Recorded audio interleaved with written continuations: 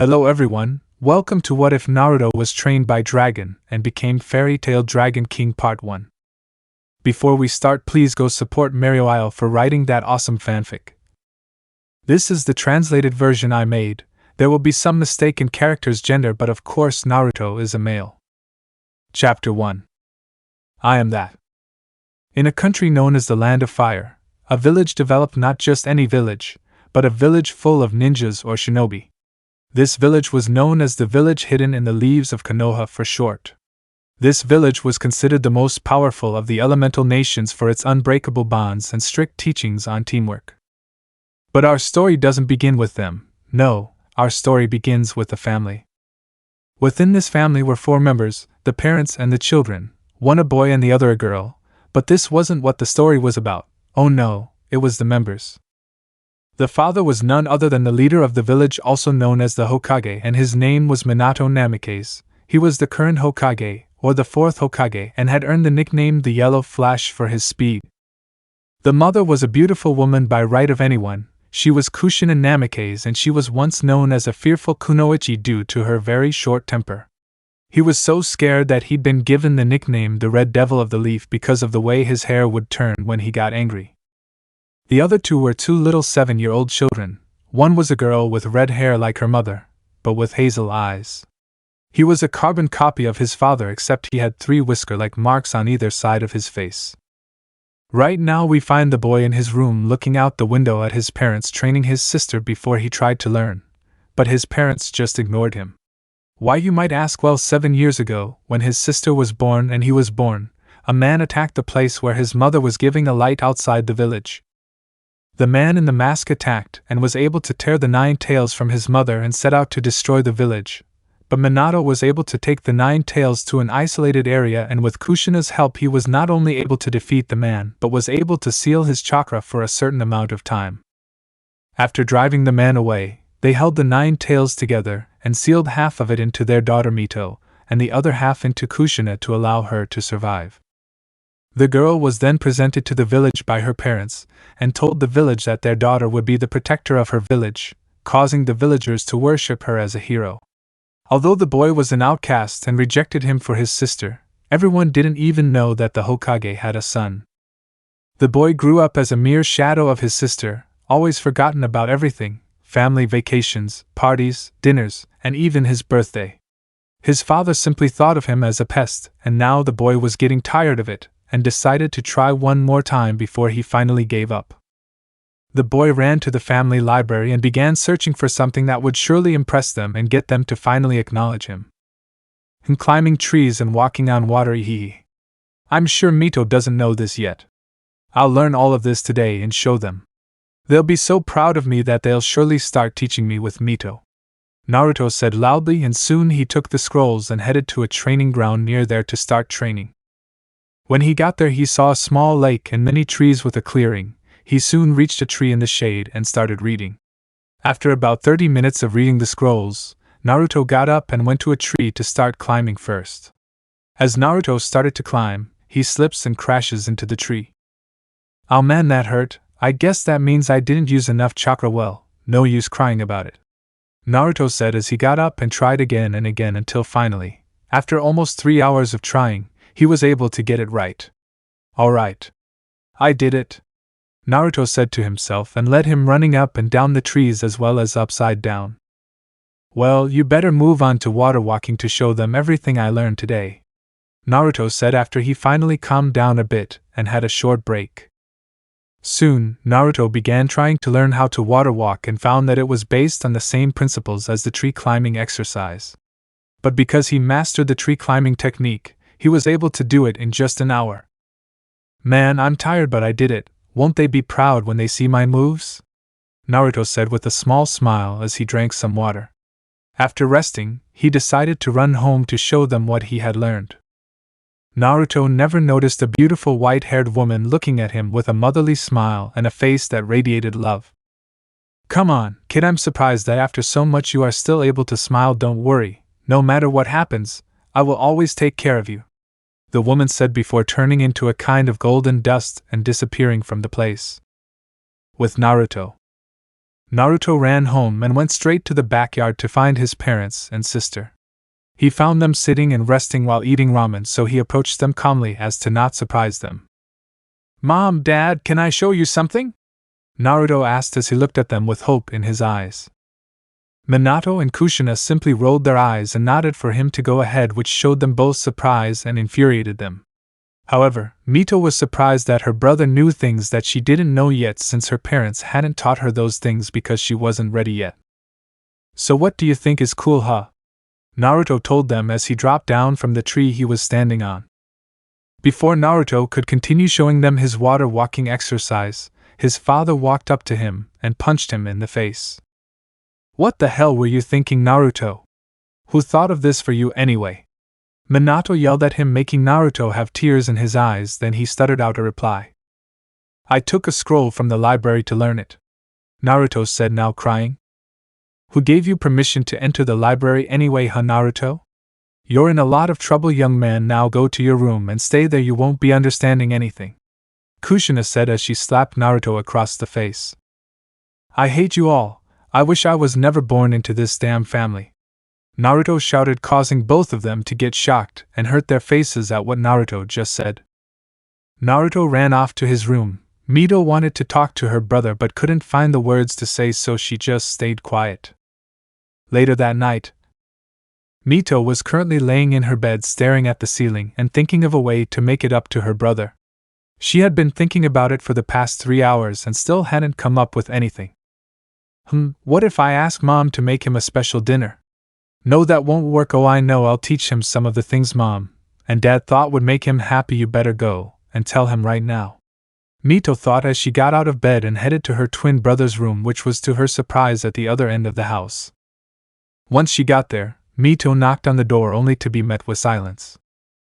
"I've never been to the brother's room before and I wondered what kind of stuff he has in there. Why isn't he answering? Could he be asleep?" "No, I think he's just mad and giving us the silent treatment." Mito thought about it and knocked again, but when she didn't get a reply this time, she just went and opened the door. Inside, the room was empty, and that surprised her because in his room he had way too many things, from posters to stuffed animals. Her brother had nothing but a bed, a small dresser, and a lamp. She couldn't believe her eyes and started looking around, hoping to find something that would tell her where her brother had gone. That's when I found a note pinned to the wall at the top of the bed's headboard. She reached out and started reading it, and as soon as she finished, she screamed. Kushina and Minato's room. Kushina and Minato were getting ready for bed. Kushina was sitting on the bed reading a book while Minato was taking a shower. "Hey Minato, do you think we were a little harsh on Naruto today?" Kushina asked as she put her book away and looked at her husband, who just came out of the bathroom. "I don't know, Kushina, maybe it's just that it was a shock knowing that Naruto went and did something like tapping into his chakra without telling us that it could have hurt," Minato said as he got into bed and stared at the ceiling. "I know, but maybe we should teach him.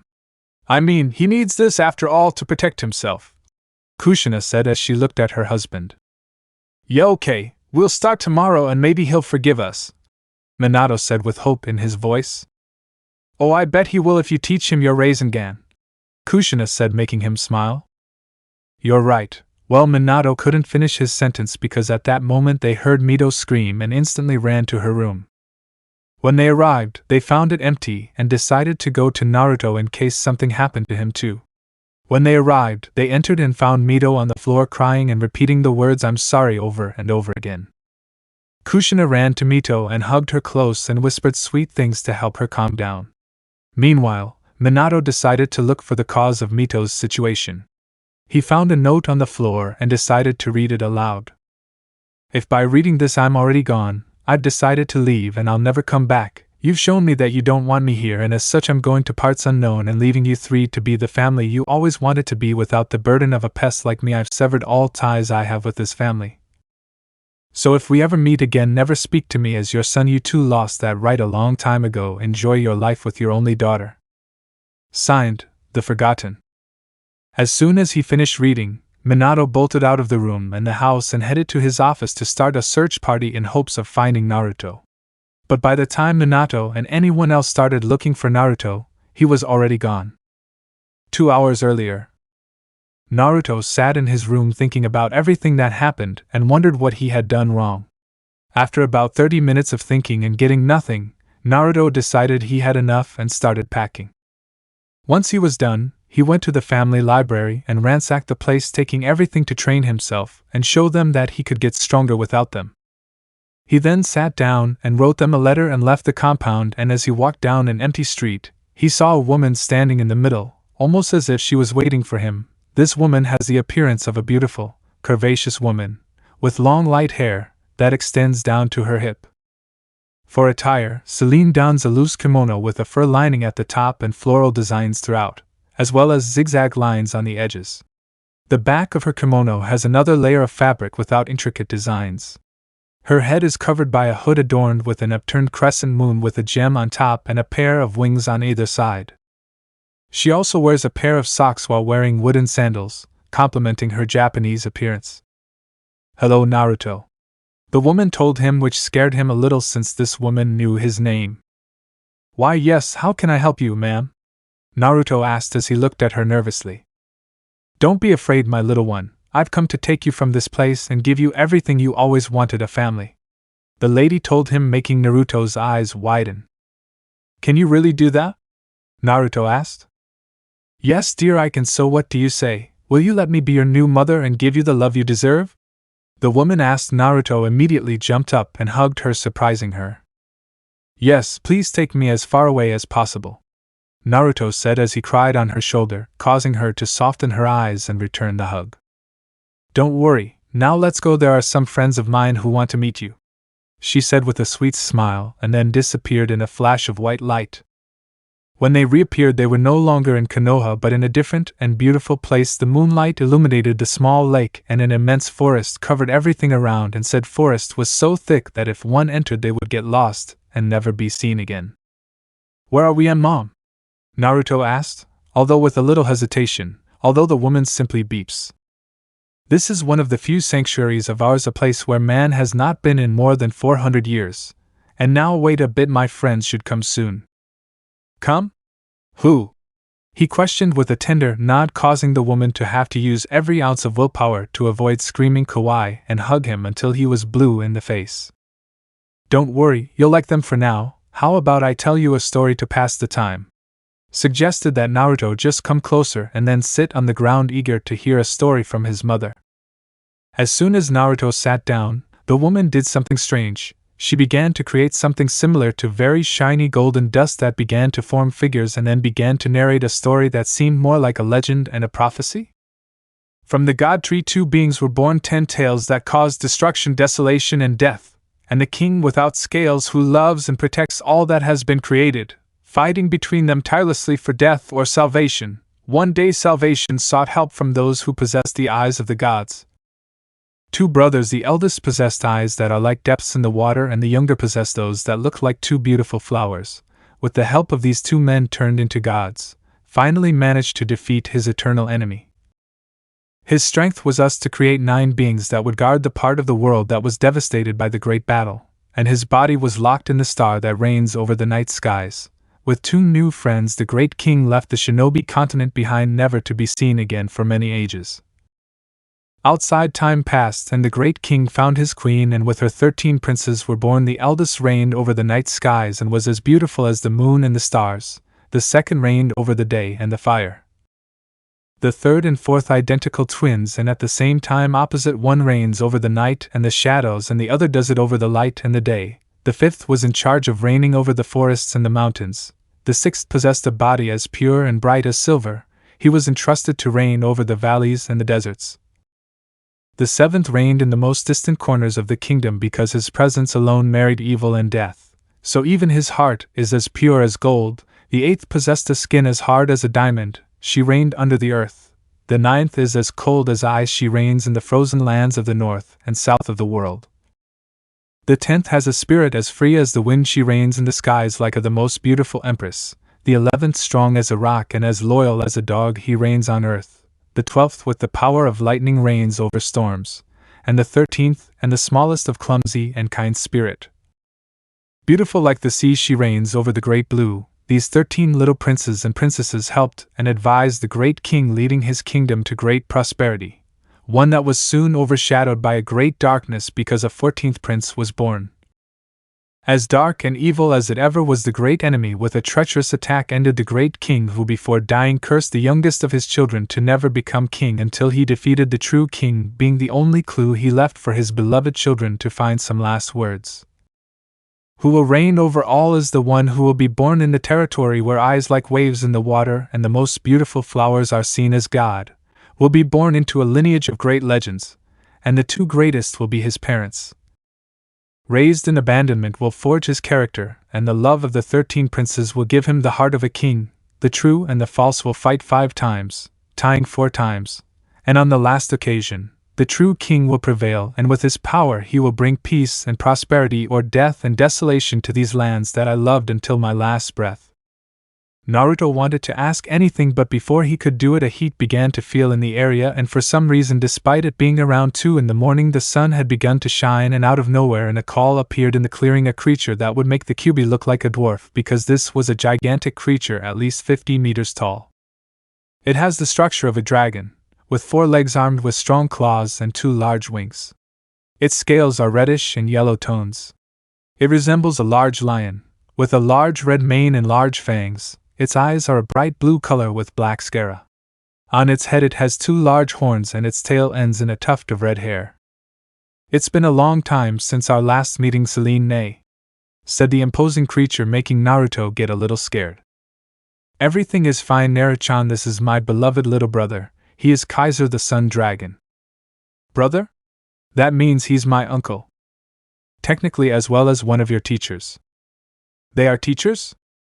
"The story I told you was about my father, and I believe that the child he told us about in his last words is you, Naruto-chan. You have the same heart and eyes as my father, and also feel a great source of magic coming out of you.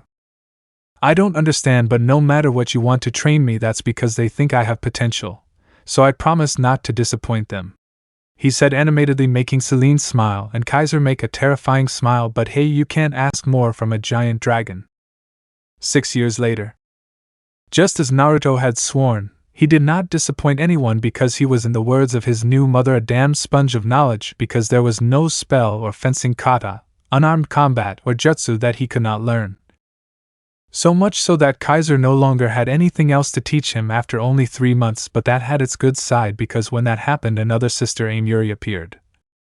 A clumsy and cheerful dragon of just 1,500 years old, who fell in love with Naruto almost immediately after meeting him, and she taught him the dragon slayer of the Dragon King of the Sea, an art that he mastered in just over 4 months, mainly because they spent more time playing in the water than training when they were together.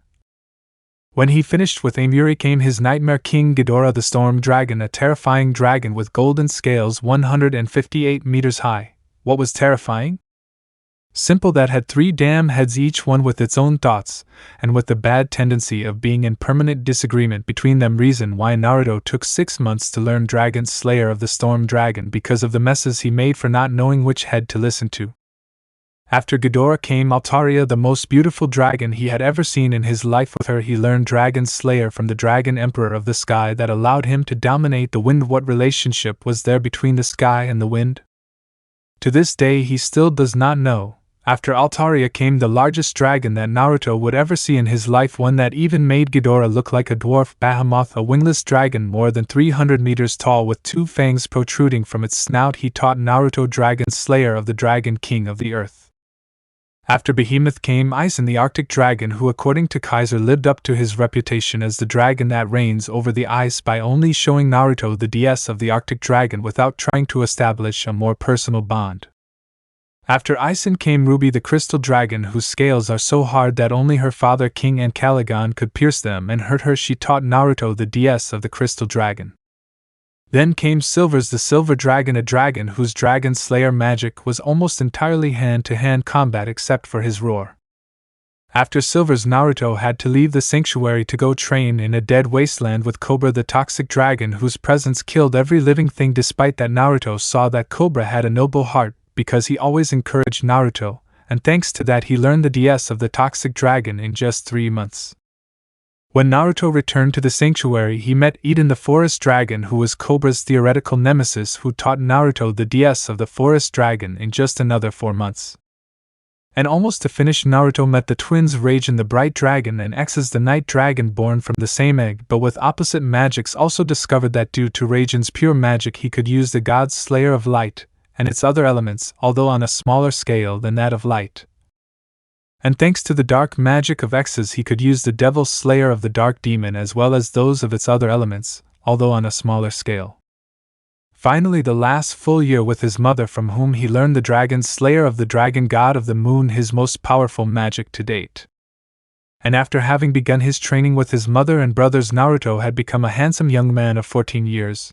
His hair was still blonde, but it was no longer spiky at all, being now straight that he wore long tied in a ponytail, with 2 bangs framing his face, and a small lock of hair falling over his eyes, which were still blue, but now his pupil looked more like a reptile's. His cheek marks had also disappeared when he asked why his mother only told him they were residues of Kurama-san's chakra or the kyubi from when that woman was gestating you. I suppose your body had to eliminate it, and that's why you lost your marks, but it doesn't matter, you look prettier without them. In their place there were now a pair of marks similar to Tobirama Senju's, only thicker and purple. And on his forehead a mark similar to a crescent moon had appeared, which is the symbol he inherited from his mother Selene when he completed the DS style of the dragon god of the moon. Her attire also changed greatly. Gone was the orange jumpsuit with the Uzumaki symbol on the back and shoulder. Now her outfit includes a spiked pauldron covering her left shoulder attached to the upper section of her heart, and lotus petal skirts. The kimono is mostly white with a red and white cherry blossom crest on the collar and sleeves, showing that she is of royal birth. She wears a sashinuki hakama that gathers at her ankles, producing a balloon effect. Her footwear consists of black ankle-high booties. But that's not the important thing. The important thing is that right now Naruto and the colony are walking in the middle of a mountainous terrain looking for something that Ghidorah had mentioned was necessary to complete his training. So Ghidorah and I, where is this? What did you call it? Oh, right, that dragon colony you mentioned before. Naruto asked as he looked at the blonde on his left. Be patient, little brother. It's just beyond this ridge, so we'll be there in about 10 minutes. The blonde replied, noticeably annoyed. It didn't help that his other siblings, including Selene herself, had gotten the idea to turn around and ask him the same thing every 2 minutes. And true to their word, 10 minutes later they were on the ridge looking down at the valley below, and they were seeing maybe 5 dragons flying or just sleeping. This is it, I was expecting a good group of a similar size to ours, but only 5. Naruto said as he watched the dragon doing its thing. This has a simple explanation, Ototo. We are the largest colony with 14 members, these being you, Selene-sama, my brothers and me, and since there are not many dragons left I suppose that these 5 must have joined together in the hopes of surviving. Since we are normally loners, our group being an exception in being brothers. Ghidorah explained in his conference mode, only to become depressed when he realized that Amuri and Kaiser were pushing Naruto to leave to avoid his fabulous conferences. If my good little brother remembers, these won't be like our training matches, and if you give them the chance, they'll kill you. Now get down there and show the king's power, they both said. I get it too. I hate Ghidorah and these boring lectures, don't push me. I shouted and then jumped onto a large rock, causing the Sun Dragon and the Queen of the Mares to fall on their faces. Don't worry, I'll make you all proud, Naruto said before jumping into the valley, not seeing the smile on his mother's face. You've already made me proud since the day I met you, Naruto, Selene said, then turned to look at her other siblings. Do you think he'll be okay? Selene asked. I kick X's ass, who was the 3rd strongest of the 12 guardians, Raijin commented, earning a grunt from his twin. It'll be fine, in fact, I bet he'll be done with this in exactly 10 minutes, X's commented, annoyance in his voice. I hope so, Selene whispered.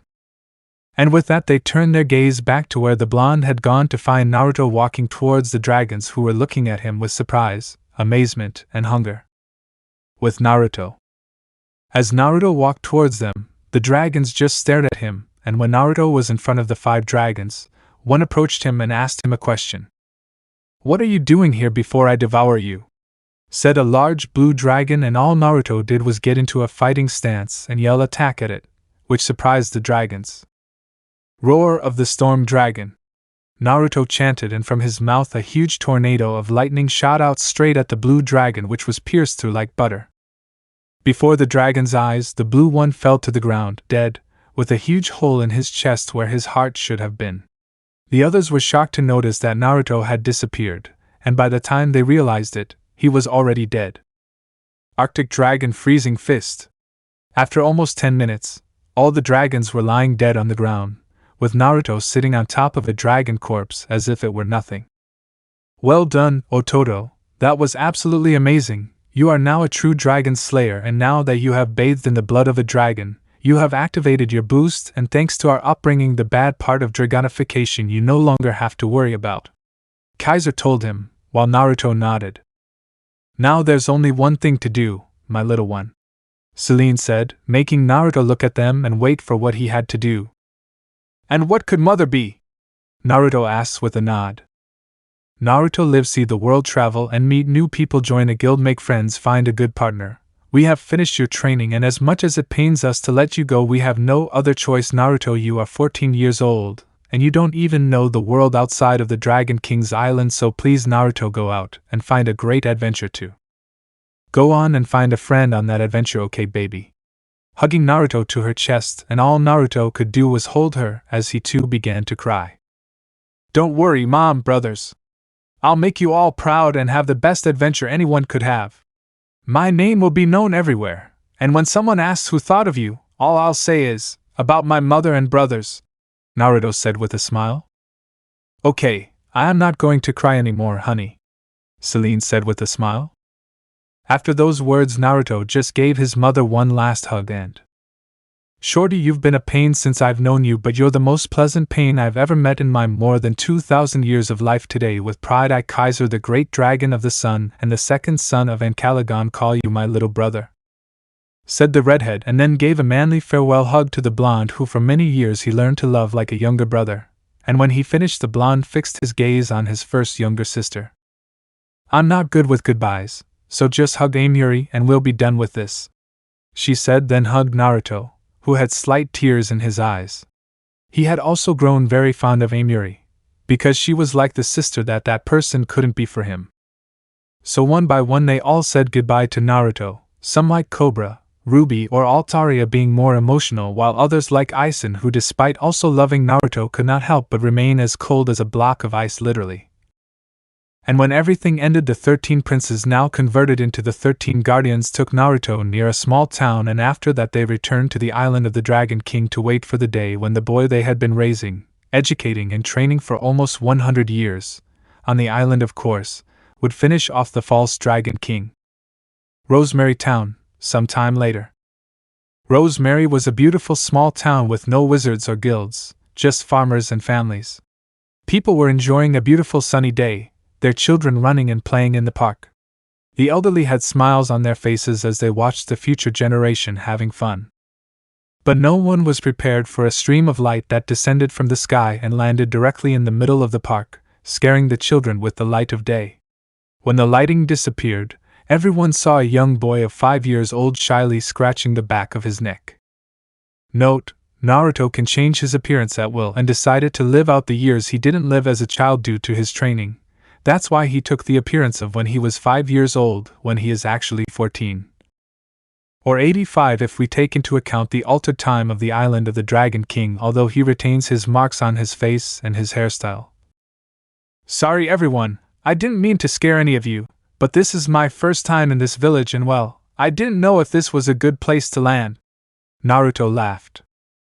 All right, young wizard, just refrain from doing it again, the old man said, waving it off as if it were nothing. Naruto just walked over and ran to where he could smell the food without noticing a girl his age, looking at him with wide eyes full of amazement. Naruto. As Naruto ran through the crowd, he saw all sorts of things he had never seen before, but he kept his emotions in check, as right now getting what he needed was most important, as the sooner he finished the sooner he could begin his quest to make a name for himself and finish off the evil son who murdered his technically grandfather and king. Naruto walked into store after store buying everything he needed, from water, apples, pre-made sandwiches, milk, some candy bars, orange juice, apple juice, oranges, mangoes, kiwis, ham, bread, cookies, chocolate muffins. Naruto was simply buying things he heard his sister Amuri say were delicious or sweet. Yep, Amuri might be over 1,500 years old, but when it came to sweets, she was a little girl. By the time he was done, he was about to head out of town the same way he came in when he bumped into someone. Oops. Hey, look, where are you going? A female voice shouted, making the redhead look at her angrily. I'm sorry, it's my fault. I wasn't looking where I was going, please forgive me, Naruto said as he helped her up. The girl just looked at him and paused before taking his hand and standing up, still looking at him. Hey, you're that kid who showed up on the playground with the lightning bolts, right? She asked the girl, a little too excitedly. Yeah? All Naruto saw was the girl's face change to extreme happiness before she walked up to his face and grabbed his hands. Can you teach me how to use magic to please? I promise you'll be the best student ever, the girl asked. Naruto looked at her with wide eyes and stared at her as she looked up at him with puppy dog eyes. But what about your parents? Naruto asked, only to see her face sadden with tears forming at the corners of her eyes. My mom and dad died in a fire when I was a baby. I've been living in the village orphanage, but I want to leave and see the world, so please take me with you, the redhead begged. Sigh, okay, I'll do it, but first, what's your name? Mine's Naruto. The blonde introduced himself. Urza's the name, so don't forget it, Urza said as she puffed out her chest trying to look. So you don't have a last name? Naruto asked with a raised eyebrow. Not that he cares, since he had abandoned his real last names, and none of the last names his brothers and mother offered him convinced him, so they decided to simply be Naruto. Well, no one could give it to me since my entire family died, so they never bothered to look for it, and you don't have one either, so why ask for mine? He accused Urza, trying to hide his sadness for not even having that to remember his parents by. Well, how about you make one for me and I make one for you? Sounds like a plan. Naruto asked, making Urza blush a little, since in her little mind Naruto was proposing, since she had seen it happen for a long time. Or so he thought, since the only place he saw it happen was with a teenage couple who called each other names, and he immediately thought they were getting married. Okay, how are we going to do this? Urza stuttered while blushing prettily and started playing with the dirt, while keeping her eyes glued to the ground and playing with it. Index fingers. Well, let's look at each other and see what's the first thing that comes to mind when we look at each other, Naruto said, causing Urza to look at him and nod. For 10 minutes, they stared at each other, looking up and down, occasionally walking around each other. To the adult passing by, they thought it was cute to see two 5-year-olds looking at each other. I got it, Naruto said, bringing Urza out of her thoughts to look at him. Okay, what did you get? Funny question.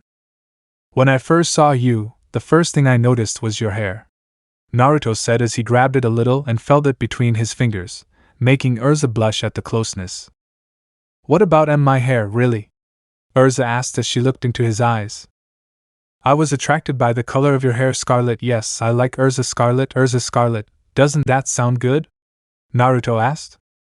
Urza, on the other hand, grabbed her hair and looked at it, and then looked at him before smiling and sporting a small blush. Scarlet, Urza Scarlet, I like her, Urza said as she smiled at him with a watery smile. Naruto simply smiled at her, happy to see her smile. Even though he had just met this girl, he felt compelled to make her smile, as if that would somehow help him. After all, she reminded him a little of himself, since he also never knew the love of a family until he found the 13 children of Encalagon. I think I have one for you too, Urza said, wiping away her tears. She was happy to finally have a last name to tell others, and for some reason this guy made her feel really happy and safe, like if she stayed with him, nothing could hurt her. What is this really?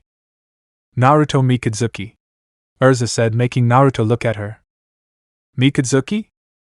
Yes, it means crescent moon, and well, it's hard to miss this one on your forehead, she explained while pointing at the crescent moon on her forehead, making Naruto blush a little.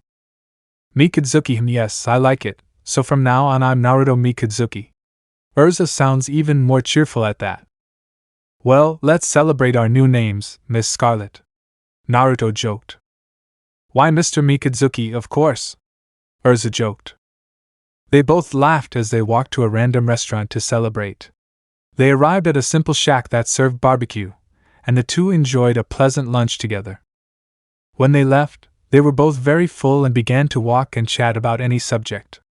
Naruto told her what he was going to teach her during his trip to see the world, which made Urza a little nervous at the possibility of traveling for a long time with him. Obviously, Naruto would not tell her about his mother and brothers. The girl would possibly see him as crazy if he told her that his mother was one of the 5 dragon gods and his brothers were the sons of Ankalagon. Urza, however, only told him about the city and what it was known for, which was its peaceful nature. Suddenly, an explosion occurred near the center of town, frightening Urza and causing Naruto to enter full mage mode. Naruto took her hand and the two began to flee, but they soon found themselves blocked by men in black cloaks and carrying strange staffs. Hey, we have 2 the man couldn't finish. Roar of the Sky Emperor Dragon.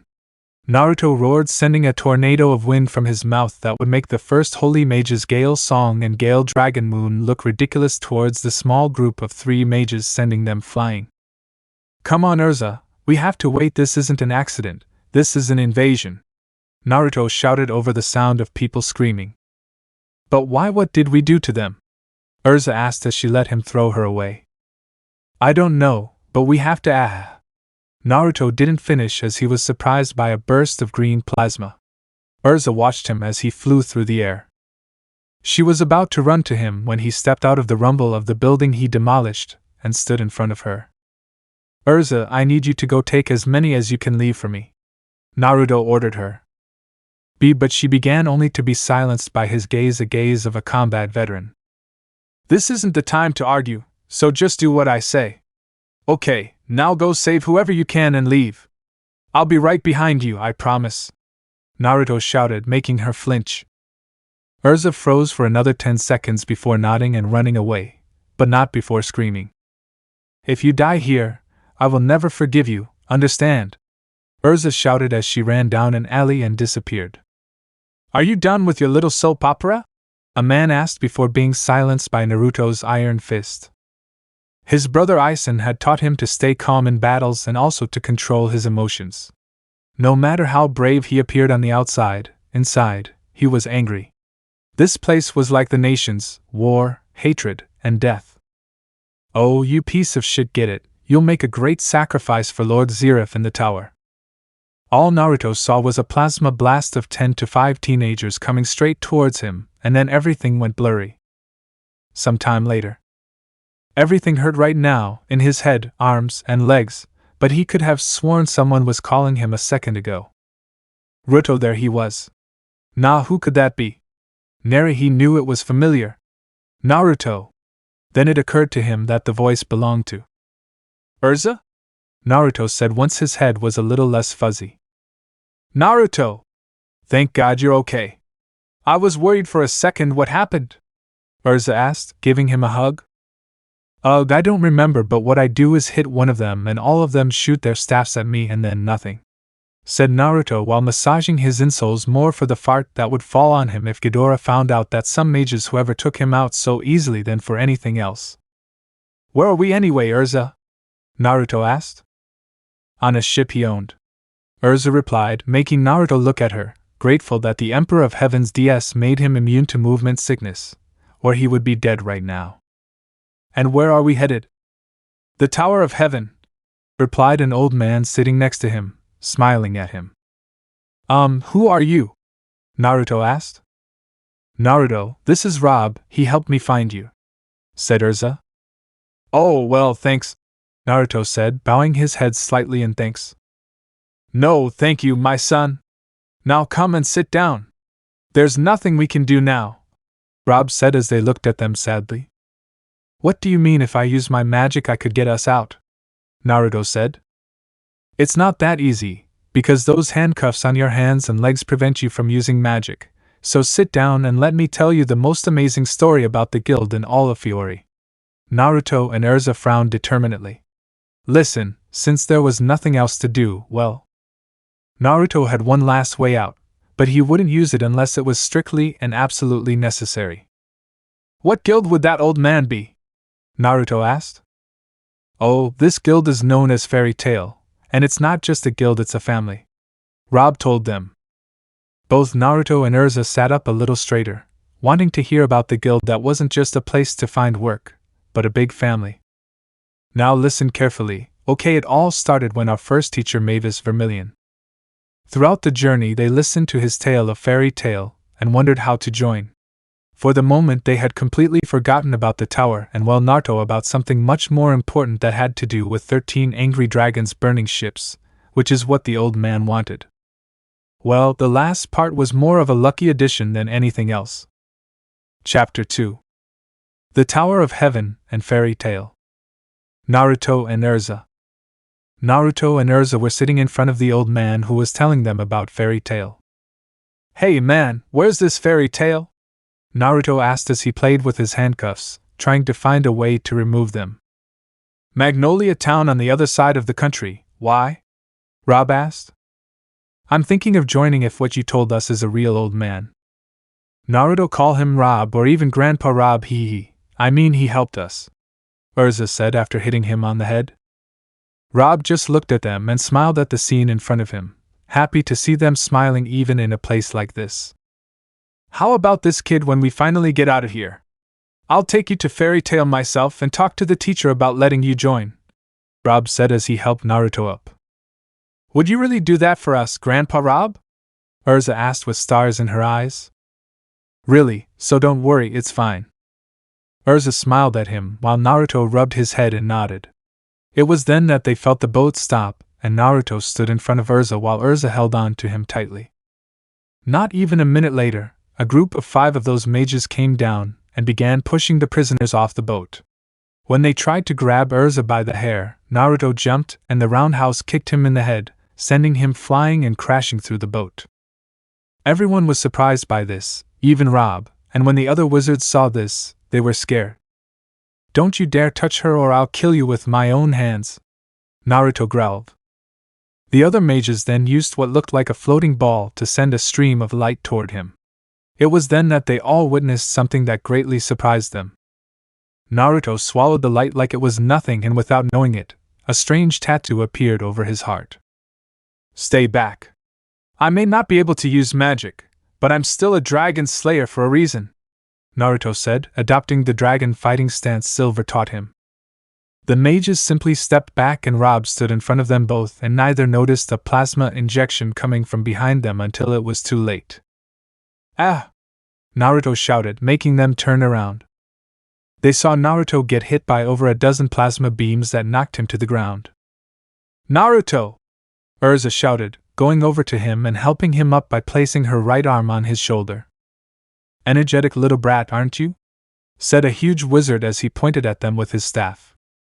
Move before I decide to practice my aim with you 3. Another said. All right, we're moving, Rob said as he grabbed Naruto and Urza and left. They pushed them down the ramp and up a hill to what looked like a construction site. Urza stayed close to Rob and held tightly to his tattered pants as she carried Naruto in her arms. I'm scared, Urza moaned.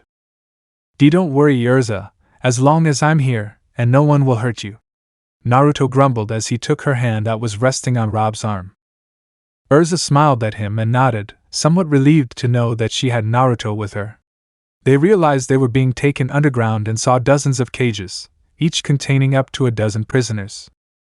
All right, gentlemen, this is your new home, and if you need to do your work, the bucket is over there in the corner, ha ha ha. One of the wizards laughed after pushing them into a cage. Urza watched Rob lay Naruto on the ground and tore one of the only 2 blankets to use as makeshift bandages. Will Grandpa be okay? Urza asked as she looked at Naruto with concern in her eyes. Don't worry, dear, he'll be fine. I've heard these dragon slayers are really stubborn and tough, so I doubt something like this will keep him down for long. Urza smiled and sat down on Naruto's right side as she took his hand and smiled at him. Naruto woke up a few minutes late and looked at her. I guess now's a bad time to mention I have a mom and siblings outside waiting for me, huh? Naruto joked. Yes, but if you don't come back, won't they come looking for you? Rob asked. I don't think it's a good idea for 13 dragons over 100 meters long to come here, pissed off for kidnapping their young. I see. Rob knew Naruto's mother was off the list of possible rescuers. Rob then watched him go back to sleep with Urza lying next to him, and snuggling up to him and falling asleep as well. Don't worry, you two. I'll protect you with my life, and I promise you'll see Fairy Tail one day very soon. Those were Rob's thoughts as he went to sleep next to them to keep an eye on them. Naruto, 1 week later. It had been a rough week for Naruto as the guards always tried to harass Urza. Naruto, of course, always intervened before that, but it always ended badly. Like when he had found 3 guards surrounding her once when they made him work in the morning and she in the afternoon. Flashback, 5 days ago. Naruto had been working non-stop since dawn and was just getting back. He knew Rob was working the night shift with Urza, so he didn't expect anyone to return to the cage. Let me go! Help! The scream caught Naruto's full attention, as it was Urza's scream. He immediately ran over and found her being held by 2 men while the third appeared to be starting to undress. Relax, girl, it'll be fun, ha ha ha. The guy above laughed. Naruto saw the tears in Urza's eyes and saw her trying to defend herself. He looked down at his handcuffs and glared at them, knowing he couldn't hurt them enough with them on. But when Naruto heard the ripping of clothes, he dropped everything and charged at full speed towards them. Oh! The Magi turned to see who had screamed, only for the fat pig on top of Urza to fly back. They turned and looked at the person responsible, only to find Naruto glaring at them in unbridled rage. That wasn't the terrifying thing, though. His eyes now had yellow sclera, though they were still blue. Why, you little brat! I'll show you how to stay out of our business, said the fat man as he stood up. Naruto didn't listen. He jumped towards the man holding Urza's legs and kicked him so hard that the other 2 heard his neck snap. Without wasting any time, he threw an uppercut at the man holding his arms and saw him take a few teeth with him. The fat man reached for his staff only for Naruto to be on top of him in an instant, and start beating him mercilessly. Don't you dare touch her ever again! Naruto shouted as he grabbed her left arm and snapped it like a twig. The man screamed and tried to get away, but Naruto was having none of it and jumped on his head, burying it in the ground. The latter was terrified because all he saw was a dragon roaring at them, and he froze in place. When Naruto turned to face him, he ran toward him, not wanting to mess with the dragon. Naruto, seeing this, tried to go after him to kill him like he did with the other 2, but stopped when a pressure landed on his back. Stop, Naruto, please, I'm fine by you, so please stop scaring me. Urza sobbed, making Naruto calm down immediately and turn around to hug her to his chest where she was crying with her eyes open. Naruto saw that the rag of her dress was in tatters, so he stepped aside, took off his shirt, and gave it to her, telling her to put it on. He turned away to give her privacy and waited for her to finish changing. All done, and Naruto. Urza, are you really okay? He asked. Urza nodded with the smallest of smiles. Yeah, thanks to you, they did nothing but rip my clothes off, so thanks, Naruto. Naruto received another hug from her, and this time he hugged her too tightly. Go to sleep, Urza. I'll watch over you while you sleep. I won't let anyone near you, so don't worry. Oh, okay, I'll try, Urza said as she headed towards her pillow and lay down to rest. Naruto didn't move or sleep that night as he watched the guards walk by. When Rob returned, he told him what happened since the dead guards were still there. Rob took this opportunity to take the guards' t-shirts to use as blankets and spare clothes for the children. Naruto never left Urza's side from that point on. If he went to work, he took her with him even when the guards tried to force her to stay. But Naruto proved to be unbreakable as he was caught the next day and dragged to the center of the tower with everyone watching, including Urza and Rob. The next day, still flashback. The next day when Urza woke up, Naruto checked on her to make sure she was really okay and Rob helped her too. I said I'm fine, Naruto, really? Urza complained for the umpteenth time. We know, honey, but we have to make sure she's okay, Rob said, looking at her bruised wrists and ankles. Urza nodded, but then paled, and Rob and Naruto turned to see what had scared her. They saw the head guard standing outside her cell with the surviving guard behind him sporting a black eye and a cloth over his mouth that looked bloody. "Take him away." That's all the head guard said. Naruto stood in front of Urza in case they chased her. They didn't, since they went straight for him and punched him in the stomach, grabbed him by the hair, and proceeded to drag him away. "Naruto!" Urza and Rob shouted, following them. They watched as he was dragged to the center of the tower where they saw every slave there wondering what happened. "It has come to my attention that this boy has attacked and killed 2 of my men. Now I'm a good guy, aren't I? I mean, I gave you food and clothing when I could have easily starved you to death and made you work naked, but I didn't, so why do you insist on resisting me, huh?" The chief guard loudly asked the crowd who were afraid of what he was going to do to a 5-year-old boy. "But even I know that punishment is due around here, so I'm going to show you all just how bad I can be if all of you don't follow the rules," he shouted at the last part. "Do it!" Everyone watched in horror as not 1, not 2, not even 3, but a total of 10 men took out their whips and began beating Naruto with them. The bad part was that each whip had a total of 5 blades on its end, making it even more painful for poor Naruto. Urza and Rob watched helplessly as the whips lashed out at Naruto each time, tearing at the flesh on his back. They saw that it was so painful that he couldn't even scream in pain. They all watched for a total of an hour as the 10 men whipped his exposed back. They all saw his blood paint the ground red. They all saw his nails dig into the post where they tied him. But what they all remember was his gaze. He didn't cry, he didn't beg for it to stop, no. He glared at the head guard with such hatred that even he flinched a little at the children's will. When they finally stopped, the head guard untied him and was about to throw him off the stage when Naruto said something that really scared him. "Torture me, beat me, hate me, do whatever you want to me, but you'll never break me, and when the day comes when we win our freedom again, I will personally show you the king's power," he said, standing up.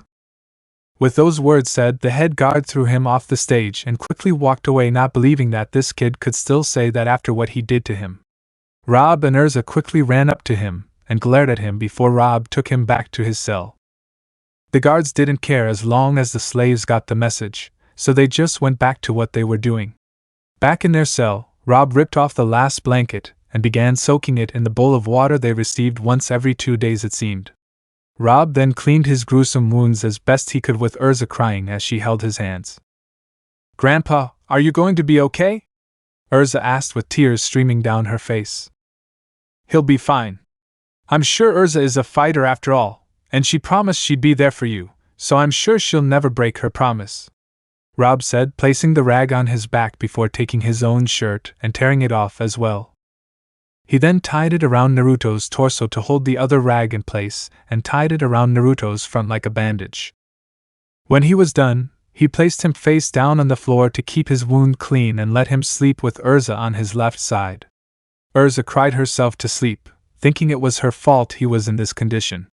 Rob simply watched them sleep and promised himself he wouldn't let anything like this happen again. Flashback end. Naruto. It had taken him 3 full days to recover, and when he did, the guards didn't give him time and sent him back to work. But not before he took Urza with him, and the guards were angry to think the boy had learned his lesson. "And Naruto, calm down or you might get hurt." Urza's worried voice brought him out of his thoughts. "Don't worry, Urza, I'm fine, see?" Naruto demonstrated, taking his stone and carrying it with his own. "Please, Naruto, calm down for me?" Urza said while applying the puppy dog eye technique. Naruto shuddered when he saw it, as Urza knew when she did that she had him under her complete control. "Okay, I'll take it easy." Naruto gave in, making Urza smile at him. "Thanks, now let's go. Our shift is over and Grandpa Rob said he'd tell us more about Fairy Tail," she said happily as she took his right hand and ran towards her living space. 3 years later. A lot had happened since they were brought here 3 years ago, but the bond between Urza and him remained as strong as ever. Not only that, but they also made new friends in the form of a 4-year-old girl named Miliana, a 7-year-old boy named Wally Buchanan, another boy the same age named Simon, and a 5-year-old boy named Sho. Naruto became the older brother of the foursome after teaching Wally, Sho, and Miliana how to read, write, and do math. He discovered that the tattoo over his heart was a magic storage rune, and that the more magic he stored, the greater the output. He told them all, of course, and they only asked one question: how would that help them? Naruto then went on to tell them that if he stored up enough magic, when he was sure he had enough, he could break his cuffs and have his full power and magic for a time. Everyone was shocked by this, as they knew that when that happened he would be able to help everyone be freed from this hell. Big brother, what are you going to read tonight, huh? Miliana asked. Naruto found that since he was a dragon slayer, the manacles only affected him half as much as the others. So he was able to take advantage of his re-equip slot, but he just hated that his slayer styles sucked up a ridiculously high amount of magic to the point that they would leave an average B+ rank mage, slayer-type mages being the exception, without magic in one attack. Still, that was more than enough for him since everything he needed was there. He found that the food he bought at Rosemary's was still there and still working even after 3 years.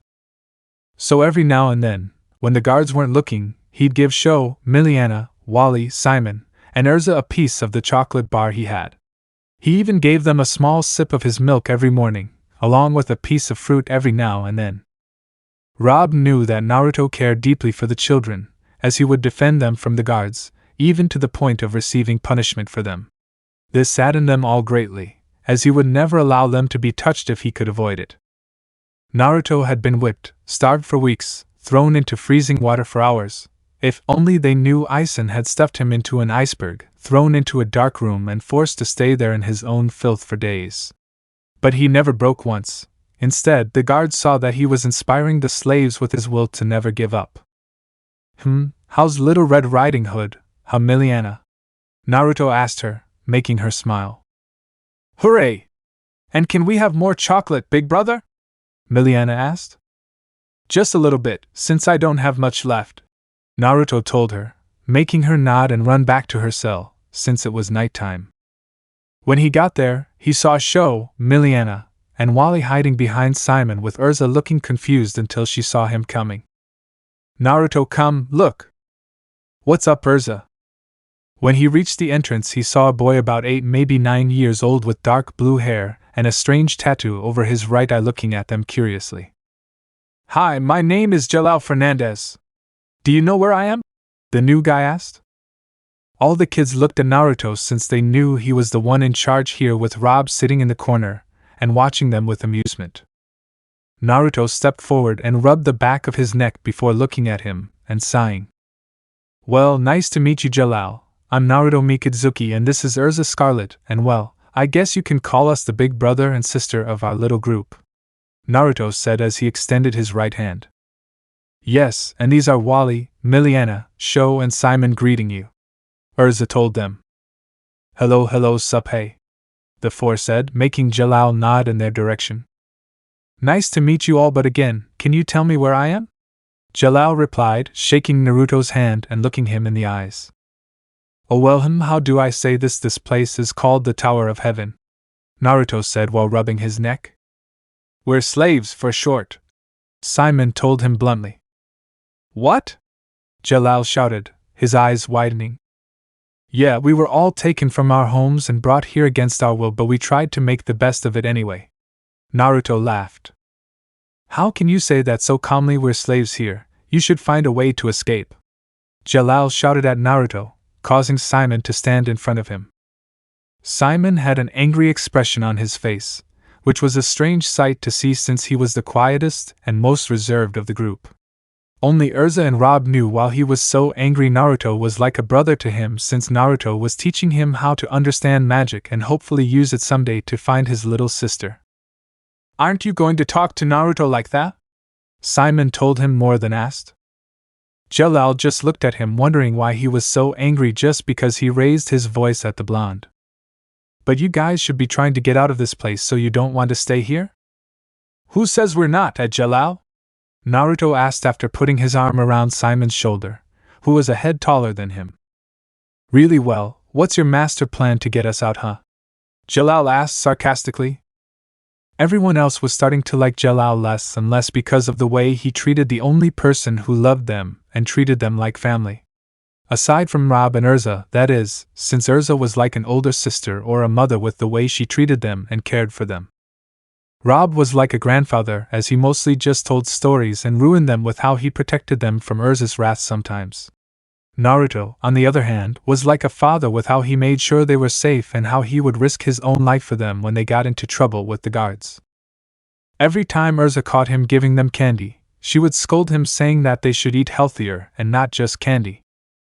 Well, Jalal, you see, I know how to use magic, but because of these handcuffs I can't use them as it prevents me from doing so. I've been storing magic for about a year and a half in a special rune I have on my body. And when the time comes I will unleash that stored magic, breaking my handcuffs and allowing me full access to my magic, thus allowing me to get us out. Naruto told her while Miliana nodded her head at him. Good, and you better be nice to Big Brother, since he's the strongest one I know and can hit you very fast. Miliana said childishly, making Rob laugh. Oh, well, how long's that going to take, huh? Jalal asked. About another year, maybe a year and a half. Naruto told him. Okay, that's enough of this, how about I read you all another story, huh? Naruto announced as a book appeared in his hand. It was then that Jalal saw that everyone in the cells surrounding them instantly moved to be closer to his own. What's this tonight, Naruto-sama? Another slave asked from a cell across from him. Please don't call me Sama, Naruto said, but anyway this time it will be Little Red Riding Hood, Naruto said, making many of the children in other cells smile. Well, sit down and listen carefully. Okay, once upon a time, there was a girl. Jalal watched as Miliana, Sho, and Wally sat across from him, listening intently, while Simon leaned against the wall, but he could be seen listening. But what caught his attention was the redhead, whom he couldn't stop staring at, even though he saw that she seemed too close to that Naruto. Jalal couldn't help but feel jealous seeing Naruto and Urza so close even though he had just met them. Jalal decided to sit in the back to listen to the story for now. 6 months later. Ever since Jalal joined them, things had gone horribly wrong. First, there were the constant arguments he and Naruto had over how to do every little thing. Urza and the others watched as Jalal tried to make the others distrust Naruto. However, it always failed, as the others were loyal to him because of all he did for them. Naruto had even managed to get more children into his little group. One was a boy with a snake who liked to be called Cobra, while his real name was Eric and he was about 5 years old, just like Sho. Another was a strange boy obsessed with speed, and since he didn't want to tell them his name they just called him Racer, and he was also 5 years old. Then there was the girl who was 6 years old and got attached to Naruto like a crazy fangirl who likes Naruto to call her Angel, and everyone else just went with it. The last one was none other than Wally's older brother Richard, who was 2 years older than Naruto and Urza. Wally hadn't stopped crying when he saw him, and now both of them were almost inseparable from each other. Miliana and Angel got into a lot of fights over who Naruto loved more, which was sometimes entertaining to watch. Sho and Cobra along with Racer became good friends as they all looked up to Naruto because even though almost all of his power was locked away they could still feel his overflowing power. Jalal, on the other hand, distanced himself from them and was always caught making plans on how to escape from this place, which worried Rob and Naruto at the time. Now, though, we find Naruto, Urza, and Rob talking together with the children playing with each other in their small cell. That was until they saw Jalal coming running down the hallway, opened the cell doors, and rushed in. Jalal, what's wrong? Rob asked. I thought I found a way out of here and went to check it out before coming to tell you, but some guards spotted me and chased me here. They didn't see me, but I think they're leaving to come see you anyway, Jalal said while his hands were on his knees trying to catch his breath. Urza and the others were shocked and angry that he would do something so stupid and put his family in danger. Before any of them could yell at him, Naruto stepped forward, stopping all the arguing. Jalal, you're a really stupid kid, aren't you? Before he could answer, everyone heard the doors slam open and looked at him. They found the head guard smiling at them. Well, look what we have here, guys. I think we just found our culprits. Take the blue-haired one and the red-haired one, the man shouted. Naruto, upon hearing this, moved to grab Urza and prevent her from being taken, only to be slammed to the ground by no less than 10 men. "Let me go, you bastards! I won't let any of you lay a finger on her!" Naruto yelled, trying to free himself with no luck. While fighting, he saw Urza being dragged away and also saw his friends in the corner with 4 guards with staffs pointing at them. "Naruto!" Urza shouted as she tried to reach him with her right hand. "Looks like I'll have to go ahead, no matter what." Naruto tried to do the same with no luck. He saw them take it, and the last thing he saw was the head guard laughing and hitting his boot in his face, knocking him unconscious. A few hours later, Naruto woke up about 30 minutes later and instantly started banging on the bars of the cell while screaming at the top of his lungs, trying to find Urza. The kids cried into Rob's pants, not believing what was happening, and they all blamed Jalal since it was his fault this happened in the first place. After 2 hours of screaming and beating his body against the bars, Naruto slid down the wall with tears streaming down his face. He stayed like that for about 3 hours until they heard the cell doors open. Everyone looked up only to see Urza fall inside before the guards started walking away, laughing at her pain. "Urza!" the 10 shouted before running towards her. Naruto reached her first and saw what he least wanted to see, which was Urza without her right eye. Everyone started crying more until they felt a strong pressure on them and looked to see a terrifying place. Golden scales covered Naruto's face, arms, back, neck, and parts of his chest and sides. His hair seemed to glow in the dim light down there, and his nails had grown to about 2 inches. His already sharp, prominent teeth became more prominent, his eyes turned an icy blue with slit pupils, and the moon mark had turned red and seemed to be on fire. However, what caught their attention were the waves of magical power he was releasing, along with the golden shroud around him. They saw his handcuffs shatter. "And Naruto?" Urza asked after finally beginning to regain consciousness. Naruto looked at her for a second, and what she said next made him even more angry. "Naruto, they're going to kill us all." That was all he said as he tried to stand up. "Thanks to Jalal, the plan has changed," he shouted as he brought his hand to the rune and released it, causing the magic boom to be even bigger than before. "Follow me closely, guys, we'll get out of here today." With that, Naruto sent a gust of wind towards the cell door that blew them away. Before they moved, Naruto turned to Urza and removed her eye patch and gouged out her right eye before putting it back in its socket and using his Sky Emperor Dragon Slayer magic. "Big brother, why did you do that?" Meliodas asked him. "If I can help you, I will. Losing an eye is nothing to me." Naruto before leaving, followed by everyone. They ran towards the exit and were able to get outside where everyone was watching them. The head guard saw them and was about to mock them until he saw Naruto and got scared. Naruto stared at him for a good 5 minutes, and then suddenly, everyone saw him take a deep breath. Everyone, plus the kids and Rob, wondered what he was going to do. Their questions were answered when he opened his mouth once more. Roar of the Solar Dragon. Everyone witnessed the power of his attack as he unleashed it toward the tower. The guard chief was petrified as the attack missed him by at least a foot. When he turned to look at the damaged man, he nearly urinated in the enormous hole in the tower, about 3 meters wide. Naruto didn't stop there. Oh no, he quickly turned towards the direction where he knew the boat was and fired another attack. Arctic Dragon Freezing Breath.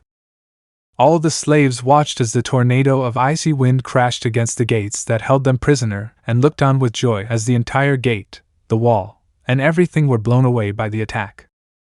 "All of you, it's time to get your freedom back, so take it for yours once again," Naruto shouted, earning a roar of thanks and tears of happiness. The guards seemed to have finally snapped out of it and began attacking the fleeing slaves. Naruto, seeing this, sprang into action. "Urza, Rob, take everyone and go, I'll be right behind you." Without giving them time to respond, he ran to the front of the attacks and met the attack. "Naruto!" Urza and Rob shouted. From inside the fiery attack they heard chewing and gulping, and all the guards stopped and watched as their hell was devoured by none other than the blonde-haired boy. "Burp, man, that was good. I'd almost forgotten what it would taste like, but now I'm on fire." Urza and everyone else watched Naruto run towards the guards and saw why the dragon slayers were so feared and awesome. Wings of the Solar Dragon. Arctic Dragon Freezing Fist. No matter what the guards tried, they couldn't hit him, as he always absorbed their attacks. Many of them fled while they still could, while others desperately tried to hit him and keep him away from them. Night Dragon Roar. Urza. During all this time, Urza and the others were able to reach the boats and begin preparing to leave. Urza, seeing this, thought they should wait for Naruto, but she remembered what he looked like and had a new idea.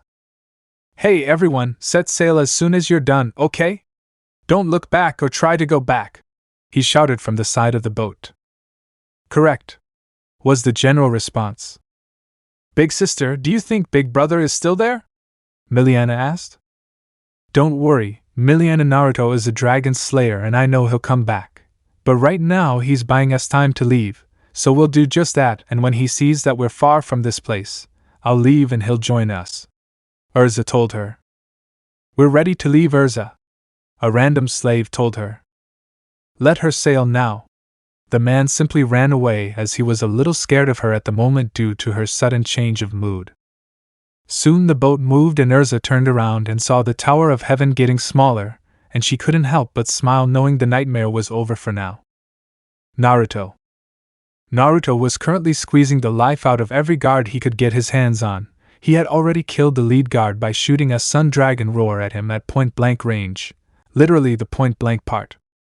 Now he was stalling while he waited for the boats to move a little further away to ensure his safety.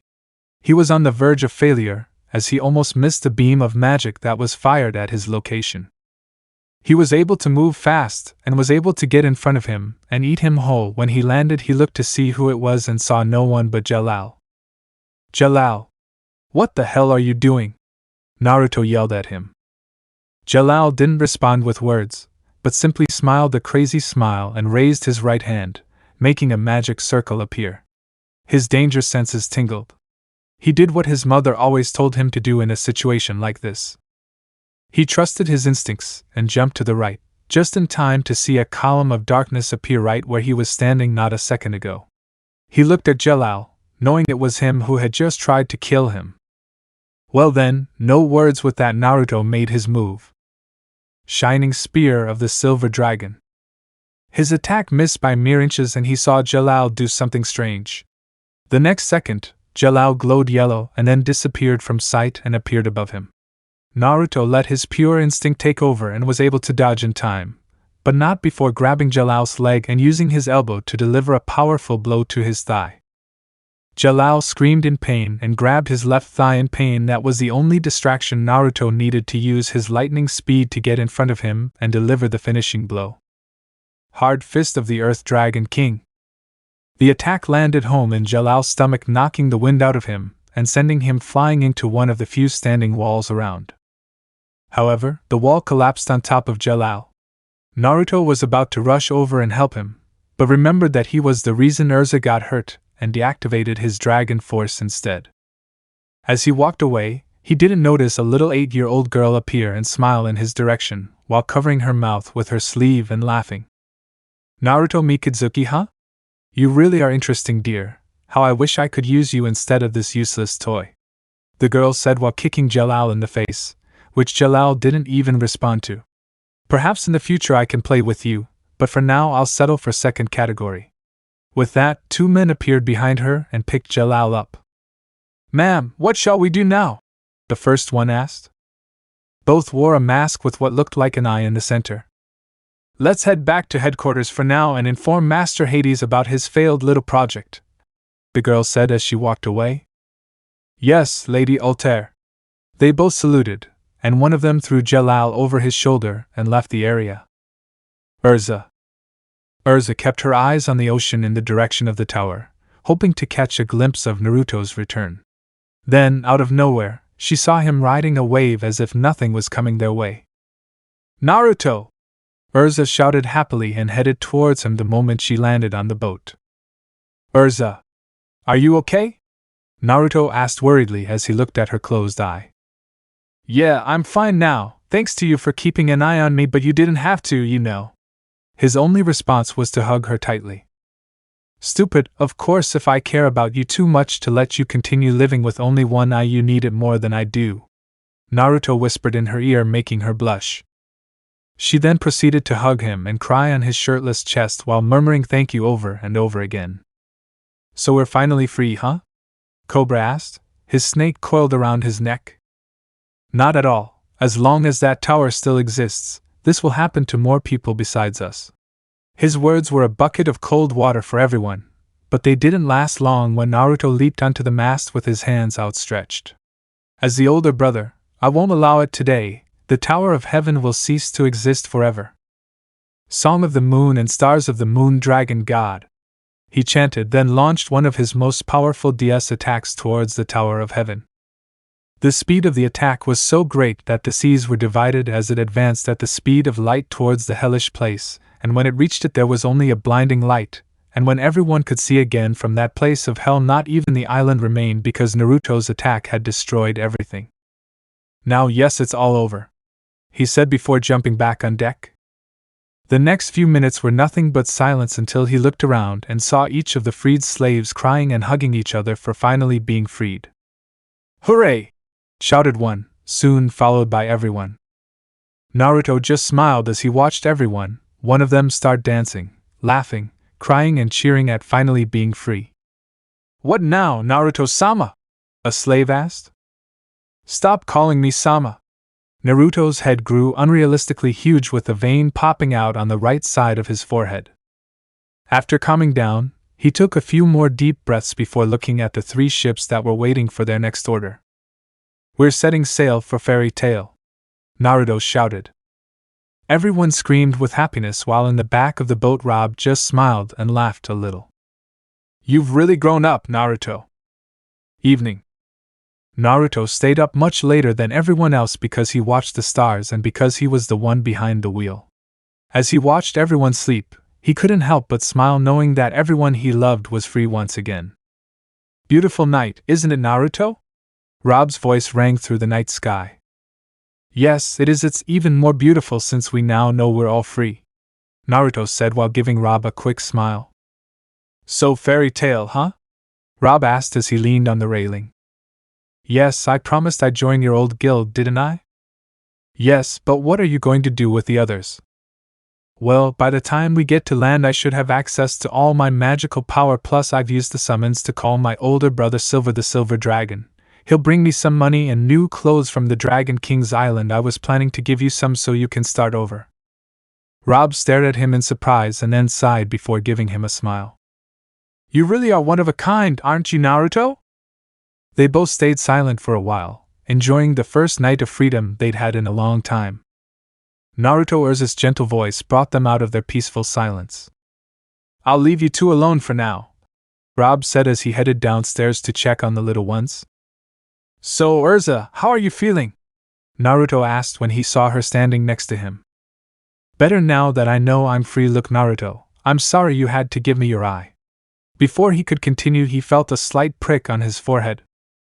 Stupid Urza, you have nothing to be sorry for. It's like I told you I'd do it all over again if it means saving you or someone I care about, Naruto told her with a smile on his face. So don't hide it. Let everyone see that new eye of yours and let them know what I would do for a friend of mine. Urza only touched her closed right eye before looking down at him and her closed right eye. It took a while, but she smiled at him and slowly opened her right eye, revealing her now sky-blue right eye that looked so out of place next to her brown left eye. Look, you look even more beautiful now. Naruto laughed before seeing Urza hug him and cry into his chest. Thank you for being my friend, Naruto, Urza screamed into his chest. Naruto didn't say anything, but let her cry before watching her start to fall asleep. He saw another boy approaching him and told him to take over while he went to put Urza to sleep. As he walked toward the small hammock below, he couldn't stop himself from staring at Urza. She looked so cute sleeping in his arms, and he couldn't help but smile. Don't worry, Urza, no one will hurt you again as long as I'm around. Of course I'll help with that. Rob's voice nearly gave him a heart attack and made him drop Urza. Don't sneak up on people, man! Naruto almost yelled at him. Sorry, I just didn't want to ruin your little moment. Also, the lookouts say they already see land about 10 or 20 minutes away, and we also saw your brother," Rob said with a shudder. The 130-meter silver dragon was not something anyone expected to see.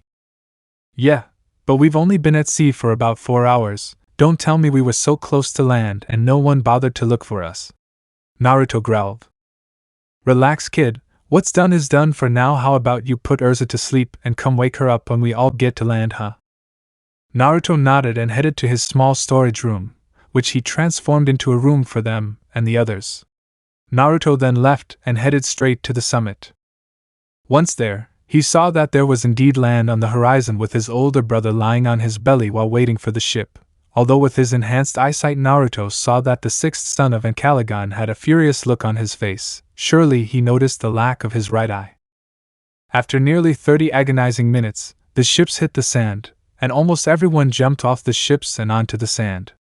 The little ones started playing with him, and most jumped into the sea, enjoying the cool water that washed all the dirt off them. But before anyone could do anything else, a silver claw crushed Naruto, burying him up to his neck in the sand. Immediately after, the dragon let out a series of grunts. Yes, I could have called them, but I must remind you of Villa del Sol when those dark wizards tried to kidnap me. Wait, the Villa Sol incident was caused by you. A dragon's offspring is valuable and they protect it with teeth and nails, or in this case, claws and fangs," he said before leaving the arena. "Come on, Silver and I, at least I'm in one piece," he said, making the dragon growl at him again. "Yes, I know, I'm missing an eye, but weren't you the one who said that the life of a friend is worth more than all the gold and silver in the world?" he commented, making the dragon growl again. "Okay, as soon as I can, I'll go to Dragon King Island so that Altariane can heal my eye and give me some healing magic. By Ankalagon, sometimes you're worse than Mom." With that, Silver took Naruto in her jaws and began to fly. She wouldn't allow her brother to be one-eyed. Naruto/brother/Naruto-sama. "Don't worry, I'll be back in a few hours. Don't leave without me." After a few hours of Naruto leaving, he returned with Urza and the children, who had their eyes wide open seeing how he now had both of his eyes again, although there was a scar on the left one. When they asked him why, he only said, "The memory of what I would do for my family." And no one asked more? Urza tried to stop Miliana and Angel from jumping into the water with no luck. She even tried to stop Cobra, his snake, and Sho from throwing sand at each other. Naruto just laughed and watched Richard and Wally walk around, seeing them pick up seashells every now and then. Racer and Simon stayed by his side like they were his shadows. You guys know you can go and have fun, right?" Naruto told them. "But what if someone tries something with you, Naruto? We can't let that happen on our watch," Simon said, making Naruto sigh, knowing they weren't going anywhere anytime soon. "Fine," Naruto sighed. Rob watched along with Naruto as the children played and the older men and women happily splashed water on each other. An hour later. After everyone got that out of their system, Naruto surrounded them and waited until everyone was calm enough to listen. "Okay, listen everyone, I know you're enjoying your freedom, but now we need a plan of action on where to go next, so if you all have a place to return to, say now and we'll give you enough money to get there. I personally want to thank Silver-sama for this, he facilitated the money we have right now," Rob said loudly. After about 10 minutes of murmurs, whispers, and people grouping together and talking about it, everyone looked at Rob and Naruto. "We decided to go with you, Naruto-sama," the people said while smiling at him. Naruto just smiled and nodded as they watched him hold out his hands, and a second later a bag appeared out of nowhere. Well, actually, after a lot of screaming and scolding from 13 dragons in human form, Naruto took it from the island's vault, but they weren't supposed to know that. "Okay, everyone line up and I'll give you enough jewelry to go buy clothes and food for the trip to Magnolia Town." Soon everyone was lined up, and Naruto was giving everyone enough to buy clothes and food. When everyone had their share of the money, Naruto told them to meet at the northern exit of the city. When everyone left, Naruto took Urza's hand and led her along with Miliana, Sho, Simon, Racer, Wally, Richard, Angel, Cobra and his snake to look around. While they were looking around, he bought Miliana a stuffed kitten with a cat-like hat. She also bought a yellow shirt with a cat paw print on it. He also bought a pair of dark green shorts. Angel bought a white and blue dress with angel wings on her shoulders, wrist, and around her new shoes. It also included a headpiece with a white flower. Racer bought a white t-shirt with black pants and black boots. Cobra wore a white t-shirt and light gray pants with a pair of gray boots and a white coat with brown fur. Wally and Richard wore casual clothes, while Simon wore only white pants with a black belt and a turban and a mask over his mouth. Sho got a busboy suit that he said looked great. Urza wore a long-sleeved white blouse and a knee-length navy blue skirt. She wore black pants underneath with brown boots and armor that made Naruto raise an eyebrow, but nothing more. Naruto also bought her a sword, telling her he would teach her how to use it later. Naruto himself donned black pants and decided to go shirtless while wearing a pair of sandals. Rob himself acted as if he always wanted nothing new, making them wonder why. Naruto and the others walked for another hour, buying food. Angel and Miliana only wanted chocolate and candy now that they were out. After getting everything they needed, they started heading to the meeting place and waited another 10 minutes. Once they saw people starting to arrive, Naruto stood up and smiled at everyone before starting to speak. Well, then we're off to Magnolia Town and our future to Fairy Tale. With that said, everyone started walking toward Magnolia, with Rob leading the way, since he knew its location and also had obtained a map. This was the beginning of their life of freedom, and what awaited them was the greatest adventure yet. Some time later on the road, Naruto and the rest of the freed slaves were walking along the path that would take them to Harjin Harbor according to Rob. "Hey, Grandpa, why are we headed to this Harjin port and not Magnolia?" Cobra asked. "Well, because Magnolia is too far to reach on foot, we'll take a train from Harjin to get to Magnolia," Rob said, continuing to look at the map. "Yes, I understand, but why don't we just take the long way around to Magnolia?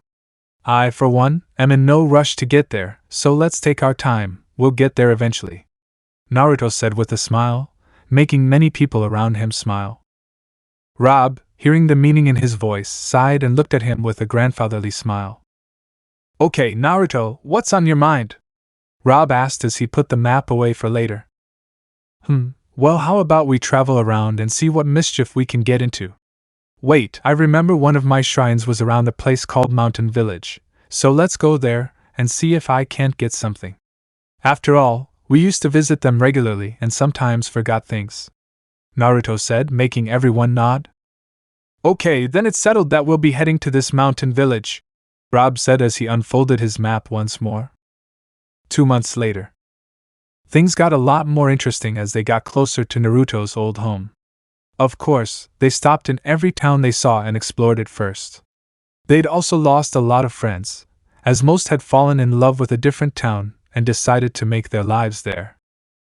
Naruto was happy that everyone was following their hearts, and not just him. Of course, he promised them that if they needed anything, they would find it in Fairy Tail whenever they needed it. Naruto and the others had felt a very emotional blow when Angel, or when she had revealed what her real name was, Sorano, had said that she would be traveling alone in search of her little sister, who had been separated from her when she was first heading to the Tower of Heaven. Flashback a month earlier. Naruto and what was left of his group traveled down a long dirt road without speaking as it was a very beautiful day. They all stared at the trees, the animals running by, the sound of the wind in their hair, and they loved it all. That was until they heard someone stop them, and they all turned to see who it was. Big Brother Naruto. Sorano started to get Naruto's attention. "Yeah, what's up, kiddo?" Naruto asked as he looked at her. "I think I'd love to leave the group," Sorano told them all, surprising them. Why, Sorano?" Cobra asked, even more surprised to see that he had fallen a little in love with the girl. "I have a sister somewhere. I was able to hide her when those evil men came for us, so I know it's a safe place. But I want to find her, and I want to be there for her.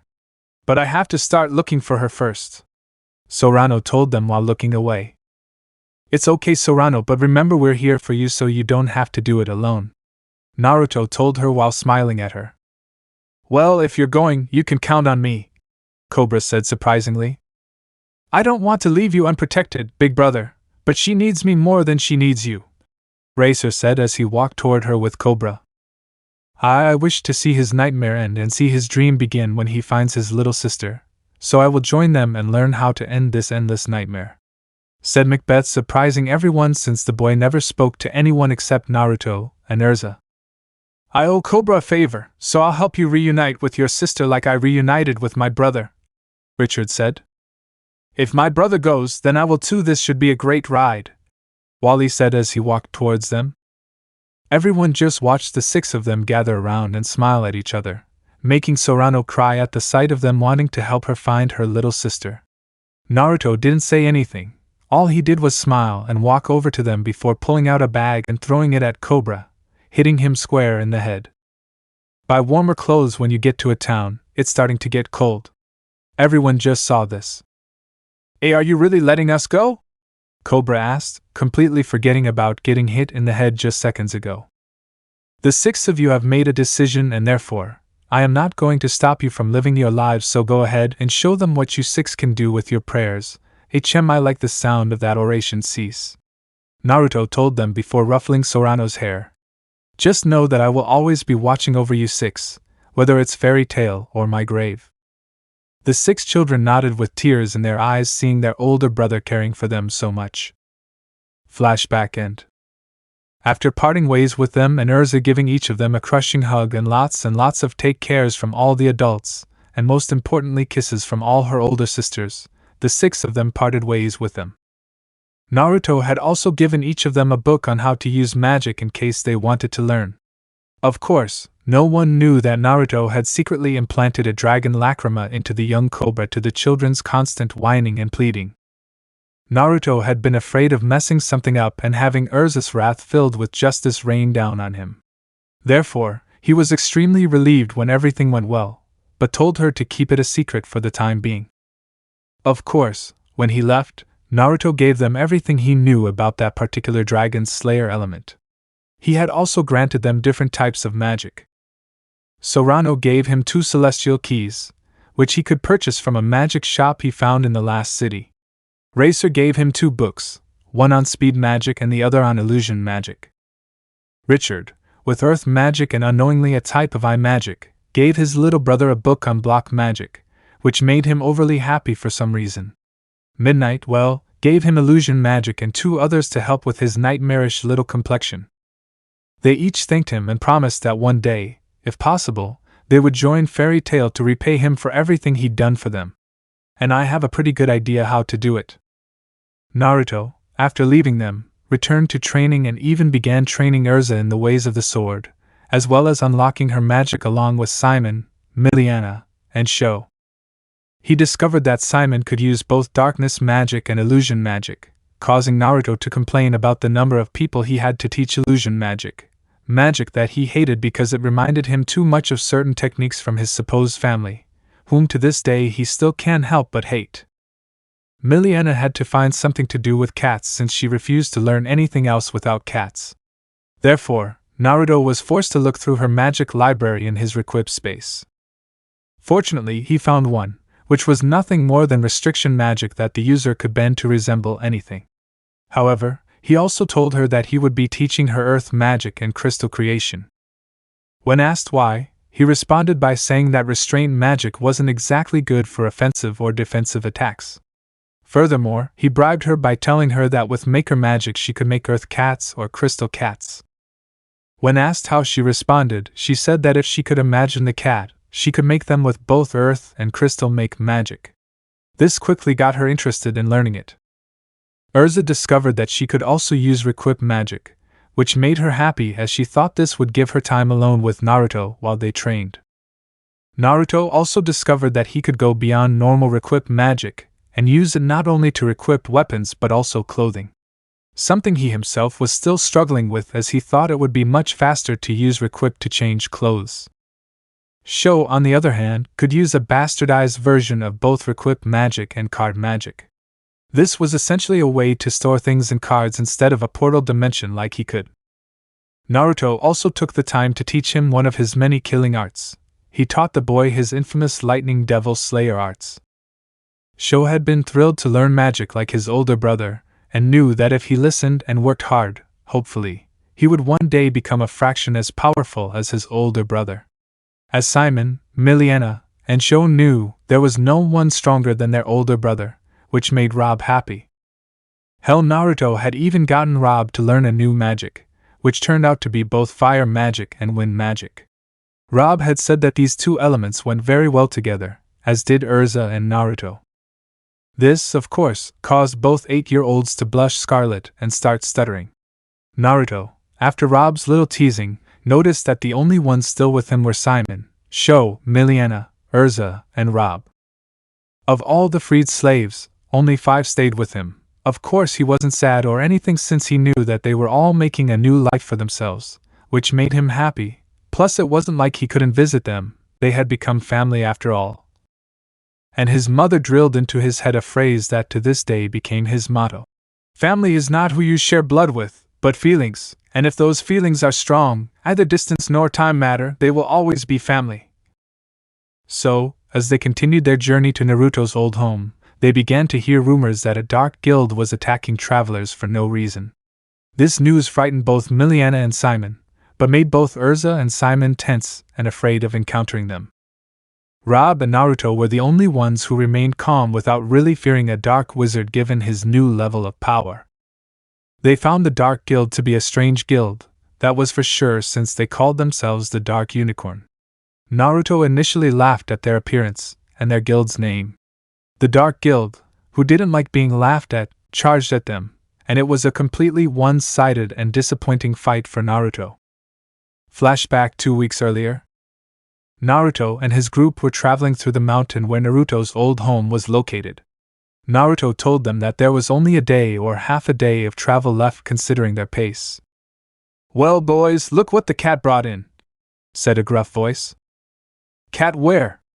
Of course, Miliana instantly got excited when she heard the word cat, making Naruto mentally slap himself, and from the expression he saw on Urza's face she had done so too. The men just looked at her strangely and were about to continue joking, but stopped when Naruto moved in front of her. "May I ask what brings you here, men?" Naruto asked. "No, brat, don't shut up and step aside. I wish to speak with that little redhead," the man said, but all he got was Naruto's glare. "I'm afraid I can't do that, so if you'd kindly step aside, we'd like to be on our way once more," Naruto said expertly, not letting any emotion enter his voice. "Kid, you don't know who you're messing with. We're mages from the Dark Unicorn Guild, so I'd be showing a little more respect if I were you," a woman said, thinking she scared him a little. However, she was very disappointed when, instead of fear, she saw Naruto start laughing for no reason. "Hey, what the hell are you laughing at, kid?" the man asked. Sorry, it's just that's the stupidest and funniest name I've ever heard for a guild, and look, old Rob is from Fairy Tail." Naruto continued laughing, causing Rob to push the children back. Of course, Sho and Miliana wanted to see their older brother kick some ass, so they peeked out from under their arms to watch. The Dark Mages, having had enough of him laughing at them, pounced on him while he was still laughing. 3 threw fireballs while the other 2 added wind, making the fire burn hotter. When they saw him hit the target, they laughed, thinking they'd been taught. "That'll teach kids like you not to mess with Dark Unicorn." The woman laughed before stopping when they heard a voice. "Man, those were the worst flames I've ever had. I guess Kaiser and I was right, and a Dark Mage's fire is as rotten as their soul." All the Dark Mage's jaws dropped, watching him devour the last of the flames. "What the hell are you?" the man never finished. They all witnessed Naruto moving at incredible speeds after crossing the distance between them in less than a second. "Don't insult when there are children around, you idiot," Naruto said, punching his stomach. The other mages snapped out of their shock and attacked him with everything they had. Naruto, having had enough, leaped back and squatted down with his arms hanging limply in front of him. "The shining dragon's radiance purifies everything, holy lightning," Naruto chanted, sending dozens of white beams of light at the Dark Mages that struck them all more than 5 times, instantly rendering them all unconscious. After he finished, he looked at everyone and smiled. "Well, let's go. We're almost at the top of your mountain and at one of my shrines." With that, everyone started heading toward the top of the mountain. Flashback end. Now Naruto's old home. Naruto and the other arrived at their house and were surprised by its size and elegance. Sho and Miliana instantly started running around trying to see everything. Simon and Rob walked calmly but still looked around. Urza stuck very close to Naruto, and neither seemed to mind the proximity. "Wow, is this what you really went through, big brother?" Miliana asked. "Not only did she come around a few times when Behemoth wanted me to practice my Earth King DS, I grew up on the Dragon King's island for most of my life," Naruto told them as he looked at the nest his mother had made in an improvised way on her first visit, a nest that ended up staying because it was special to Naruto, something that made him shed a solitary tear. "Maybe you saw them recently, but hey, in 74 years one can really become attached to people. I'm sure they're a truly formidable group." Rob tried to calm him down. Naruto smiled and continued his search, everyone wondering what he was looking for. It became obvious when he led them to a wall at the end of the cave, and they saw a giant magical seal on it. "Naruto, what is this?" Rob asked, amazed by the place. "This, Gramps, is the time warp room," Naruto told them as he used his pointer and middle finger to draw something in the air. Everyone watched him draw a pentagram in the air, which soon glowed yellow, and then before their very eyes, the giant seal also glowed yellow as if in response to what Naruto drew. "Naruto, what exactly is this time warp room?" Rob asked once more. "Well, as my mother explained to me in this room, a year out here is 12 in there, but our bodies age at the rate out here and not inside, so I was planning to use it to train and get in shape and then head towards Fairy Tail. What do you think?" To him. "How long do you want to stay there, huh, Naruto?" Urza asked him. "Not much, about 6 years, or about 6 months, and like I said, we'll age exactly 6 months," Naruto told them as the seal opened to reveal an endless void of nothing but pure whiteness. As Naruto started walking, everyone else just stared at him until he stopped and looked back at them. "Well, are you coming or what?" No need to tell him twice. 6 years would be all it would take for them to become powers that everyone would fear, but some would still lack power. 6 months later. It had been a long time since they had done so from the outside world, and now, after 2 grueling years of training, they were finally ready to re-enter it. The seal glowed brightly before it began to open, where 6 figures could be seen standing waiting for the door to fully open. The first to emerge was none other than 6-year-old Miliana, wearing brown shorts and a small pink shirt with a paw print. She also had on a small white jacket and a rusty pink hat with a paw print on the front. The second was a 7-year-old Sho who was still wearing his busboy suit, only now without the vest, and his shirt was now unbuttoned with the first 3 buttons undone. Next up was 10-year-old Simon, who was now almost 5 feet 6 inches and had an incredible body. He now wore only his white pants and a sash that ran from his right shoulder to his left hip. He lost his mask, saying how he had outgrown it. After him was Urza Scarlet, sporting her armor-covered torso. She also wore a navy blue skirt that reached just above her knees. She also wore brown boots and black spandex pants underneath the skirt. She also had a sword on her left hip that looked to be around 5 feet long. She was also 5 feet 2 inches, a little on the short side, but that was to be expected of a 10-year-old. Rob came out next, and man, had he changed in those 6 years? He seemed to have worked hard to use his magic effectively again. He no longer appeared to be malnourished or sick. He now had the build of a swimmer, and seemed capable of fighting even in his advanced age. The last to leave was none other than Naruto Mikazuki, and he hadn't really changed at all except his appearance. He still had that untamed blonde hair and ocean blue eyes. His body was that of athleticism, lean and flexible to the point where he could bend and move his body like angels that could hurt anyone else. His power had grown once again and was now incredibly high and dense. He had to seal almost 3/4 of his power if he wanted to maintain control. However, the other thing was that Naruto had found another lacrima dragon and implanted it with the help of Urza and Rob. Urza almost killed him when she told them, but calmed down when she said that a dragon lacrima can't hurt a dragon slayer since they already had the dragon attribute within them, and he was already virtually more dragon than human due to dragonification. but he had trouble controlling himself in his dragon form. But they didn't need to know that, or they would possibly scold him for not flying them to Magnolia. He also told them that this would allow him to enter Dragon Force at will, making him a third-generation dragon slayer. Once they finished, they noticed how Naruto's power had increased once again, and this left them all surprised at the feeling of Naruto once again gaining more power. Naruto had also grown well, surprising everyone by matching Simon in height at 5 feet 6 inches, and of course his choice of clothing changed once again. Now deciding to completely change his clothes, gone were the kimonos and ostentatious armor, so now he had something different, because with some of the skin of the 5 dragons he hunted before the whole tower incident, he created a set of clothes. Now he wore black boots with metal buckles. He wore black pants held at his waist by 2 black belts with gold buckles. He wore a black shirt, on which he bore a plate of black dragon scales, held by 2 X-shaped straps over his shoulders, and over this he wore a high-collared red trench coat, which possessed a black shoulder pad made from the scales of a black dragon held by silver from his silver dragon DS. After Naruto left the TDR, the 5 looked at him and saw him seal the room while also doing something. "Naruto, what are you doing now?" Urza asked with her right hand on her waist. "Well, while we were training, I discovered that I can move the room to wherever I want by simply remaking the magic circle in the place I choose," Naruto told them before they saw the seal disappear from the wall and appear on a wooden board in his hands.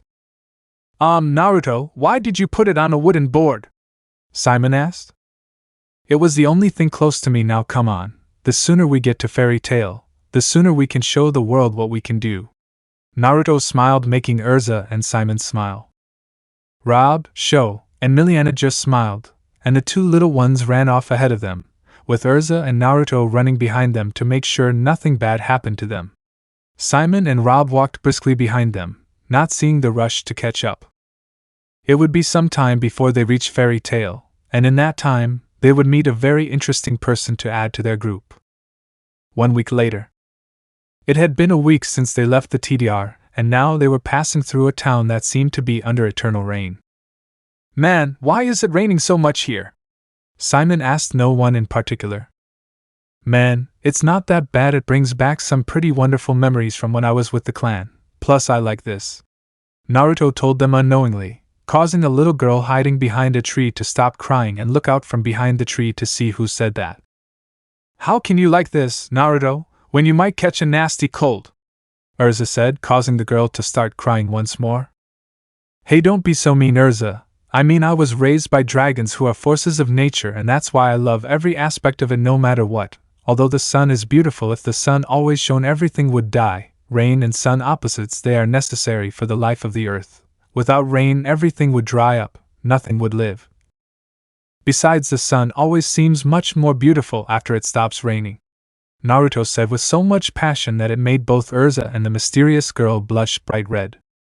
The mysterious girl turned around and slid down the tree with a huge blush on her face. "S likes my rain. Why is my heart beating so fast? Sniffs. No one has said that about my rain." The girl screamed with happiness at finally finding someone who loved her for who she was and didn't care about the sadness she unintentionally caused. However, as if in answer to her prayer, the rain stopped and the clouds began to part, giving way to a very warm and beautiful sunny day with the most beautiful blue sky the young woman had ever seen.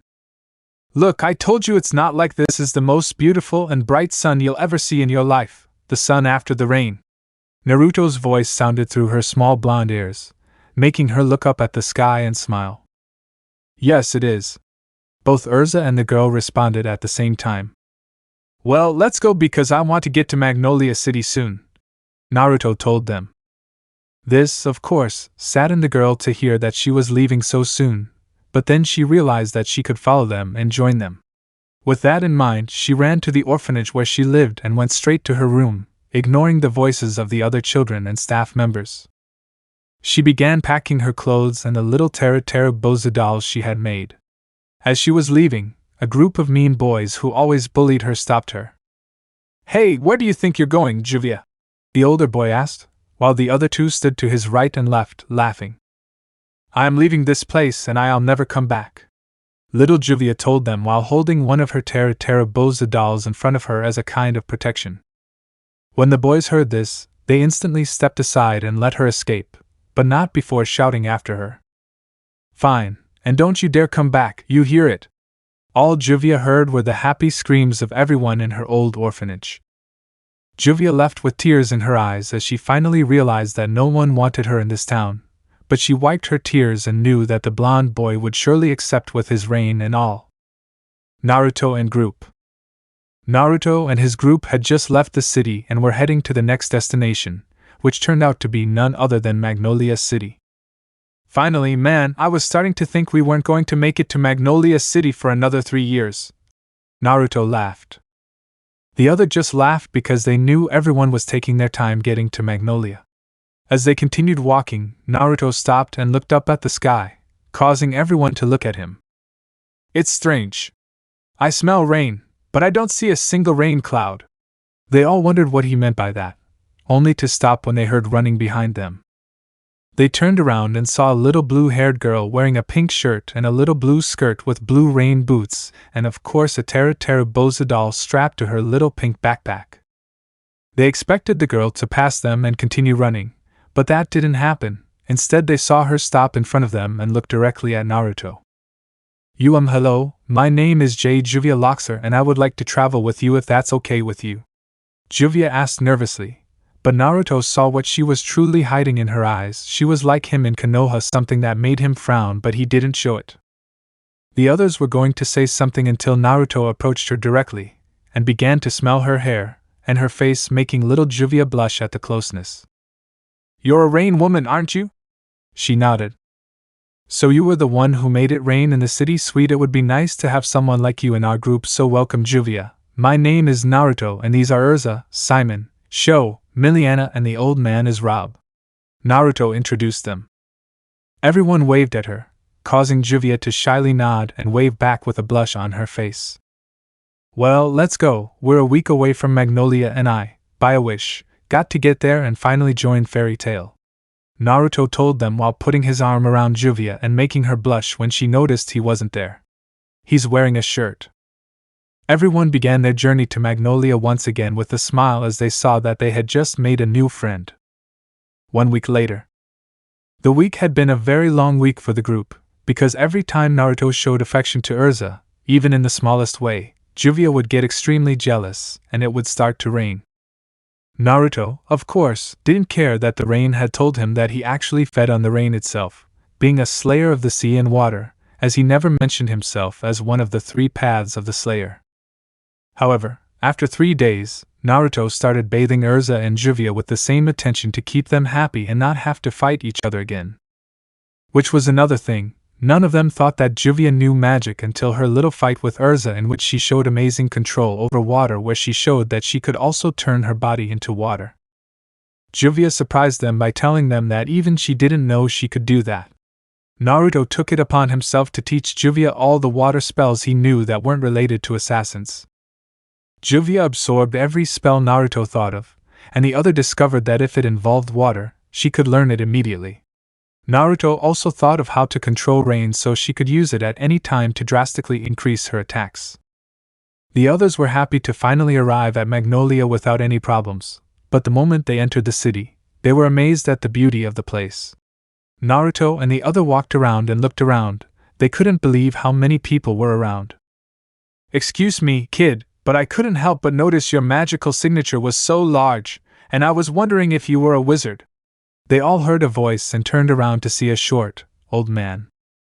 Maki, Rob said as he stood in front of them all. The old man stopped and looked at Rob before his eyes widened with tears in his eyes. Rob, are you your old friend? Maki asked. Yeah, he's old, Rob said before they hugged each other and started laughing hysterically at each other. Grandpa, who is this old man? Naruto asked Rob. Kids, this is my old friend Makarov Dryer from Fairy Tail, Rob told them, making them smile and bow their heads in respect. Actually, I'm now the 3rd teacher, Rob. Rob laughed at that. Well then, Master, can my children and I join Fairy Tail? Rob asked mockingly. As if you had to ask permission, come on, let's go to the guild and seal you all, Makarov told them as they headed in the direction they assumed the guild was located. As they walked, the children looked around to see all the sights, and Naruto saw how Miliana and Sho looked dazzled by all the happy faces and cute shops or candy stores they could see around Magnolia. Urza stuck to Naruto's right side while Juvia stuck to his left, both of them holding onto one of his arms and looking shy and vulnerable. Juvia was afraid that they might reject her because of her Rain Woman powers, while Urza was shy about meeting new people. When Makarov opened the guild doors, they were able to witness the massive guild fight that was happening there. Simon instantly got in front of Naruto and stood in front of him protectively while Sho and Miliana ran behind Rob, instantly scared, thinking something was up. "Hey, Grandpa, do you want me to stop this fight?" Naruto asked, placing his hand on Simon's shoulder and telling him to calm down. The girls stepped back and let Naruto handle this, wanting to see what he would do. "Go ahead, Naruto," Rob replied, watching him walk forward. "Don't worry, Maki Naruto is very powerful, so stay back and watch him go to work," Rob said to the old man, who only raised an eyebrow. "Yes, the older brother is the strongest one there is," Miliana told him cheerfully. Quild Hall. Naruto calmly walked to the center of the guild, where he saw an orange-haired man punching everyone who came near him and sending them flying with a single punch. Naruto could feel the magical power coming off him, and could tell that this person was the strongest here after Master himself. However, he wasn't scared because he knew that if he entered his dragon force he could face him and win. He didn't want to even think about what he would do in his dragon form. Once in the center, Naruto sped up his attack and lunged at the man. The only thing anyone saw or heard was his attack name, and the moment he made contact. Night Dragon Shadow Fist. Everyone watched as the attack hit the orange-haired man in the center of his chest and sent him flying into the wall. When he turned around, he saw everyone with their jaws on the floor and their eyes wide open staring at him. "Now then, if everyone is done with this fight, I think Master will talk to you," Naruto said.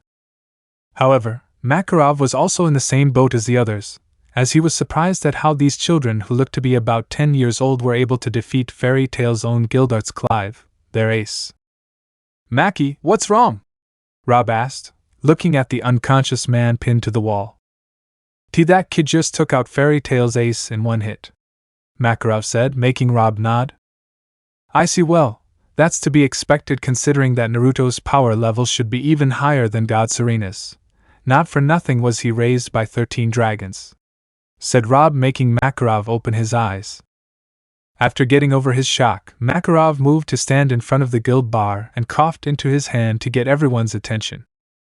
"Well, brats, as you just saw this kid here along with 5 others, you will be joining Fairy Tail starting today, so treat them all as you would those in this guild now, understood?" Makarov shouted to the entire guild. "Here." Soon the whole guild started to cheer for having someone stronger than Guildarts in their guild, and the person was a boy no older than 10 years old. After that speech, Makarov called the children and told them to wait while he took the seal. "Now, where would you like your stamp?" Makarov asked. Urza put hers on her left shoulder in blue, while Naruto put it over his heart in scarlet red with a blue outline. When asked why, he simply said that they were his 2 favorite colors, causing both Urza and Juvia to blush, knowing he was talking about his hair color. Juvia put hers on her left thigh in sun-kissed yellow, causing Naruto to nervously laugh at that. Sho put his on the back of his right hand in forest green, while Miliana put hers in black to the right of her navel. Simon, on the other hand, wore his own on his forehead in silver gray with a black outline. After being stamped into the guild, they blended in with the rest of the guild. Naruto was instantly bombarded with questions about how he became so powerful. All he responded with was a smile, and putting his arms around Urza and Juvia as he said that his loved ones gave him strength. Naruto then met up with the younger generation and saw a boy who had unconsciously stripped naked and a brunette wearing a pretty orange dress. "Hi, name's Gray and this girl is Kana, nice to meet you," Gray said as he extended his right hand in just his boxers. "Sorry kid, I don't shake hands with strippers or perverts," Naruto laughed. Gray looked at him strangely, and then looked down only to finally realize that he had stripped naked once again. "Oh shit, not again!" Gray shouted as he went to find his missing clothes. "Please forgive the stripper, he means well," Kana said with a small smile. Don't worry, I was just messing around with him a little, so Kana? You wouldn't know a place to stay, would you? Naruto asked her. Well, all the fairy tale girls stay in the Fairy Hills dorms, but for the boy, we had a dorm, but it got a bit destroyed when the boys got into a fight. Well, at least Miliana, Juvia, and Urza will sleep well tonight. Naruto smiled. No way, Naruto, if you guys can't find a place to stay, we'll stay with you, Urza said firmly. My love rival is right, my love, it wouldn't be right for us to sleep comfortably while you don't, so, if you want, I'd gladly let you stay with me, Juvia said shyly as she gave him the puppy dog eyes.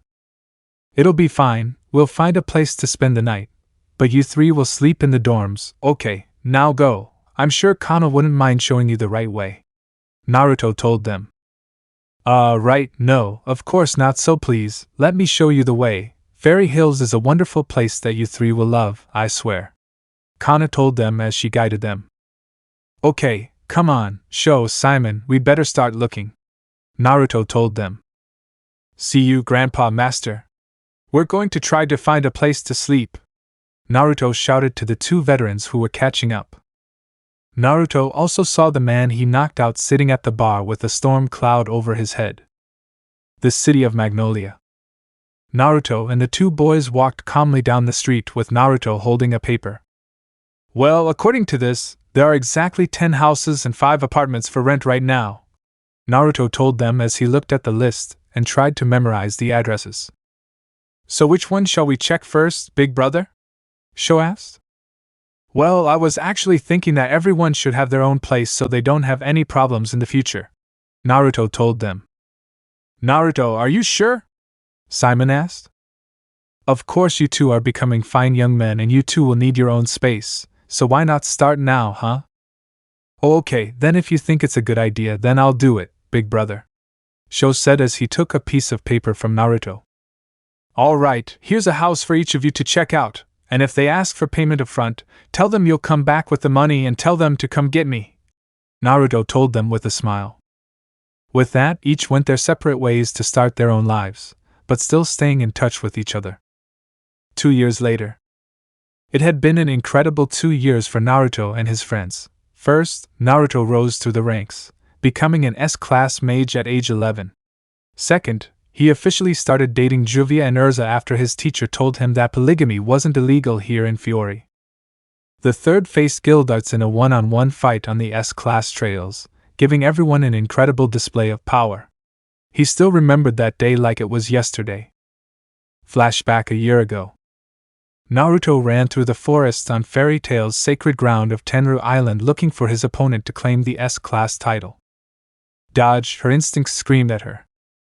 So, as he flew to the right, he could see the invisible wave fly past him and hit a rock. He saw it disintegrate before his very eyes and knew who his opponent was.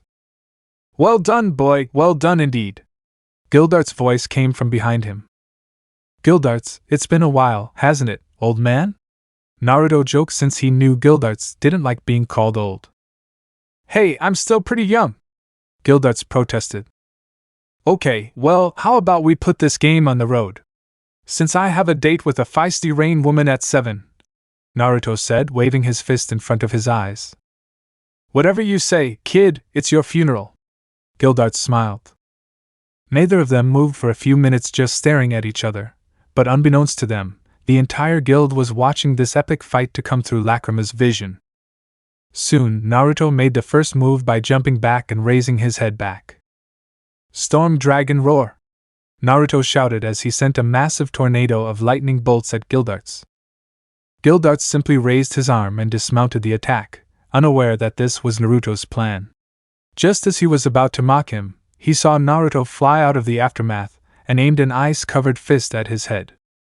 Gildarts grabbed it, but regretted it afterwards as Naruto used another attack right after. Solar Dragon Wings. Gildarts was sent flying with minor burns on his right side, but Naruto didn't stop his attack as he ran toward the disoriented man. However, he was hit with a powerful kick to the sides, sending him rolling to the right. He was able to flip over and land on his feet before deciding to stop relying on Dragon Slayer magic alone. Now that the warm-ups are over, it's time for me to get serious, Gildarts. Naruto told her as he disappeared from her sight. Then he heard Naruto's voice, barely a whisper behind him, and knew he didn't have time to dodge. Roar of the God of Shadows. All he saw was a streak of shadows enveloping him before he felt himself flying and crashing into dozens of trees along the way. When he got up, he saw that Naruto had wiped out almost all of the surrounding forest with that one attack. Bright judgment of the God of Light. Naruto wasted no time sending out his next attack, and boy was it a big one considering it was coming from the sky, causing Gildarts to dodge as best he could. When Gildarts saw it was 1.5 inches away from his own, he used his shock magic to destroy it, and wasted little time running at Naruto. Naruto saw that Gildarts had lost his signature cloak while fighting him, which meant he was done playing around. What happened next no one could quite describe, as they both started trading blow for blow. Gildarts and Naruto were grinning the whole time they fought, and neither of them lost any ground. If Naruto were to knee him in the stomach, Gildarts would throw him a good 500 feet away. If Gildarts were to thunderclap him, Naruto's magic would hit him straight in the face with an elemental killer attack. After almost half a day of fighting like this, they both stood in front of each other with giant smiles on their faces. Whatever happens here today doesn't matter, kid. Whether you become S-class or not, I'll always consider you my best friend and rival. Gildarts shouted from nearly 200 feet away. The same goes for Gildarts. You're the only one who's ever pushed me to my limits, and beyond it would be an honor to call you my brother. Naruto shouted as he got into position. After this attack, we'll finally see who is the strongest of Fairy Tail. They both shouted at the same time. Then, like a bomb exploding, they both launched themselves at each other with their final attack in hand. Gildarts! Naruto! Everyone in Fairy Tail saw the huge explosion that happened after that, as it interrupted their vision of Lacrima. However, after 10 minutes, their vision returned and everyone witnessed Gildarts Clive the Ace of Fairy Tail and Naruto Mikitsuki the Dragon Prince, both on the ground with the biggest smiles on their faces. Everyone in Fairy Tail cheered their hearts out at the explosive fight between the undoubtedly strongest people in Fairy Tail.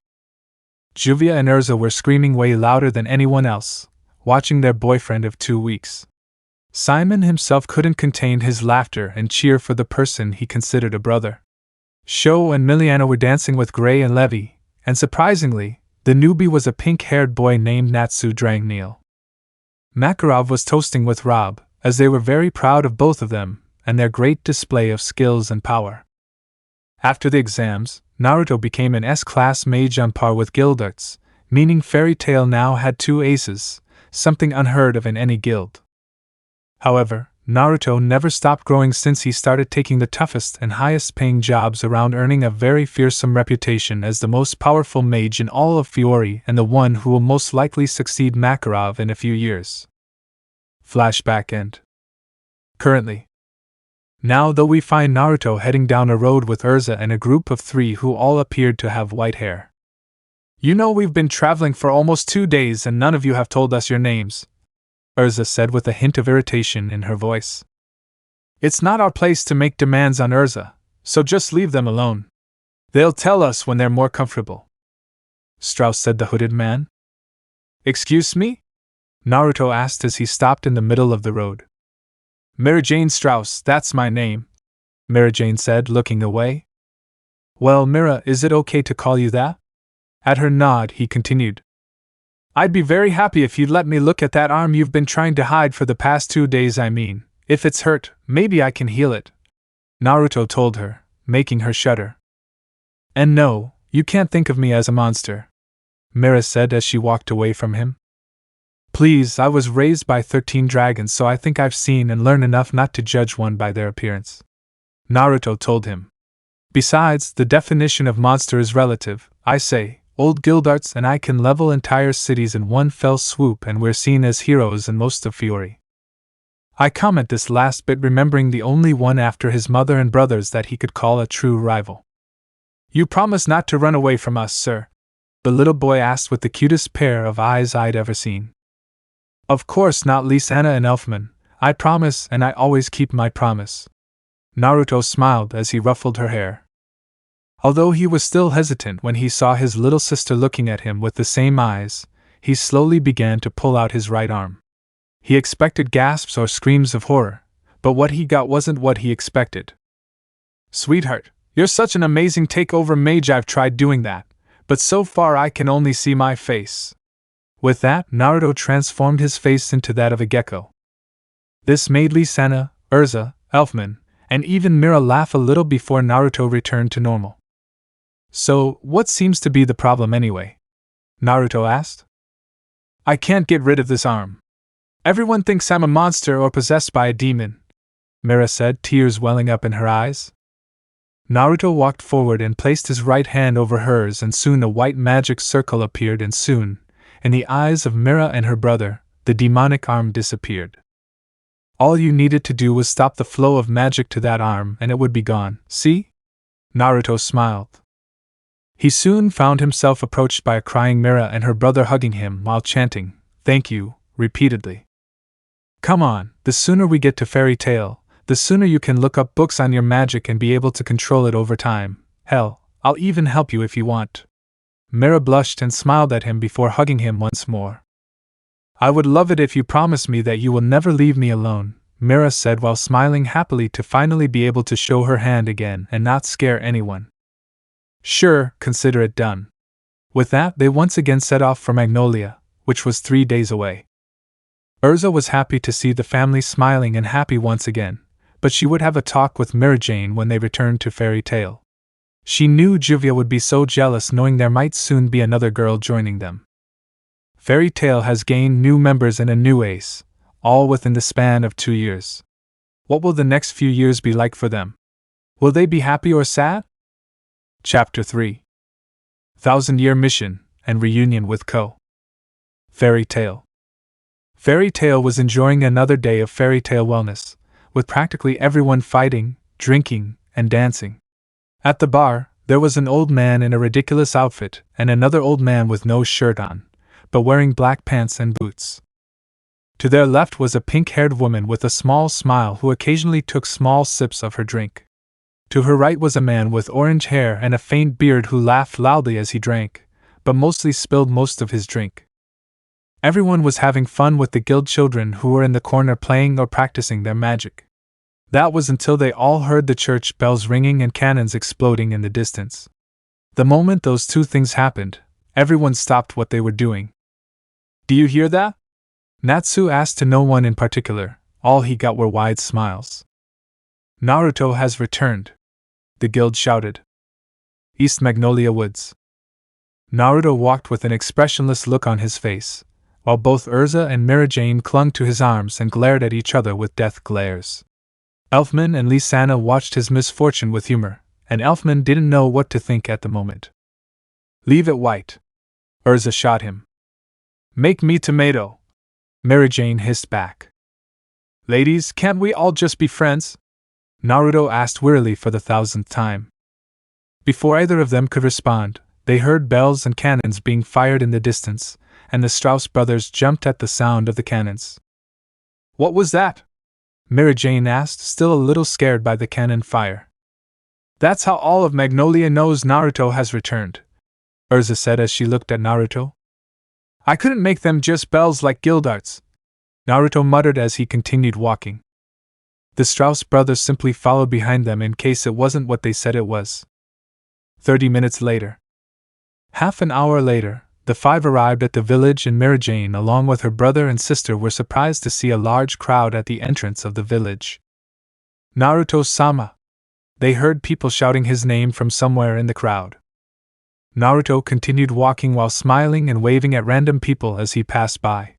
Mira Jane and her brother were a little nervous at the amount of eyes on them. Urza, seeing this, was only irritating and decided to tease her a little before feeling a hand on her shoulder and seeing Naruto shake his head. Urza, getting the message to a certain extent, knew that Mira Jane might be a little nervous considering everywhere she went people thought of her as a monster because of her demonic hand. So Urza placed her right hand on Mira Jane's shoulder while giving her a smile, to which Mira Jane returned, if only briefly. They continued walking until they saw it, Fairy Tail, sitting on the edge of the city overlooking the ocean behind it. The closer they got, the the more nervous Mary Jane, her brother, and her sister became. Finally, after what seemed like hours, they reached the guild doors, and Naruto stopped and placed his hands on them. They looked back at him, before opening them, smiling and saying, "Welcome to Fairy Tail," Naruto shouted as he opened the doors. The moment it fully opened, Mary Jane was amazed to see all the members inside shouting and yelling. She saw cups flying around, she saw men and women smiling and laughing as others began to dance. However, most of all, she saw the love and bond everyone had, everyone acting as if a long-lost member of their family had finally returned from the dead. She watched everyone approach Naruto, pat him on the back, shake his hand, and hug him. She happily smiled gently at how everyone loved him, and how much they all enjoyed his company. "Naruto, my boy." Everyone stopped when they heard that voice. From the crowd came a short old man with a taller veteran on his left, and a pink-haired woman on his right. "Oh master, how are you?" she asked Naruto as she walked towards him. "Well, my boy, very well so. How was your search?" he asked the teacher. "That was great, master. You can put another perfect job on my record," Naruto joked. When everyone heard that, the entire guild roared with excitement as the music began to play out of nowhere. "I think I'm going to like it here," Mary Jane said as she watched everyone having fun. Urza smiled and accompanied her to inspect the guild members to have fun with Naruto's achievements. "This is nothing compared to what they usually do," Urza told him. Both girls looked at each other and laughed while Naruto watched them having fun from the second floor with Gildarts and Laxus. "TCH, they should learn to be more professional," Laxus said with a twitching eyebrow. "Where's the fun in that?" Naruto said without looking at him. "This is Fairy Tail after all, we know how to have fun over the smallest things."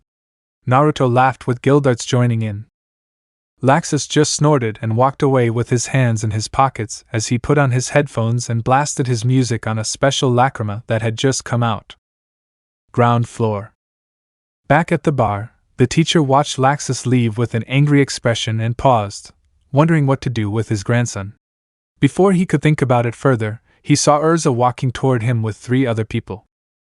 "Master Makarov, I'd like to introduce you to the Strauss siblings. Mary Jane Strauss, Elfman Strauss, and Lysana Strauss wish to join our guild." Urza introduced them, causing Makarov to look at them and smile.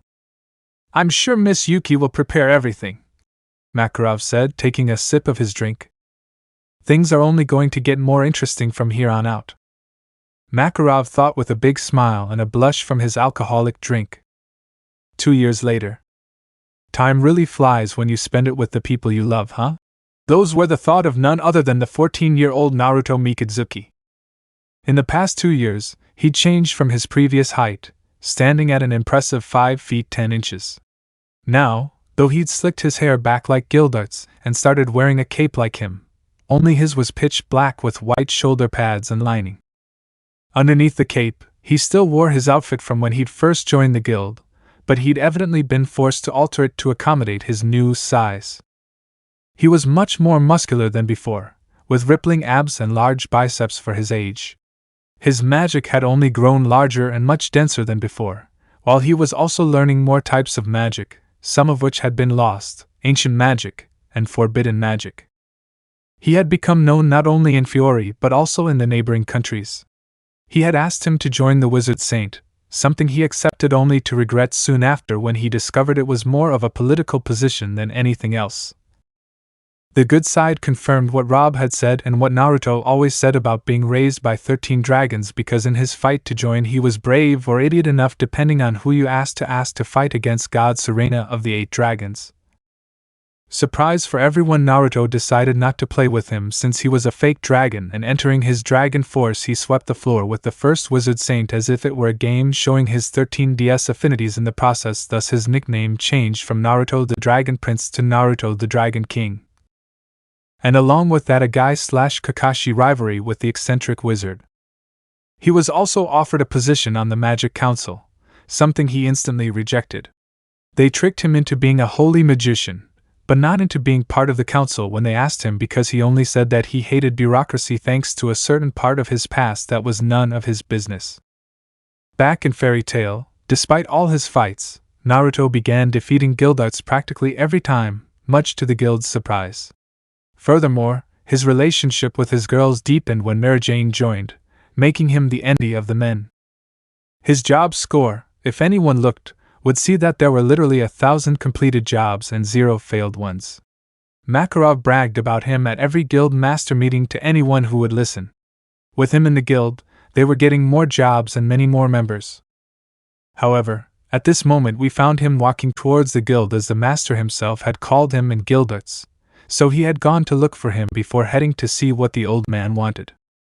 "Hey, do you know why the old man wanted to see the 2 aces?"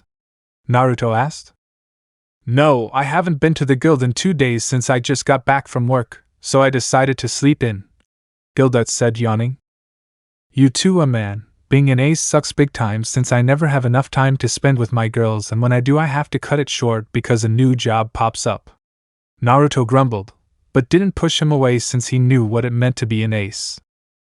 "Sucks to be you, man. That's why I only go crazy with girls outside of the guild and only when I'm at my job, since that means once I'm done I can book it before the girl wants a commitment." Guildarts joked, making Naruto laugh. After that, they sat in a comfortable silence as they both enjoyed the peace and quiet of the morning. Another thing he loved about his life so far was that he had 3 of the most beautiful girls in the guild as girlfriends. He loved each of them equally, always showing them the same affection and nothing less. At first, the girls didn't know how to feel about it, but over time, they started to get along. If Mira, Urza, and Juvia fighting all the time meant getting along, then yes, they got along. As they continued walking, they saw the guild hall in the distance, and walked a little faster to see what the old man wanted this time. Guild room teacher's office. Naruto and Guildarts made it upstairs without a problem, as everyone was still sleeping or working at the moment. When they reached Master's office, they knocked on the door but got no answer. After 3 knocks and no response, they entered and found the Master asleep at his desk, making him sigh. Naruto walked over and nudged him awake, and when the Master started to stir, he stood back up with Guildarts. "Master, what's wrong?" Naruto asked, causing the old man to blink before remembering something. "Ah, yes, sorry to have to wake you, boy, but I have a very special job for you, Naruto," the Master said, pouring himself some water he had on hand. "Are you sure what it is?" Naruto asked as he looked at it. "I want you to do this job for me," Makarov said, tossing him a rolled-up flyer. Naruto opened it with Guildarts looking over his shoulder, and what they both saw surprised them. "What?" they both shouted at the same time. "Master, this is a 1,000-year mission!" Naruto shouted as Guildarts fainted. "Yes, he's my boy, and I have absolute confidence that you'll complete him," Makarov said with a grandfatherly smile that made him stop. "When are you leaving, Master?" Naruto asked him. "Immediately, Naruto," Makarov told him. "Can I leave tomorrow, Master? I want to say goodbye to everyone today," Naruto asked. The Master thought about it again and again after searching. There was nothing wrong with nodding closer, and he smiled at her again. "Very well, but remember that you're still too young to be a father, okay?" Makarov joked, making Naruto blush.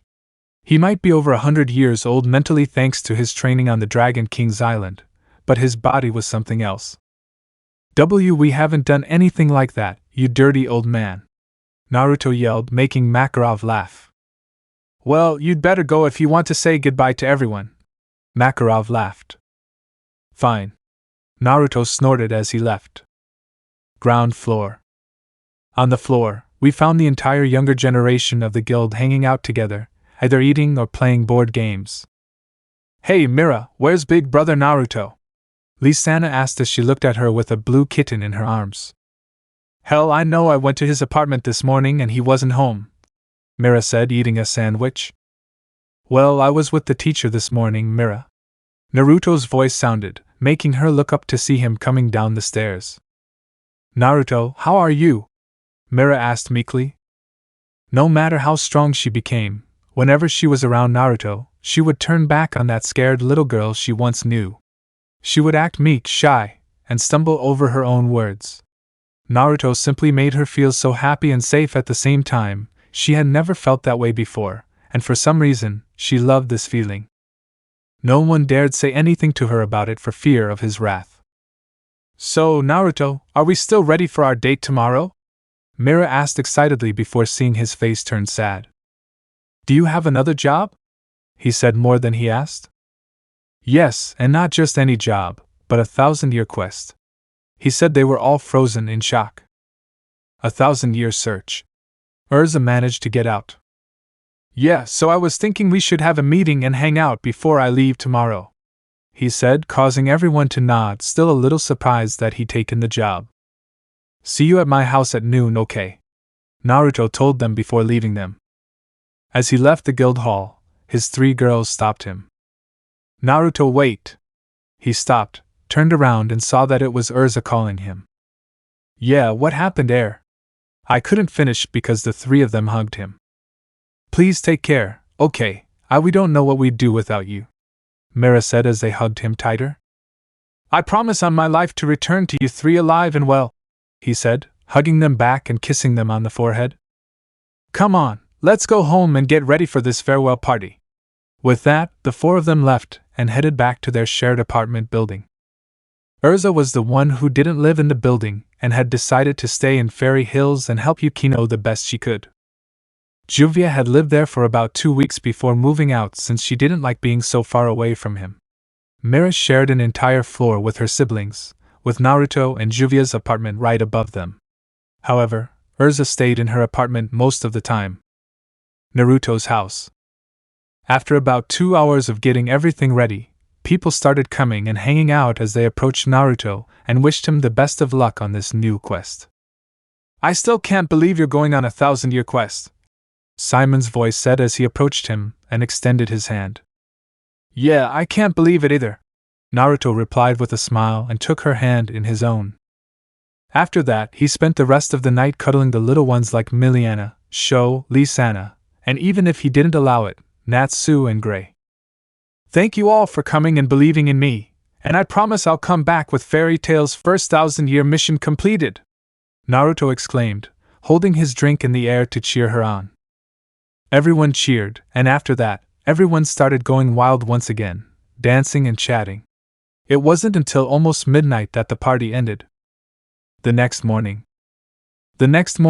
all of Fairy Tail and most of the people of Magnolia were at the main entrance of the city to say goodbye to Naruto. Urza, Mira, Juvia and surprisingly Kana were at the front hugging Naruto for the last time and kissing him on the lips or in Kana's turn on the cheek. "Well, you'll be out, Master, so please take care of yourself. I don't want to find out again that you left because you weren't careful," Naruto said as he extended his hand. "Don't worry, my son, he'll be fine." Makarov brushed his concern aside with a smile. With that, Naruto picked up his bag and threw it over his shoulder, smiling at everyone one last time before turning and walking away. As he left, he raised his right hand in the legendary Fairy Tail farewell symbol. All the later members of Fairy Tail along with some people from Magnolia copied him. "Goodbye, big brother, take care!" Those were the cries of Lisana and Miliana. With all that love and support, there was no way he could fail at this job. Everyone believed in him so much. He would come back stronger and better than ever and show the world that Fairy Tail was the best guild to join. However, suddenly, words echoed in his mind, echoing in his mother's voice. "The first confrontation is approaching." With those words, he could only nod. Years later, Urza and Natsu had just returned from Iare and the guild members discussed the Magic Council's reasons for acting this way, coming to the conclusion that it was just a warning. "Wait a minute, what happened with the battle between Natsu and Urza?" a man from the guild asked once they finished their previous conversation. "Oh, that's right, I almost forgot." Natsu stopped running and headed to where Urza was sitting at one of the guild tables next to the Rain Woman, both of them having a cup of tea. "Urza, we continued where we left off." "No, I'm very tired," she replied without looking back, placing her cup on a small saucer. She was now wearing Hearth Cross armor and a blue skirt. "Here I go." Natsu ignored Urza's decline and ran towards her with his fist on fire, making Juvia move out of the way, knowing that her red-haired sister would end this quickly. "There are no rough seas, Urza-san," Juvia whispered. Oh my! The redhead rose from her seat and landed a hard right hook on the dragon slayer's stomach, causing him to fall defeated to the ground. Okay, shall we begin? It's over! Happy shouted, announcing the end of the fight.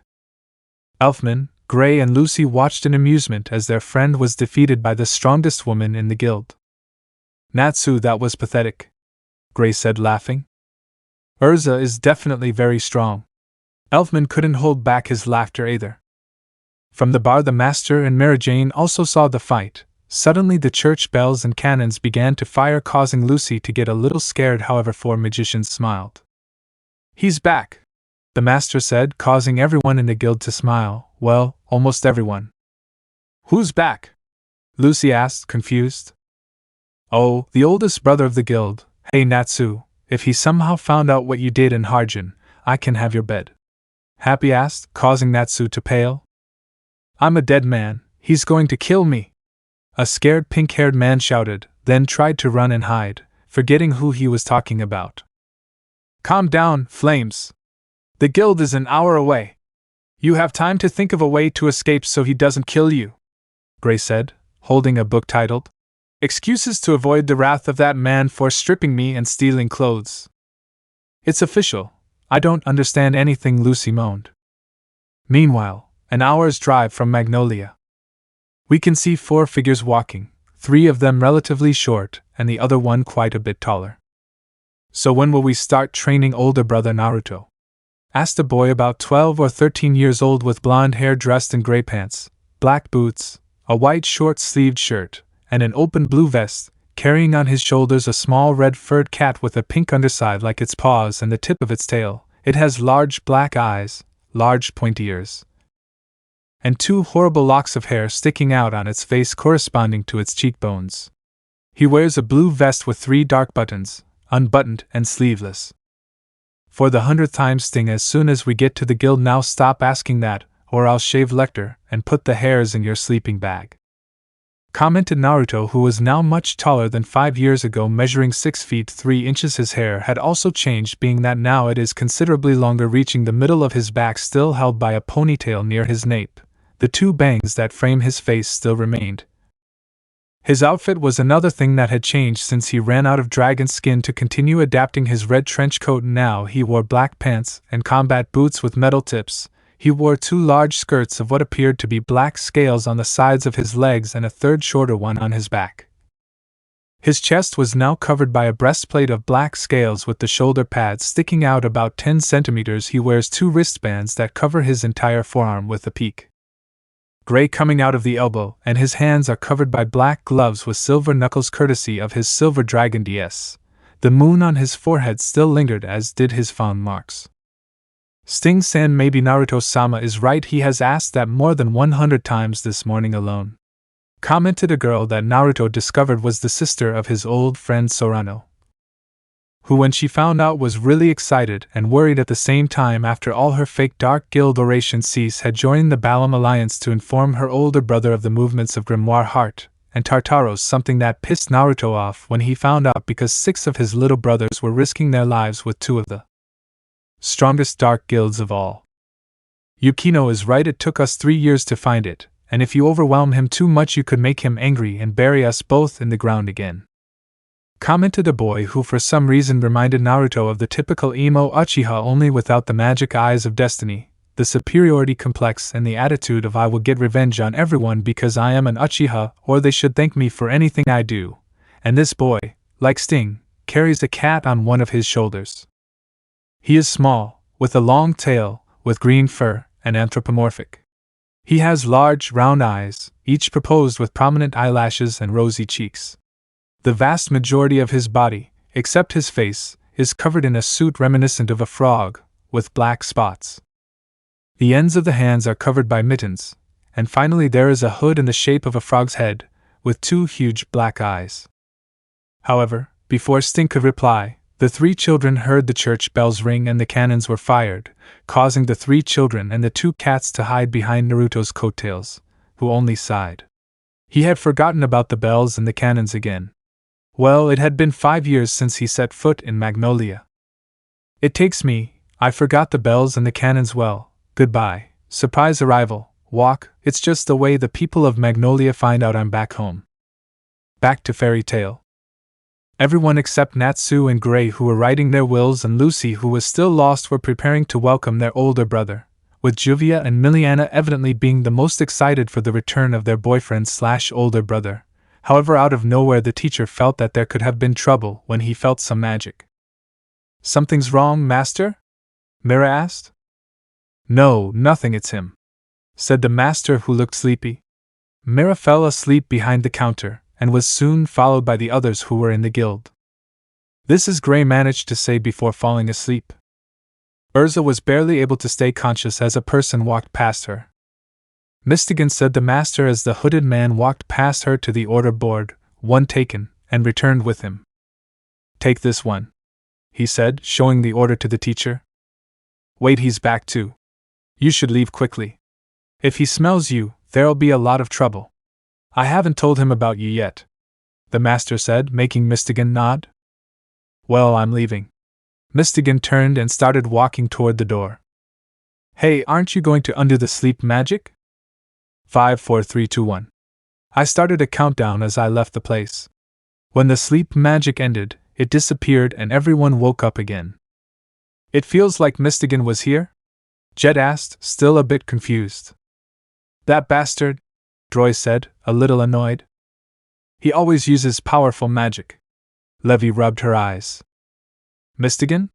Lucy was still half asleep. One of the strongest men in Fairy Tale, Elfman said. He does it because he doesn't like being seen. Every time he comes to take a job, he puts everyone to sleep, Gree explained. What's up with that? It's very suspicious. Lucy was a little surprised. So no one but the master knows his face, the ice mage finished, turning to look at the master. No, I know him too. A new voice spoke, drawing his attention. Laxus. Elfman spoke, somewhat startled. So you were here? Wakaba asked. Another of the strongest, Grace said to Lucy, clearly annoyed by the new wizard's presence. Mistigan is shy, don't stick your nose into this, Laxus said with a smile, watching them from the second-floor railing. Natsu stood up from the chair where he had been writing his will and looked challengingly at Laxus. Laxus, fight me, I shout defiantly. You were just defeated by Urza a moment ago, Grace said sadly. It's true, if you can't beat Urza, there's no way you can defeat me. Laxus spoke haughtily without wiping the smile off his face. What are you insinuating? The redhead asked, her face filled with fear. Hey Urza, calm down, said Gray, very scared. I am the strongest, Laxus declared, raising his arms, but out of nowhere he froze when he felt a hand on his shoulder followed by a strong pressure, making him look back, causing his face to pale. Laxus-chan, I thought we talked about this, said a certain blonde with marked cheeks and forehead with a smile, and then locked Laxus in a crystal prison. I hate it when you get emo, he said with his sinister smile, and then proceeded to hit Laxus's forehead with his fingers, causing him to start bouncing at great speed before Lucy's incredulous gaze. This man had just defeated an S-rank mage from the strongest guild with a single blow, and in a very humiliating way. After leaving Laxus locked in his crystal prison, Naruto jumped towards the master. What now? Lucy asked.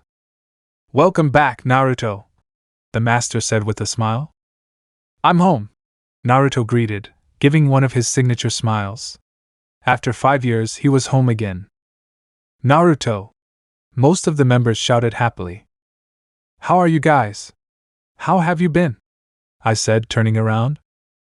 Naruto-sama, Juvia misses him so much, said the Rain Woman as she jumped towards Naruto, who caught him in a bridal fashion only for the Rain Woman to rub her cheek against Naruto's. It's good to have you back. Greetings, Kana. Yes, welcome, Naruto. Mira spoke to him with a smile.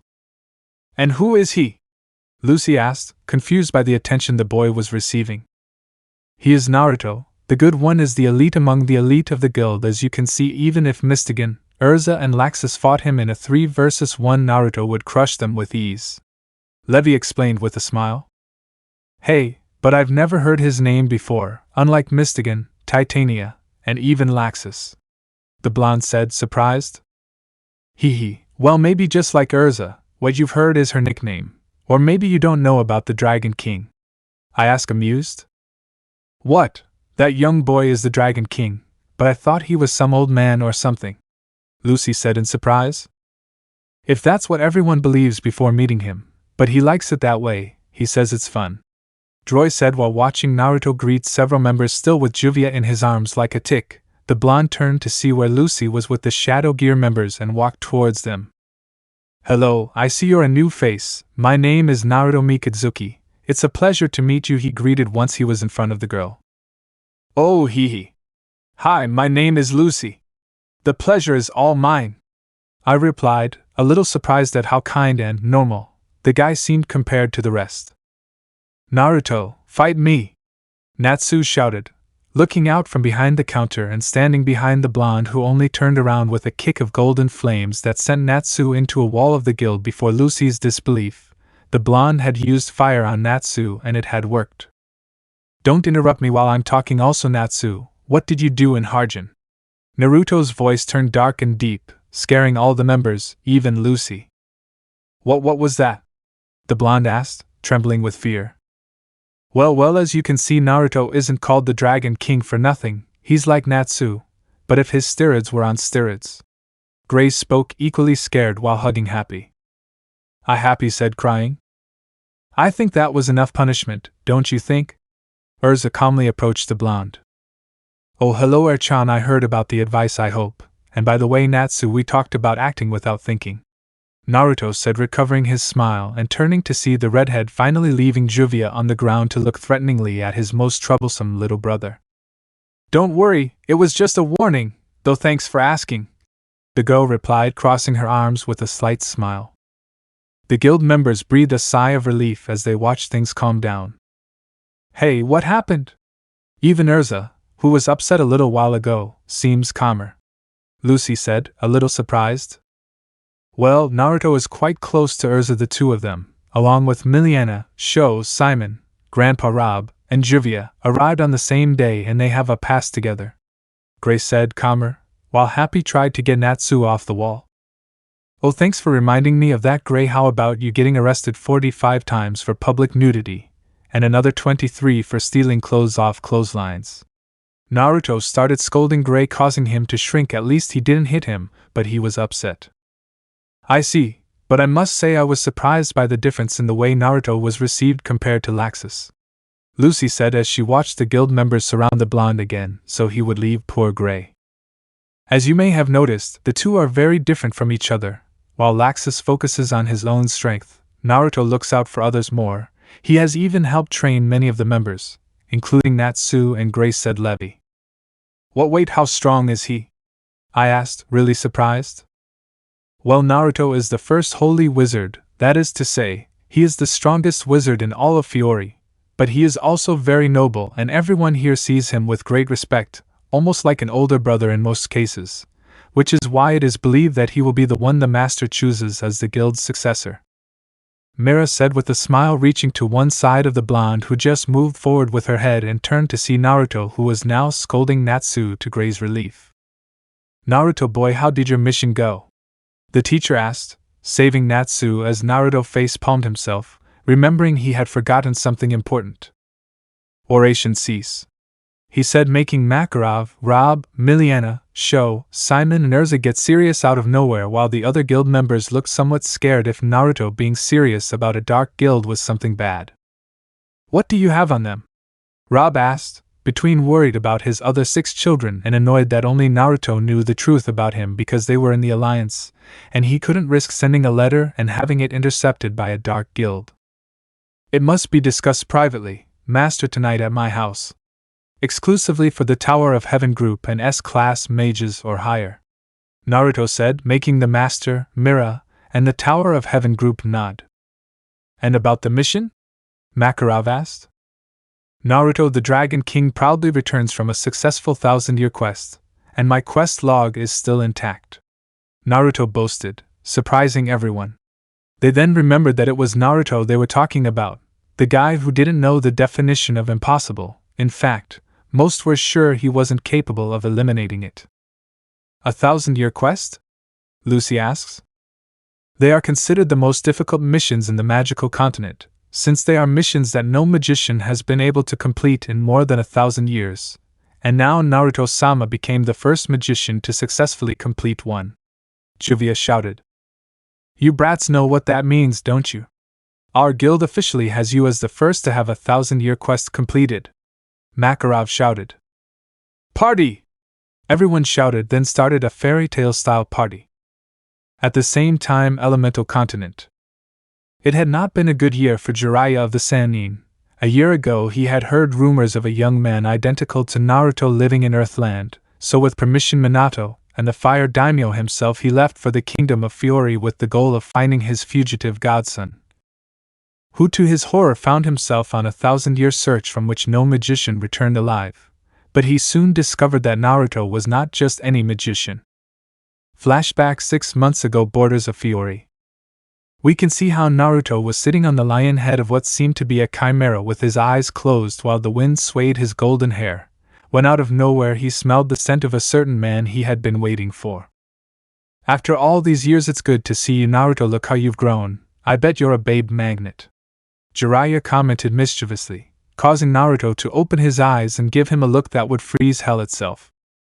What is Konoha's spy master doing here in Fiori? I must remind you, Jiraiya-san, that our countries are not allies and your presence here is an act of war, he said in an emotionless voice as he continued to stare at Jiraiya. Come on, Naruto. I'm your godfather. Don't tell me you don't remember me anymore. Come on. Stop playing and let's go home. Your parents are worried about you.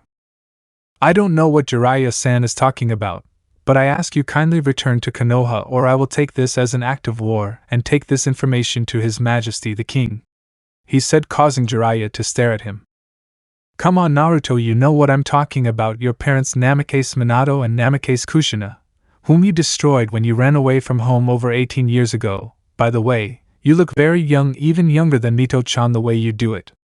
I ask interested since Naruto looked 19 years old when he should be around 26.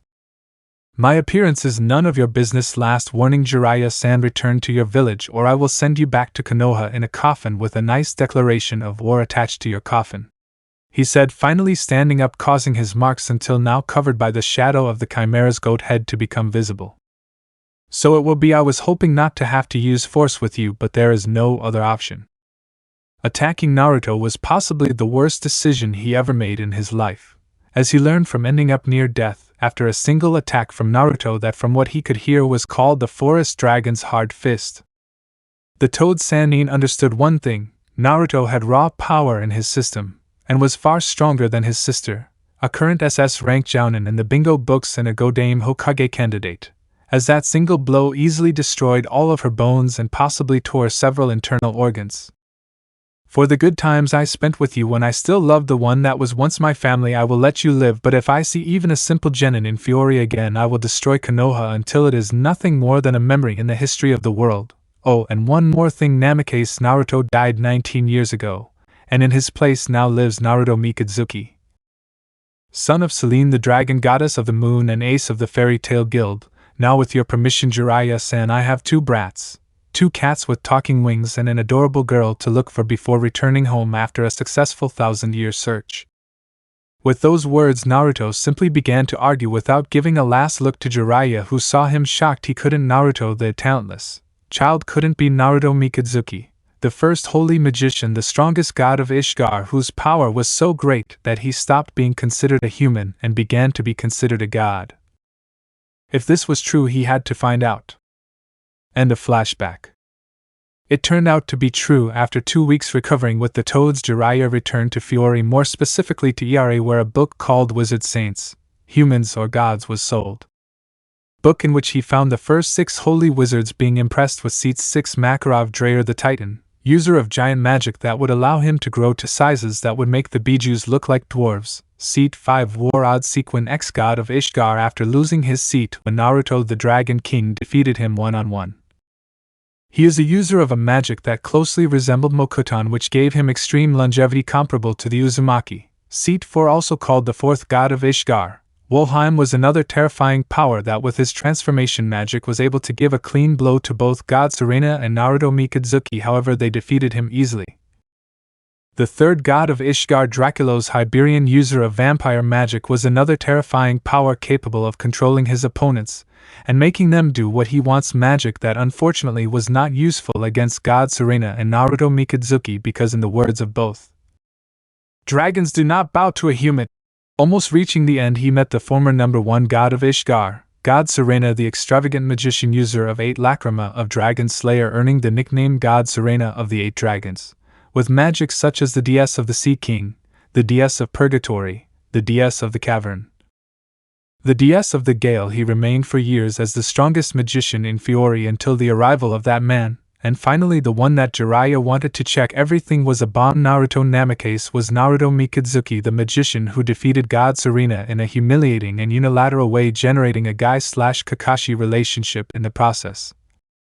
Naruto the King Dragon, a man who only mentions his name, provokes fear in his enemies. He didn't want to have to report this to Minato or the council. Minato would be devastated with the news that his son would destroy the village if they gave him the slightest reason to do so, and the council would practically demand he come back and give him their loyalty, and turn him into a sperm machine. "Naruto, you troublesome bastard!" Jiraiya muttered before entering the village. Back in Fairy Tail, everyone was talking to Naruto, updating him on what they had done in these 5 years of joy when he found out that Natsu, the problem child who always challenged him, and his little sister Lisina were in a relationship, although of course, as a good older brother, he warned him that if he hurt her, she would hurt him. He was happy when he saw Juvia's new spells, the Water Nebula and the Aquatic Dragon, but before Gray could show him his new spells, Naruto began to breathe strangely, almost as if he were going to. "Master, we have code green," Urza shouted, making everyone except Lucy pale. "Quick, the box!" the teacher shouted, then threw a box made from his crystal dragon DS, only for him to sneeze a few seconds later with enough force to hit the box and send it crashing into the wall. "Are you kidding me? How strong is he to do that?" Lucy screamed in fear. "Hee, if the green code is like that," Naruto sneezing the first time it happened, "it took us a week to clean up and rebuild the city," Lisana said.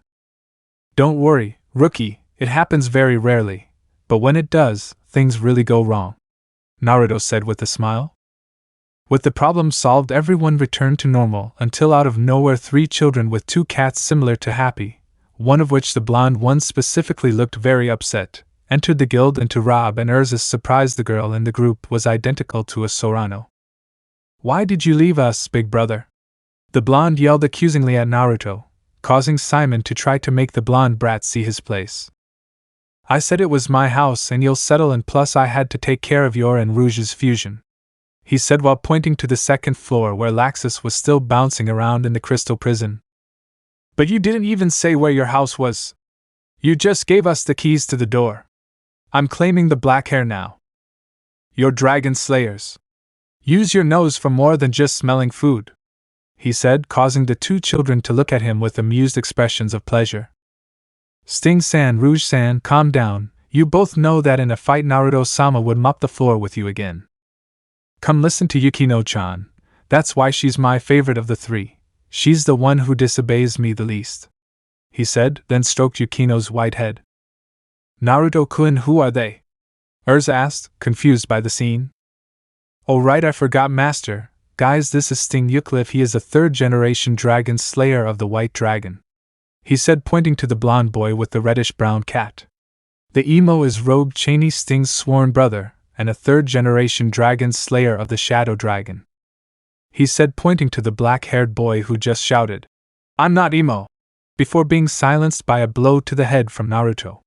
"And the girl is Yukino Agria. She is Sorano's little sister," he said, causing the group from the Tower of Heaven to lower their heads, unsure of telling Naruto about the members of Oration Cease. "I see, and tell me, what relationship do they have with you?" Makarov asked. "Older brother promised to train us, but so far he's only made us look for a certain Kagura, who by the way is in." Sting tried to shout, only to be sent to the wall by a kick from Naruto.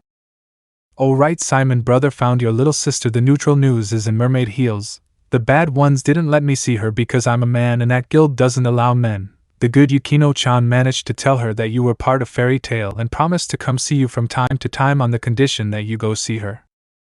she said calmly, causing the magician of darkness to hug her tightly enough for a crack sound to be heard. Brother, I heal quickly, but that doesn't mean I'm immune to pain, he said with difficulty.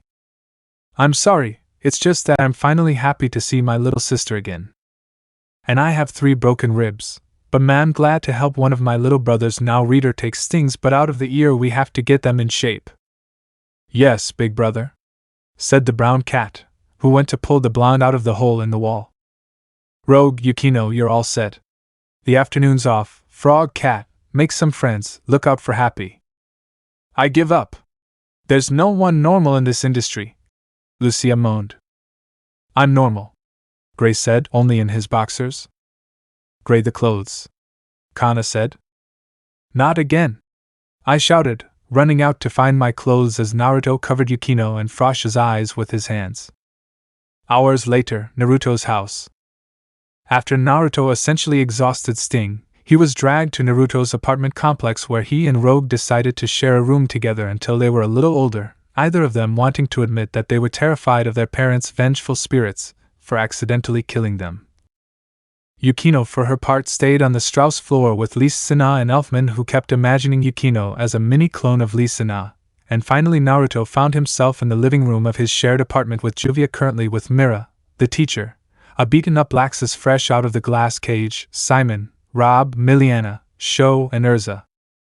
It's time, Naruto said as he took out a communication lacrima where, to the surprise and horror of many, the image of the 6 traitors was projected on the same lacrima: Cobra, the master of the Dark 6 Prayer Guild, Sorano the Angel of Prayer 6, Midnight the Sloth, Racer the Speedster, and the Demon Brothers Richard and Wally. Naruto, what does this mean? Makarov shouted, causing Naruto's ki to hit him like a ton of bricks. As the first holy magician, I order you to shut up and listen. 6th, Naruto said seriously, surprising everyone. He had never spoken like that to the master before, and he even hated using the name of holy magician unless. Calm down, big brother, it's understandable. Oration Cease doesn't have a good reputation. I'm speaking Cobra. You bastard, how can you talk to Naruto-kun like that? They betrayed us, created a dark guild with the name Naruto gave them, and joined the Balam Alliance. A betrayed and hurt Urza ranted. Only a quarter of that is true, big sister, Sorano said. We would never betray you or brother. Naruto. Prayer 6 is a fake dark guild created to infiltrate the Alliance and provide information to Big Brother. We regret the things we've done, but if you look closely, we never committed any serious crimes. Why did you do that, idiots? Do you know how much I cried thinking that you took a dark path? How much Grandpa Rob cried? How much Sho, Miliana, or Simon did? No, but we get the idea and believe that Big Sister will haunt us forever, Richard said, his head bowed. Let me see if I understand this sentence. 6. One of the 3 great dark guilds is basically a way to obtain information from Tartaros and Grimoire Heart, Makarov said, stunned. Believe me, Master, I'm the most annoying to them here, and when this is all over, I'll kick their asses until it hurts to sit down, Naruto commented. And they deserve it, they shouldn't make Grandpa Rob cry like that, Urza shouted. Big Brother will soon finish the mission, Tartaros began to suspect. We already have enough information to make you defeat Grimoire Heart, not enough about Tartaros, but they will make a mistake soon and it will be the opportunity to finish them off, Wally said. That's why I gathered the few that Laxus trusted. You're a pain in the ass 99% of the time, but your heart doesn't lie. You love fairy tale more than anything and you don't want it to dissolve, that's why you act like this, he said, pointing at the blonde who just snorted, knowing he couldn't contradict his blonde companion. Master, I have a plan to save my brothers, but I need your help. This is very troublesome. Naruto, what do you need? Of Prayer 6 we only know the 4 gods of Ishgar along with Warad-sama, and the king. Why not the council? Mira asked. 2 names: Seagrain alias Jalal Fernandez, one of the 7 I don't know what from the purgatory of Grimoire Heart, and the old org is part of Tartaros. That damn Jalal is still alive, shouted Simon. Prayer 6, Miliana and Sho couldn't help but feel sick knowing this. Well, Prayer 6 already knew it, but that didn't change the fact that it made them sick. Old Rob just groaned inwardly. Unfortunately, my spy and grimoire heart saved him before I could destroy him when I destroyed the Tower of Heaven. Fortunately, Alter Milkovich saw the light when I forced her to do so during my 1,000-year quest when she tried to recruit me for grimoire heart, and now she is my spy there. I'm lost. Who is this Jalal? And why do they hate him so much? Laxus asked. Naruto didn't hate anyone, God, you could even stab him in the heart, and he wouldn't hate you, so if he hated that guy he must have done something horrible. It's a long story, Naruto said before taking a breath. So Naruto told everything that happened in the Tower of Heaven, how he became the father of the children receiving the punishments instead of everyone in the Pillar of Hope for the slaves earning the respect and loyalty of all the slaves, all except one, the stupid Jalal, who as soon as he arrived tried to break the trust that everyone had towards him, failing in each attempt and making Naruto suffer more punishments on purpose. He told how because of Jalal, Urza lost her right eye because of her lack of wisdom when trying to escape despite the escape plan that they had been planning and executing for 4 years. Their Laxus understood it. Naruto didn't hate Jalal for all the above, he hated him for Urza's eye. Naruto would forgive anyone who hurts him, but if he hurts his precious beings it's a different story. He then told how after removing his right eye he transplanted it to Urza, his being an artificial eye given to him by his sister Altaria after escaping from the Tower of Heaven and receiving the worst scolding of his life from the clan. He told how after everyone escaped, Jalal tried to kill him for no reason, sentencing him to the hatred of every fairy tale wizard. Juvia hates/I hate that guy. Juvia, Mira, and Laxus said. Normally I disagree, but after hearing that I can't. That boy isn't human, Makarov said. Now, regarding Oration Cease.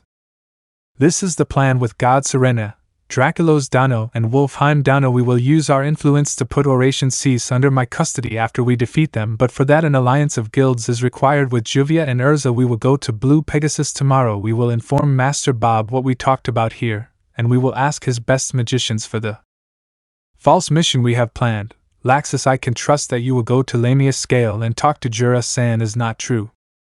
Consider it done whether you understand this or not. These 6 are S-class wizards. If they join the guild, we would have 6 more powers. Laxus means he'll gladly help you, Naruto said with a smile. Time skip / the next morning / Master, a mission from the 2nd floor is missing, Mira shouted as she came down the stairs. What dice?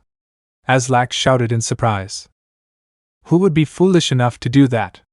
Biska asked excitedly. I saw a little blue cat take it last night, Laxus said, sitting at a table on the 2nd floor. Happy, Mira said worriedly. That means Natsu and Lucy, said Aslak, still in surprise. Laxus, why didn't you stop him? Strauss asked, climbing to the 2nd floor and standing next to the blonde. All I saw was a cat with a piece of paper in its mouth climb out the window. I can't imagine they'd be dumb enough to steal an S-class mission. He mockingly defended himself, causing Mira to give him a dark look. Oh, it's been a while since you saw me like that, demon, she said with a smile. What was the mission they went on? The teacher asked seriously. The Cursed Island Galuna contest. Look without taking your eyes off Laxus. Those guys are crazy, was the shout of several members of the guild. Laxus, bring them back, ordered the teacher. Impossible, old man, remember? I have to go to you know where for you know what. Besides, they're magicians of this guild, they can take care of themselves. Contest in a calm manner. Urza and Naruto are not here. Who else besides you can bring Natsu by force? Makarov said worriedly. Master, don't worry, Gray said, standing up from his table. Grayu the teacher was a little surprised. I will bring them back. After saying this I leave the guild. Makarov stared at the door for a moment. Look, the teacher called to the white-haired girl. What's wrong, teacher? I asked once I was back on the 1st floor. Send a message to Blue Pegasus. Ask them to notify those 3 about this. The master's order surprised the white-haired girl. But then, what about Gray? Said Strauss, confused. I trusted in Gray's strength, but considering his relationship with Natsu it's possible that he'll end up accompanying them, he explained seriously. I see, okay, I'll send the message right away, she said calmly and left the place. Send Urza and Naruto, said a surprised Roy next to his team. I hope Gray brings them back or else they'll suffer a lot, Jet said, a little scared. Poor Luchan, said Levi, worried about her friend. Clover City / Naruto, Juvia and Urza met at the train station. Although they had no problems delivering the package to Master Bob, they were affected by a small delay named Uchiha. That Uchiha is really a pain, Urza said in an annoyed tone, letting out a sigh at the amused looks of her lovers.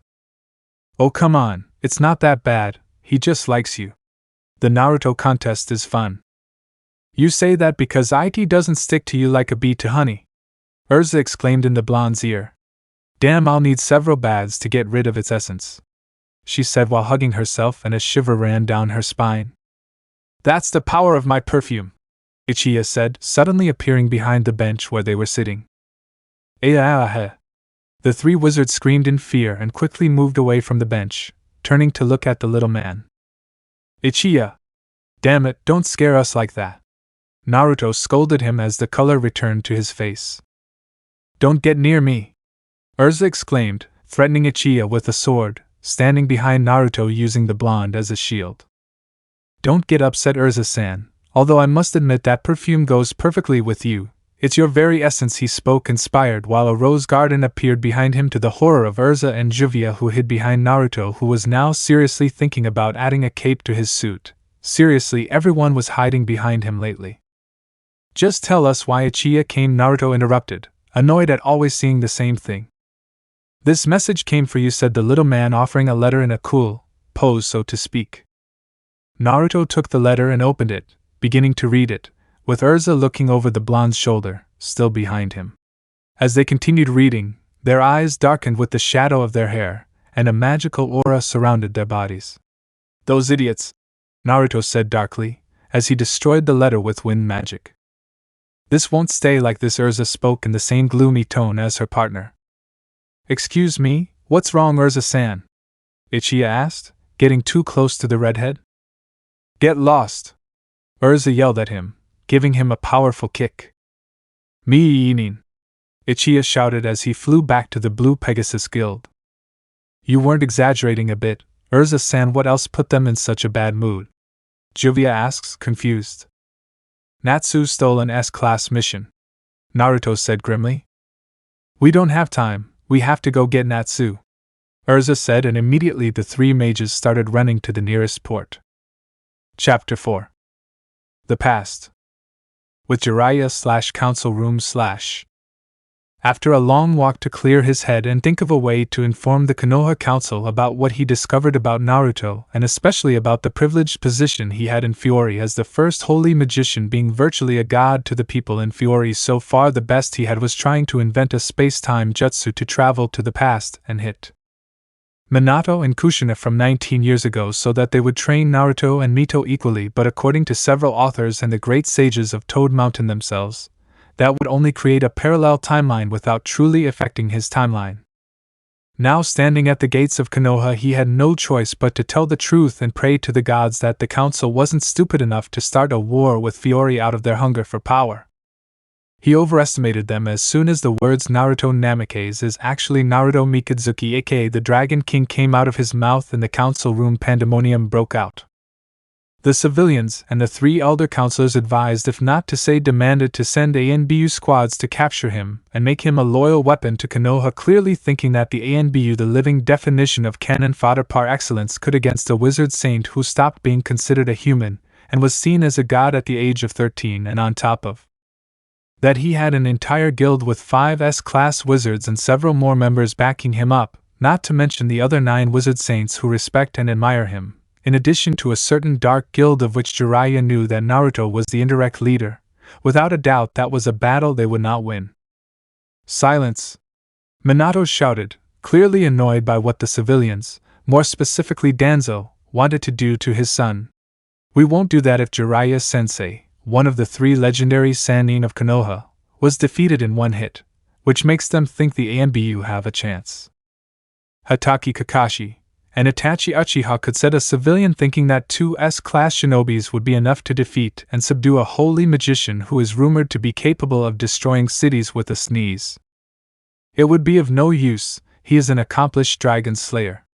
When I was in Fiori, I found out everything about him. He is immune to the jutsu of the 5 elements. His scales are as hard as diamond, which makes him immune to taijutsu. And dragons are invulnerable to illusion, which prevents us from using genjutsu. The only thing that could harm him would be senjutsu. But he has a spell called Dragon Force, which is equivalent to senjutsu, and according to you can activate it at will. What's a Dragon Slayer? And what about Dragon Force? Danzo asked, interested if it had anything to do with dragons. He knew he would be powerful, and if he got the boy, he could dominate the shinobi continent, and maybe even the magical one.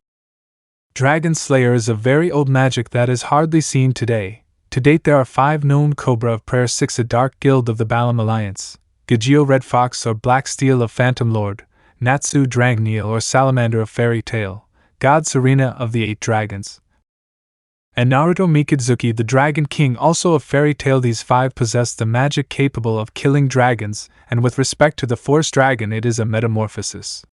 He explained the basics. A metamorphosis? Fugaku Uchiha asked. From what I heard, it is said that those dragon slayers who have killed a dragon and bathed in its blood undergo a metamorphosis called draconification that turns them more dragon than human, but this can take years or even decades. The intermediate stage of this is called Dragon Force or Dragon Force, a hybrid form between a human and a dragon, and with it their physical abilities and reserves of magical power increase enormously. You say Naruto-chan killed and bathed in the blood of a dragon? Kushina asked, alarmed. No, as far as we know, Naruto the Dragon King has killed more than 15 dragons, but he claims to have killed 20, among them Asterion the Tundra Dragon from Yuki no Kuni, who was expelled when Doto Kazuhana took power. Amazement, shock, fear, 3 words described the emotions of the people in the meeting room. Everyone had heard about Asterion the Tundra Dragon from Yuki no Kuni, although some believed it to be a legend or a tale to make children behave, with very few truly believing in its existence. These 3 groups knew one thing in each tale, each legend. And whatever spoke about that dragon described it as one of the strongest dragons, only below the 13 princes and the 2 great dragon kings. In fact, in a legend of the Uchiha clan, it was said that Asterion fought against Ice and the Arctic Dragon, who was one of the 13 dragon princes and lived to tell the tale. So if Naruto really killed a dragon of such level, that meant that if the boy really killed Asterion, that only makes him more valuable. Minato. We must send our best ANBU to capture him, and make him loyal to the village, Danzo said, drooling internally at the idea of having such power. It wouldn't be a good idea. Danzo. Naruto is one of the 4 gods of Ishgar. His political power and influence is only below the king of Fiori. An attack on his person would only provoke a war with a much more technologically advanced country like Floor. We're talking technology like Yuki no Kuni, we can handle that, said an arrogant Hamura. Much more advanced than that, they have cannons that fire magic that could reduce Konoha to ashes with a single shot, and a weapon called Aetherion that was made to destroy countries as a last resort. Not to mention that Fiori has an army of 2,400,000 loyal and willing to die for the crown, and it is said that there are around 1,700,000 mages divided into guilds that if necessary will fight to protect their country, Jiraiya reported. You're joking, sensei. His army alone is almost double the population of the Big 5 combined. I would like that, Minato, but it's true the population of Fiori is 17 million inhabitants, and of those about 10% can use magic, and although most of the Rune Knights can't use it, they shouldn't be underestimated because from what I could see they have the level of an average genie, and that's not counting them, he said, referring to the 10 holy magicians. Who are they, Jiraiya-sama? Shikaka Nara asked. They are the 10 holy magicians, a group of 10 magicians who are said to be the 10 most powerful magicians in Fiori. Seats 10, 9, 8, 7, 6. 5 are terrifying, especially the 6th seat, Makarov Dreyer, the master of fairy tale user of Titan magic that allows him to grow to sizes similar to a tailed beast, and the 5th Warad, a former god of Ishgar who possesses magic very similar to Shodame-sama. Ex-god? Ah, that's it. 4th seat, Wolheim is a transformation mage who can turn into really powerful creatures capable of destroying a city. Just kidding, right? Some Inuzuka wondered about what Jiraiya negotiated with her head. Continuing, the 3rd seat, Draculos Hyberian, a vampire magician that allows him to control anyone, The second seat is God Serena, a second-generation dragon slayer who possesses 8 dragon slayer magics that for 10 years appeared invincible, until he said, and then threw a folder with several photos and files. That's all I got from Naruto, his magician file, a basic record of his missions and some images of his most outstanding fights. No one knew what to think about what had just happened. Jiraiya said that Naruto was one of the 4 dioceses of Ishgar, but he had already mentioned 3 of 4, and then he just threw out a folder with information on Naruto. The revelation hit them when they opened the folder. The first file had Naruto's mage card, and what was in there terrified them. Name: Naruto Mikazuki. Alias: the Dragon King, King of the Fairies. Affiliation: as of the Fairy Tail Guild, 10 Holy Mages, first seat. Guild mark: above the heart in red with a blue border. Failed missions: 0. Missions completed: 1001, none lower than S rank. Known family: 12 dragon princes, adopted brothers. Selene, the dragon goddess of the moon. Adoptive mother. Reading this broke Kushina's heart. Her son saw a damn dragon as his mother. On the Dragon King's island, Selene felt she had to kill a redhead somehow related to her beloved son for insulting his great existence. But that was impossible. The only redhead with a relationship with him was one of his daughters-in-law, more specifically Urza, who, according to what Naruto had told her during his occasional visits and letters to Dragon King Island, the aforementioned Urza was a lovely person. Note: dragons are more attracted to women with strong characters. Their definition of love of person fits closely with Urza's personality. Back to the archive. Known magics: 13. Dragon Slayer magics confirmed. 4 Devil Slayer magics confirmed. 2 God Slayer magics confirmed. Dragon Force confirmed. Motto: Impo. Sorry, I don't know the meaning of that word. For the power of my magic there are no impossibles. If before they were afraid of Fiori army, now that fear was redirected to a single man, a man who not only possessed the magic to kill dragons but also the magic to kill demons and gods. The next thing that terrified them even more was an image of Naruto in his dragon force. Terrifyingly hexy was what half of the women of the council thought when they saw it. Naruto had golden scales on most of his body and parts of his face with his fang and moon markings glowing blood red. Besides that, his long hair looked messy and spiky. Think of a DBGTSSJ4 but with golden scales instead of red hair, and with blonde hair instead of black, and obviously with dragon fangs and claws.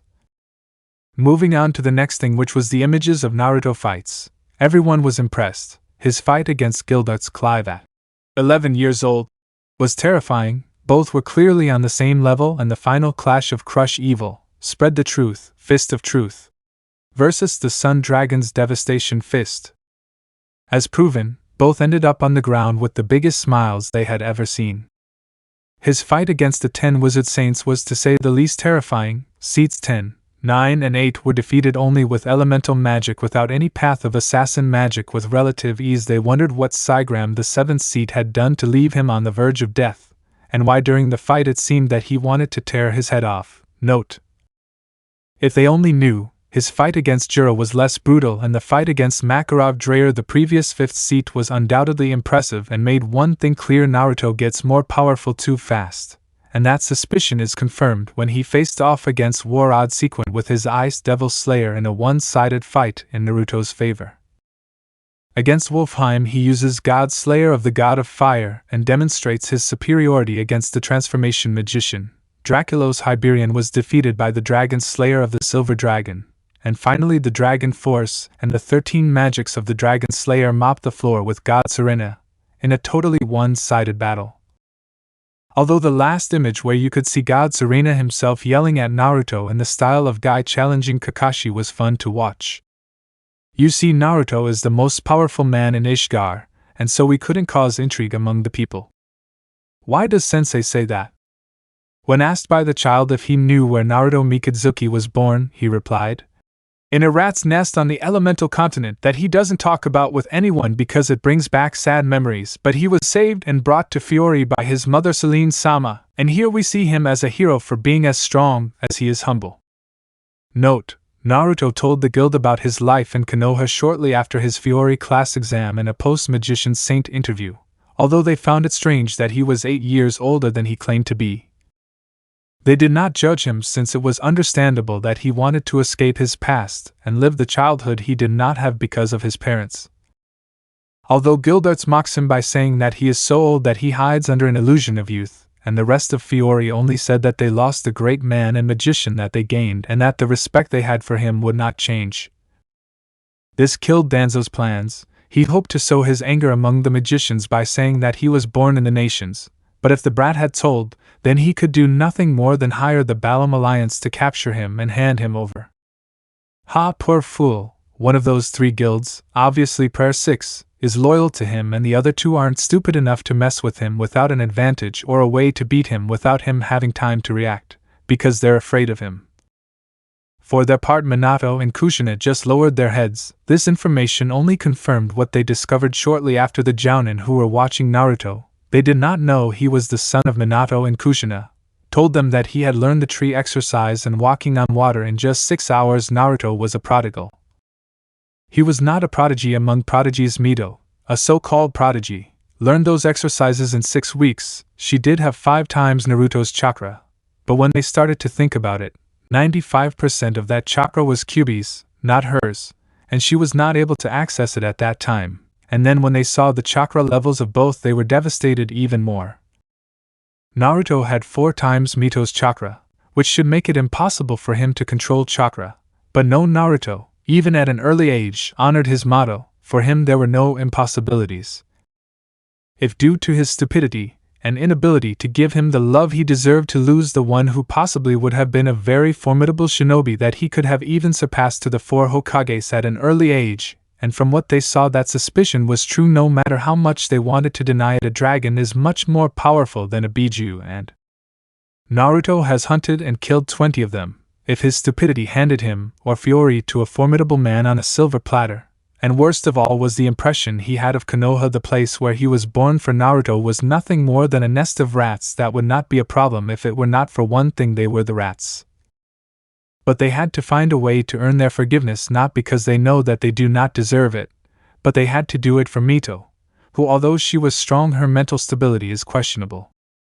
The poor girl, after a whole year of depression, came to a conclusion to keep what little sanity she had left. It wasn't her fault that Naruto left. It wasn't Naruto's fault that he couldn't stand being ignored and belittled. It was her parents' fault.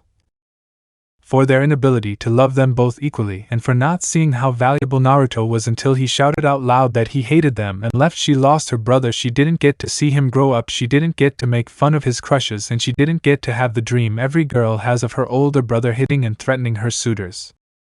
Well, her dream, but that wasn't the point. She didn't have a brother to play and laugh with, and that's why she closed herself off to everyone.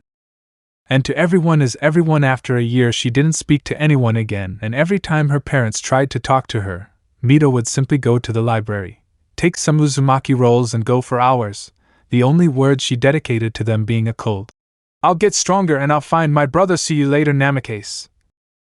Even when Jiraiya offered her the Toad contract with the excuse, "They will help you find," she dismissed him, saying that she didn't want anything related to the Namikaze that included the Toad contract and her father's techniques. Although after 2 more years she started calling him Heikage-sama, and Kushina called her Namikaze-sama. Tsunade was not very successful. In fact, after a verbal assault from Mito, it took the help of 3 ANBU battalions to get Tsunade out of the bar where Mito left her when she vented all her hearing and frustration on the slug Sannin. The exact words were, "You could have made Kushina love us equally, but no, the old witch was too wrapped up in her pain of losing her boyfriend and brother to do it. At least you have where to cry for them. I don't know if my brother is alive or not, so don't come to me with 'forgive your parents,' old witch. You are the one who has the least right to speak to me." Without a doubt they were daggers in Tsunade's heart, and she was right. As an Uzumaki she had the belief of family first, everything else later.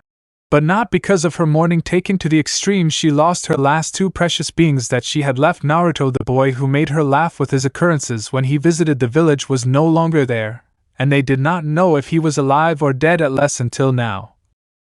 Already Mito, who now hated her as much or more than her parents, and that is saying a lot because she only goes to them to do missions, and in fact she even refused to take genin because, in her own words, I don't want to see you more than necessary, Hokage-sama, and a bunch of brats will make me do that.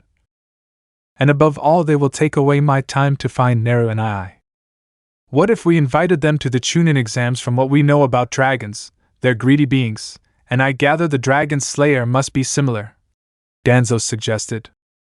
In different parts of Fiori Natsu, Gajeel, Sting, Rogue, Wendy, Cobra, Laxus, God Serena and Naruto had an impulse to kill a one-eyed mummy with a god complex but quickly dismissed it as they didn't know someone like that and continued with what they were doing. It could work, but the chances are really slim, Jiraiya said. We have to try, we have nothing to lose, Minato said, then let out a tired sigh. For now, what was said here remains a Class S secret, and anyone who speaks will be accused of treason and executed immediately. For now, the meeting is over. As Hokage-sama commands, the entire council said. After all the council members left, Minato and Kushina remained looking at the photos of their son, or at least those of his fights, with sad smiles. Sensei, could you please get us some photos and information about your daily life? If you don't come back, at least I'd like to know if you're happy, said Kushina and Jiraiya. As far as I know, he has a couple of pretty girls he's dating. I don't know if it's a polyamorous relationship, or just occasional dates. Oh, I hope Sochi-kun ends up with a pretty redhead like his mom, Kushina said with an optimistic smile. Fiori with Naruto, Urza and her group. Ah, Chu. You're fine, Urzaheim, you're not one of those who get sick. Don't worry, it's just that we're on a ship heading to Galuna and I might be a little allergic to the dust on the ship, Urza replied, to which Naruto nodded, although due to being a DS he didn't really understand the term allergy. Urza-san has allergies, Juvia said with a nervous smile. Well, we all have one, or should I remind you that you're allergic to nuts? Don't remind Juvia of that. Juvia just wanted to make conversation. We've been sitting here in silence for 5 hours and Juvia hates silence, it's terrifying. I actually agree with Juvia Haim on that, silence is terrifying, Naruto said, making both women look at him with a "you're afraid of something" face. Are you afraid of something? If I wasn't afraid I would be an idiot. Courage isn't the lack of fear, it's the ability to keep fighting despite having it. I was afraid in the Tower of Heaven, Urzaheim, afraid of losing you, afraid of losing grandfather or the children, and I was never more scared in my life than when what you know happened. I thought I had lost you, that I hadn't been strong enough to take care of you, Naruto said with his fists clenched. Even after all those years he still couldn't forget the Tower of Heaven. He couldn't forget the terror of not having been able to protect Urza. He still blamed himself for not having prevented her from losing her eye, and he would have continued blaming himself if it weren't for a slight pain in his back caused by the hard metal of Urza's armor pressed against his back. I don't blame you. I know, it's just that I have a feeling that I'll soon have to face my past demons, he said, then turned his gaze toward the elemental nations.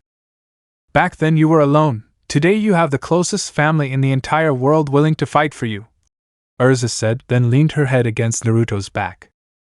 Urza-san is right, my love, Juvia will fight for you and the master, and the others will too, Juvia declared before standing next to Urza and hugging Naruto from behind.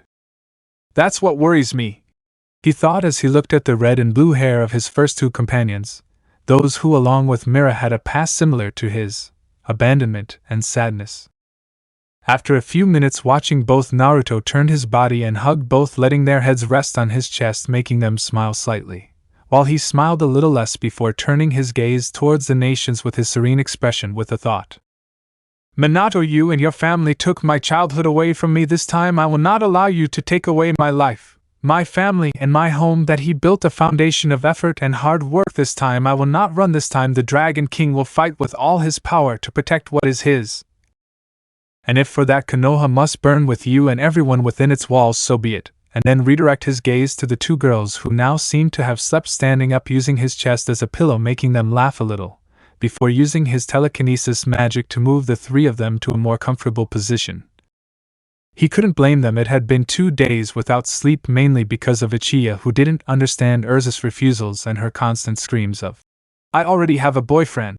Get some sleep. When we get to Galuna I'll wake you up," he said, and then relaxed a little, knowing that there were still at least 2 hours left to reach the cursed island. At that moment Natsu and Gray felt they should escape from Fiore as quickly as possible and change their names to Carlos Santana and Alvin Jacatori to avoid the justified fury of two monsters. Chapter 5. Cursed Island. Lucy faced Sherry, one of Lion's followers who were causing problems on Galena Island, and after several difficulties she managed to defeat her. Even if the flame of my life goes out, there is no falsehood in my love for Reiki-sama, Sherry said dramatically as she fell. You're not going to die, drama queen, Lucy said, winking. Angelica avenged me, said the magician already on the floor. The huge blue rat jumped high and began to fall on Lucy. Wait! Wasn't that thing a doll? Ah! The blonde staggered and fell to her knees. Oh no, I can't move my legs! Damn! The enormous rat was about to fall on top of the blonde, but was slashed in the stomach by a sword and then hit by a white foam of water. Sea foam of the dragon king of the sea! Was Naruto's chant of the spell, which was being enhanced by a support spell from the fairy tale water mage. Lucy was relieved to see the arrival of the true strongest team of fairy tale, that is Naruto, Urza and Juvia, and while that was happening in Magnolia, Mirajane felt like she was being excluded from her team, but then again she couldn't leave the guild without an S-class mage to look after it, or the dark guilds would definitely try something funny. Naruto, Urza, Juvia. Lucy's happiness was quickly cut short by the heavy glares she received from the newcomers. That's true, I forgot we took an S-class mission without permission, she thought, petrified with fear and even more so by the death glare Naruto was giving her. Lucy, do you know why we're here? The redhead asked coldly. To take us back, right? The star mage replied nervously. None of the other three mages said anything as a figure watched them on top of the cliff. Altair, Naruto thought as he felt the magical signature of his friend and spy in the second strongest dark guild. Lucy, I'm so glad to find you happy, arrived at the happy place because her friend was safe, but when she saw Naruto, Urza and Juvia there, she did the smartest thing possible and returned as quickly as she could to where she had come from. Water lock! Juvia chanted, locking Happy in one of her water locks. Great work, Juvia Heim, Naruto said as he put his hand into Juvia's spell to get the troll cat out by the tail, while holding it. Now were you leaving Happy? He spoke with his sinister voice, scaring the cat. I'm dead, was what Happy thought, knowing that it wasn't a good idea to say anything. Oh, calm down, I'm not going to kill you now. Making you feel so much pain is something else, Naruto said with an overly sweet smile. Oh right, this one can read minds, Happy said, crying, knowing that Naruto had a sadistic side that would make Urza blush in embarrassment, and above all he enjoyed humiliating punishments. Where are Natsu-san and Gray-san? Juvia now asked Lucy, who just shuddered as she watched out of the corner of her eye as Naruto hummed a happy song while Happy screamed in terror because Naruto was trying to put the cat in a snow globe. Shaking her head, she decided to try to convince the three mages to help her. Please listen. We apologize for leaving without permission, but there's trouble here. Some guys are trying to revive a demon trapped in ice, and that's causing problems for the island's inhabitants. The girl explained the rapidly evolving situation there. I don't care, Urza said coldly. And Happy is already entering the snow globe. You know that if he gets angry, you'll only suffer even more. I said, Happy, stopping fighting against Naruto, who finally managed to get Happy inside the giant snow sphere, which he began to shake. Now we find Natsu and Gray so I can beat them up and go home.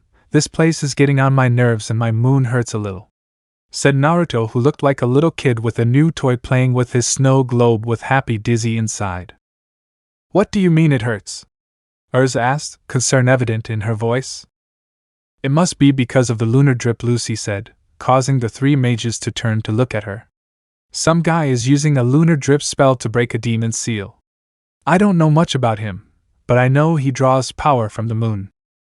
And well, according to Natsu and Gray, your mother is the dragon goddess of the moon, so I guess this is affecting you a little. Flashback. So, are we really going to destroy the moon? She asked. Said one of Lucy's spirits, in which she had trapped herself. No, Happy, Natsu and Gray responded.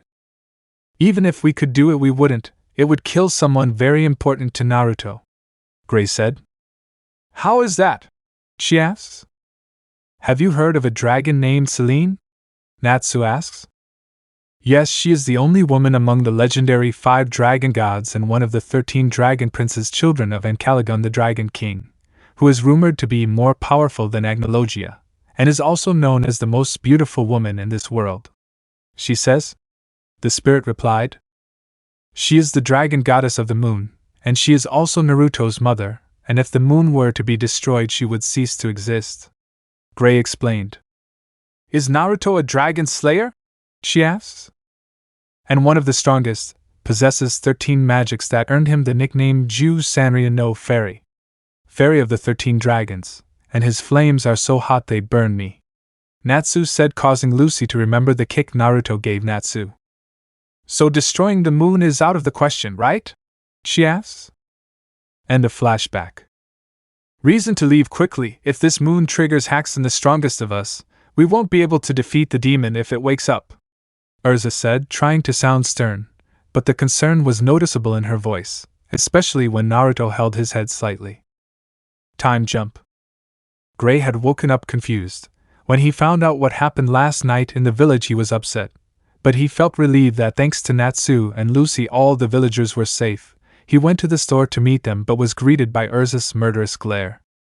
You're late, Gray, the redhead said without taking her eyes off him. Urza? I asked, surprised by the mage's presence. Lucy, happy? He said, seeing his friends tied up with good ropes. Happy was now in a snow globe, but both had tears in their eyes. Lucy told us what happened, Urza said, glancing at the blonde. Us? I asked, surprised and terrified that she used the plural. Yes, Naruto-sama and Juvia are here too, said Juvia, who had Naruto's legs in noticeable bad shape. What's wrong with Naruto? He looks really bad? I wonder, worried about his friend. It's not important. When we get out of here he'll recover, Urza said, getting up from the box she was sitting on. Where's Natsu? Gray asked. That's what we want to know, Juvia said, standing in front of the ice mage with Naruto leaning on her shoulders. I was supposed to be in the village fighting Ryui's lackeys, but when we arrived he wasn't there. Since Natsu was there, I thought he'd be fine, so Naruto and Urza told me to bring them with you. Lucy explains the situation to Gray. I searched the air and found the storage area. Happy told his side of the story. Let's go find him, Urza said, starting to walk out of the shop. When we find him, we'll return to the guild, she said, stopping next to Gray. Wait, Urza, didn't you see the people on the island? I asked, startled. I saw him, she answered simply, not wanting to show Gray that she was too worried about her boyfriend. And you're just going to leave it like that? I asked, raising my voice. The job application was sent to other guilds. Wouldn't it be better to let other mages handle the job properly? I asked without looking at him, not wanting my friend to see my worried expression. I don't know you, Urza, I finally shouted at her. What did you say? I wonder, looking at him over his shoulder with a dark look. How dare you say that to the great Urza? Happy shouted, surprised and upset, earning a look from Juvia and Naruto, who had a look that said it all. Which side is this cat on? Do you intend to break the guild rules too? She asked, summoning a sword and threatening him with it, but in her eyes it was clear that she also wanted to help, but Naruto's health was more important in her heart.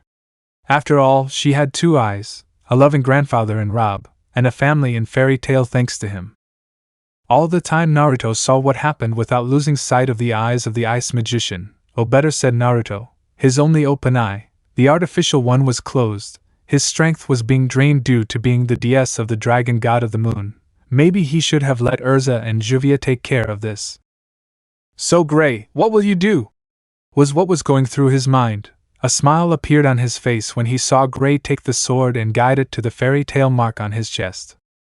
Gray exchanges glances with Urza before speaking.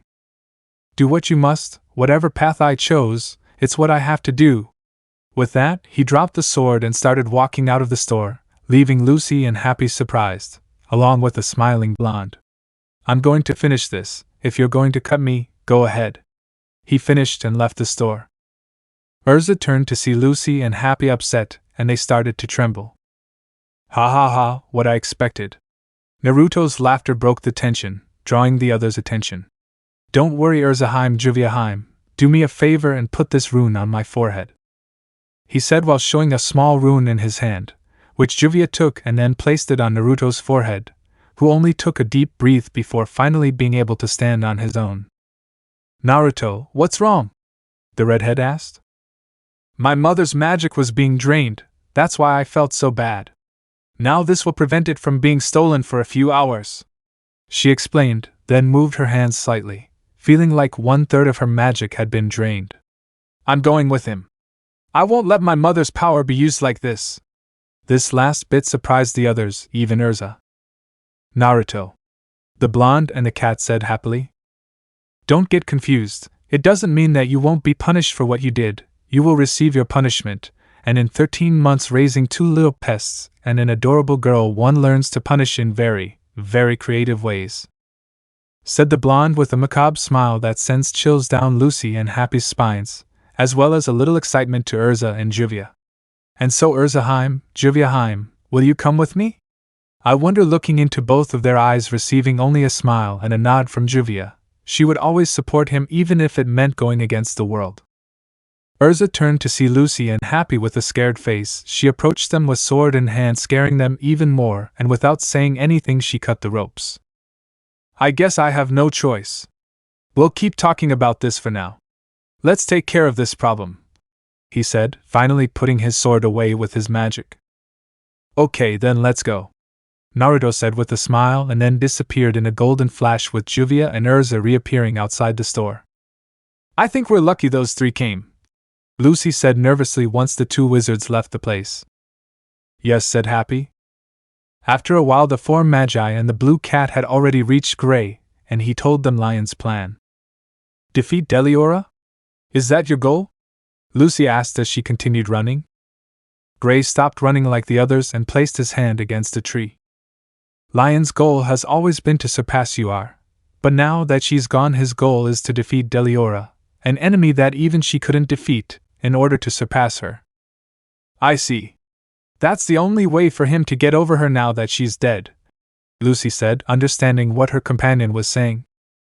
By Ancalagon, that is the stupidest thing I've ever heard in my life. And look, I'm Miliana's older brother who gets distracted by anything related to cats, Naruto said with a frown, earning a look from everyone except Urza, who knew Naruto's goal, whose side decided to tell her goal. To surpass my mother and brothers, one day I will be more powerful than Ancalagon. That is my goal, is the same as with Lion, but I don't want to bring back the damn Jubi to do something that the great king could not do, he said with a frown. Even more than before, after all, his goal was more difficult than Lion's, since according to his mother Ancalagon only had Jubi as a worthy rival. It's not the same, Lion doesn't know. It's true that Uar isn't with us anymore, but she's still alive, he said this, turning to look at the others, surprising them all. What do you mean? The blonde asked worriedly. 10 years ago, the city where I lived was attacked by Deliora. It didn't take even a day to destroy it. I was rescued by Uar and Lion, who were passing by, and that's how it all began for me. Gray continued with his story of his life with Uar, a story that causes Naruto to somehow connect even more with Gray. Only before being saved by Uar, Gray did have a loving family, something that he didn't have, but bringing his hand to his healthy eye, he could only think one thing. I know I swore, but the 3 of you need her more, he said while images of Gray, Altair and a pink-haired girl appeared in his mind. Once he removed them from his thoughts, Naruto just shook his head. He had a lot to think about, and this mission was important. As they continued on their way to the ruins, they saw strange figures bowing down upon arrival. The ruins, were they already tilted? Lucy asked as she and Happy tilted their heads to look at the pyramid. It must have been Natsu's doing, Gray said, looking at the structure. I agree, Urza said. I don't know how he did it, but he's the only one crazy enough to do something like that, Naruto said with his characteristic seriousness. Naruto-sama shouldn't say that you taught Natsu-san to think outside the box, Juvia said with a giggle as Naruto's expression went from serious to blushing in embarrassment. It doesn't matter if he did it on purpose or not, that way the moonlight won't reach Deliora, the Ice Mage said. Who would have thought that his desire to destroy things would be of any use? Lucy said, straightening her head. At that moment several knives flew out from between the trees. Careful! Urza exclaimed as she hit Lucy so the knives wouldn't hit her, and Naruto took Juvia in his arms not before throwing Happy using a weak wind spell so as not to hurt him. Gray for his part jumped next to Naruto and Urza to avoid being hurt, but Lucy and Happy couldn't avoid crashing into a tree. Target located. Namikaze. Naruto, please surrender so you can be re-educated under Danzo-sama's orders and serve the greatness of Konoha, said the masked subject that Naruto recognized as one of Danzo's root Anbu that made him growl, as did Urza, Gray and Juvia. Namikaze Naruto? Lucy asked, confused as she rubbed the bruise on the tree. We'll tell you a long story later. Now behind us, Naruto ordered, as Lucy approached and then hid behind the four, clearly annoyed, magi. We're surrounded! Lucy exclaimed, seeing another group arriving behind them. I'll take care of this, Naruto said as he took off his gauntlet where a tribal tattoo immediately appeared that confused Lucy. Not even if I were dead would I let you face them alone, said Urza, who had a sword in her right hand. The past is a hitch, isn't what Naruto-sama always says, Juvia said as she summoned a pair of water whips, earning a smile from Urza and Naruto. Gray, let us handle this, Naruto said as the tribal mark grew until it covered his entire arm. Naruto, Urza, Juvia, Gray said behind his companions. Go on, Gray, finish things off with Lion, the redhead said without looking at him. But don't have all the fun, this won't last long, Naruto mocked in his dark, deep voice. Naruto and Urza's words surprised the dark-haired boy, who only moved forward with his head. Don't worry, we're here too, just go, Lucy said, holding her whip in her hands. She may not know who Naruto Namikaze is, but judging by Naruto's expression, it was something from his past, and she would help him however she could. I Happy said, standing next to the blonde with a fishbone in his hands. Gray just flashed and ran off in the direction of the ruins. Captain 1 has escaped. No matter, the target is Namikaze, now surrender. Tundra Demon, freeze! Naruto chanted, causing the squad captain to be frozen and then break him with his bare fist, something that scared Lucy, but by the disinterested expressions of Urza and Juvia considered that the fairy tale rule of not killing humans did not apply to these men. Okay, shall we begin? The blonde had a smile as he looked at the men defiantly. Don't confess, traitor, we are Danzo-sama's root Anbu, the elite of Konoha, said the one who seemed to be the second in command of the group. Freezing projectiles from the Tundra Demon, Naruto chanted, having used an ice release area spell to launch a large number of ball-sized projectiles into the sky, which began to fall on the Anbu, destroying a good portion of them. What's this? A surprised blonde asked. That's one of Naruto's magics, Devil's Slayer of the Tundra Demon. It's a magic mostly for fights with multiple enemies and also grants him the power of a demon. Happy explained the blonde's ability. There's no time to explain, let's go too, Urza said, drawing the two's attention and starting to attack her enemies. After a while, the four mages continued fighting against Danzo's followers, who seemed to have no end ahead. Naruto realized that some were actually Lion's followers, but he was too busy to care, so he simply stopped attacking and killing. Not to mention that they were worried about the fact that the ruins had returned to their original state, and the moonlight was once again filtering towards Deliora. This is getting boring, Naruto said, having already designed his clones more out of tiredness than to avoid wasting magic. They realized, Urza said, coming to a conclusion. Juvia did it, but we had already started and she couldn't stop. What are you talking about? Lucy said, confused. Okay, games are over, we're done with this, Lucy. Naruto grabs the Star Mage's attention and grabs her shoulder. What's going on? Wow! Without answering, the blonde threw it into the air. Happy, catch her, Naruto said to the blue cat that flew to help his friend while deactivating his Devil's Slayer. Here we go. Without saying another word, he grabbed Urza and Juvia by the waist and jumped high into the air, reaching the height at which Happy was flying. What a jump! Shouted one of the men on the ground while everyone was shocked by the height the boy reached. Naruto inhaled deeply through his mouth, filling his lungs. Roar of the Dragon Emperor of the Sky.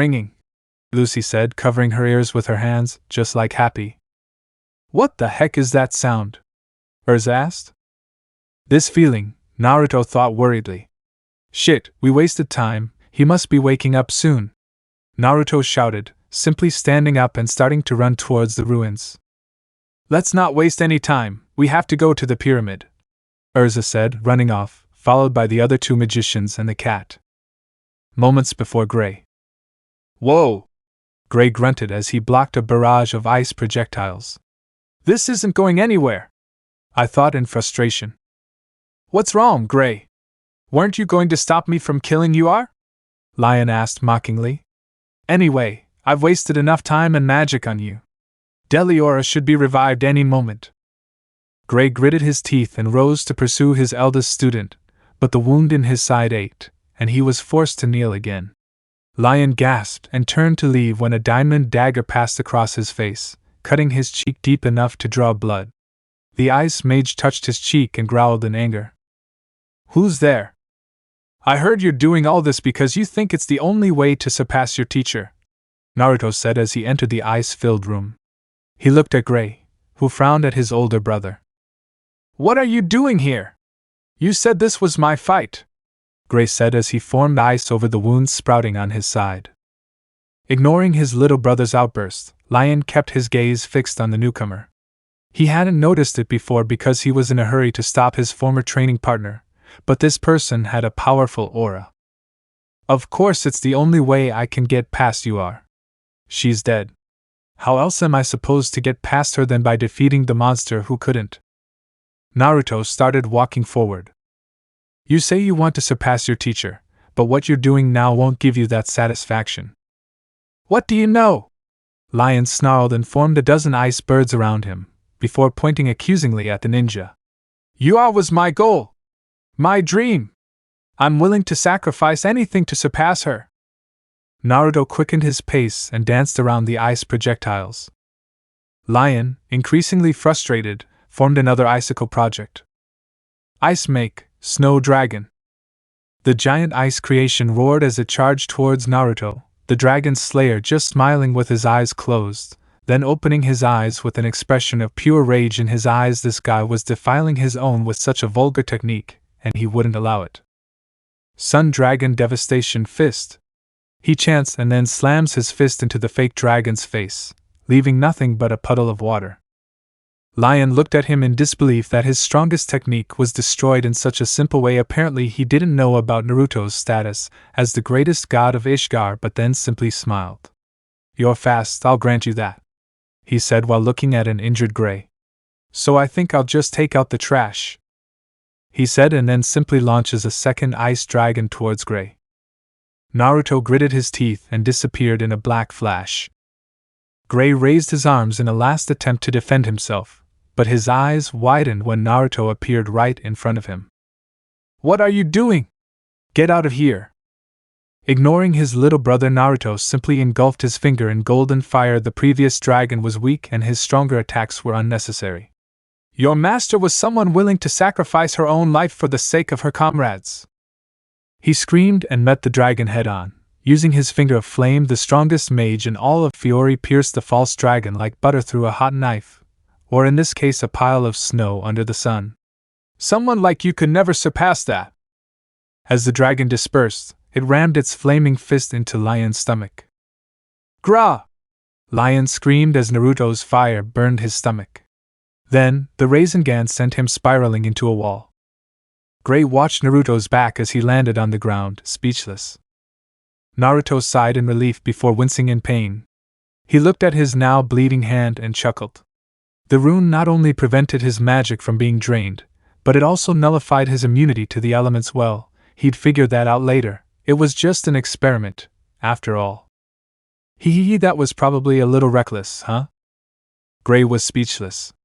Naruto had not only protected him from what was probably Lion's most powerful technique, but he had also defeated him by mastering the attack with a single finger. He knew that the eldest brother of the guild was powerful, but he never imagined that the difference would be so much. At least in the past 5 years ago, he could say that Naruto and Guildarts were on equal power. Now, without a doubt, Naruto was much stronger than the veteran magician. I'm getting into your fight because I'm your older brother, and if I have to step on you to save you, then so be it, Naruto said seriously, then helped his little brother. Besides, he was a little fed up with the complex. Rah! A deafening roar shook the room, startling both boys. Was that Deliora? Naruto said, and Gray approached the gravity. Go ahead. I'll keep an eye on Lion, Gray said, limping over to the fallen mage. Gray now knew that if anyone could stop Deliora, it would be Naruto, and he made a mental note to never doubt the man he always saw as a brother again, even though he always denied it. Without wasting time arguing, Naruto walked over and ran. Reiaware. After a couple of minutes, Naruto entered the cavern and saw that the monster had just broken out of the ice completely. It was roaring and smashing the surrounding rocks like a mindless beast. Naruto noticed Natsu standing with a masked person cackling below. Natsu, you troublesome little bastard, if you come out of this alive, I swear to Belsirion that I will kill you myself, Naruto shouted while shaking the only one of his little brothers that he hadn't threatened, who could only weakly murmur, sorry, repeatedly. Is that our enemy now? Natsu lost his swirling eyes and looked up, smiling, relieved to see his guild's ace. Naruto? Man, I'm glad to see you. They had just one person continuing the ritual there, and it was enough for Deliora to break free. Naruto clenched his fists. So we arrived too late. Haha. Of course you were. Deliora's here. Naruto looked down, and was surprised to see Lion crawling beside him. How in the name of Ankalagon did you get here so fast? Fool! I've spent the last 3 years on this island. I know this place like the back of my hand, Lion said, grinning maliciously as the demon continued his rampage. Naruto just snorted. This guy was either very stupid or the greatest genius. I guess that's true, but what happened to Gray? He was probably fine, but Naruto was still worried about his little brother. Now I will defeat this monster and surpass my master, you are. Aha-humph! Lion gasped as Naruto kicked him in the side. Didn't you hear a single word I said back there? Naruto said before closing his eyes. You want someone who surpasses then, Naruto said as he took off the top of his armor, causing Natsu to mock him by calling him Stripper 3.0, although Naruto simply decided to ignore it, and simply closed his eyes and began to enter his dragon force.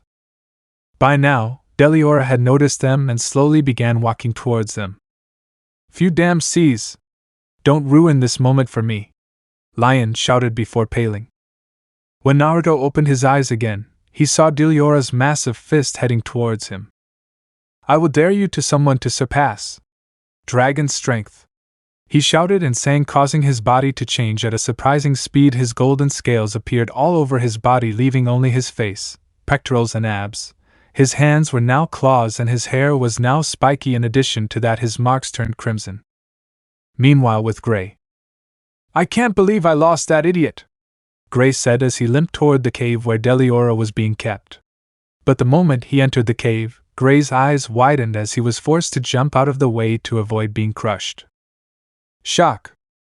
Gray quickly recovered and looked at the now open entrance to find Deliora standing with her back to the forest. What the? He then heard a burning sound and turned around just in time to see Naruto in dragon force running to his side with what looked like a miniature sun in his right hand. Huh! It was the smartest thing the Ice Mage could say in surprise at what he had seen. Naruto had just thrown Deliora. Feel the power of the sun. Secret art, sunshine, magnificent sun. Naruto jumped into the air and launched his sun towards Deliora, who could do nothing to avoid it.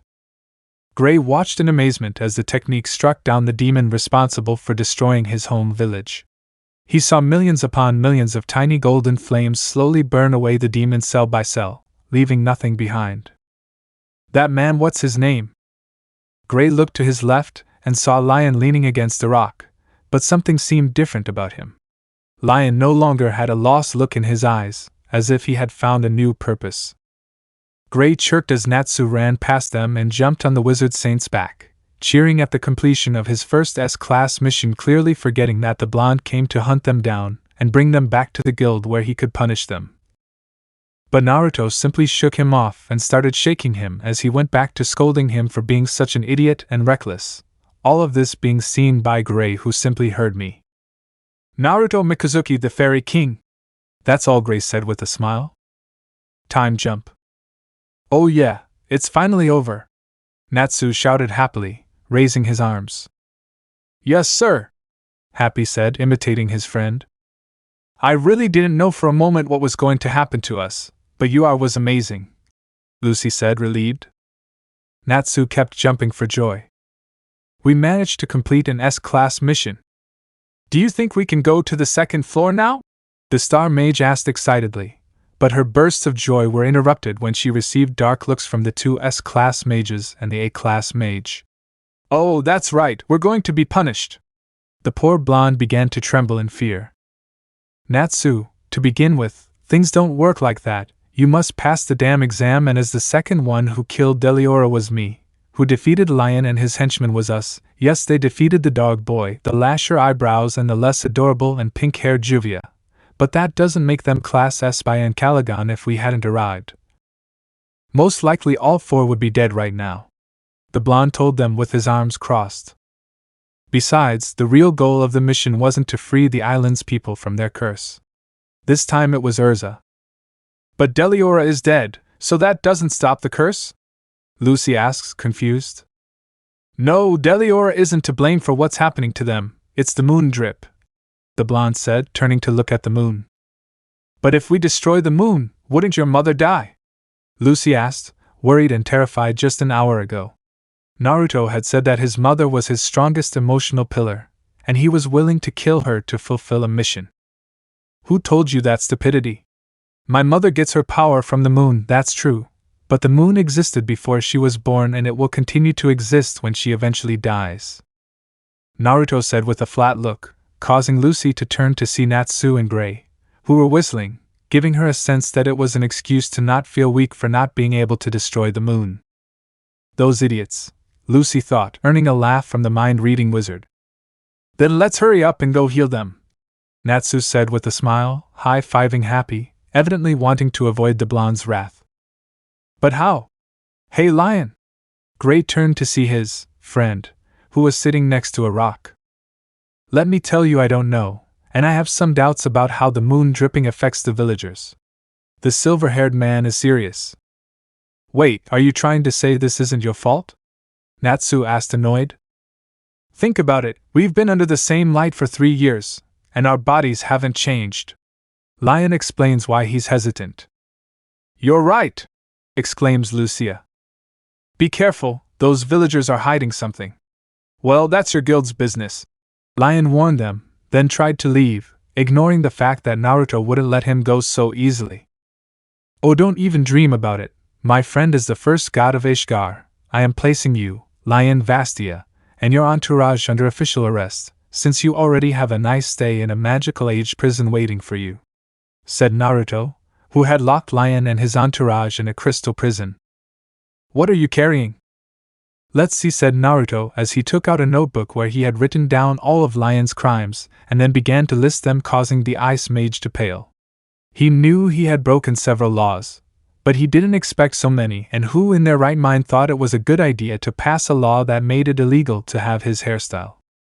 Naruto-sama is going to be like this for a while. It's better if we go to the village and see what's going on, Juvia said, receiving a nod from everyone in Fairy Tail. But what are we going to do about the curse? Natsu asked, confused. Who knows? Urza and Juvia answered at the same time. Back in the warehouse area, the wizards were surprised because they couldn't find anyone. Are you back? There's a problem. Come with me to the village, said one of the villagers who had just arrived. The man led them to the center of the village and was surprised to find it as good as new.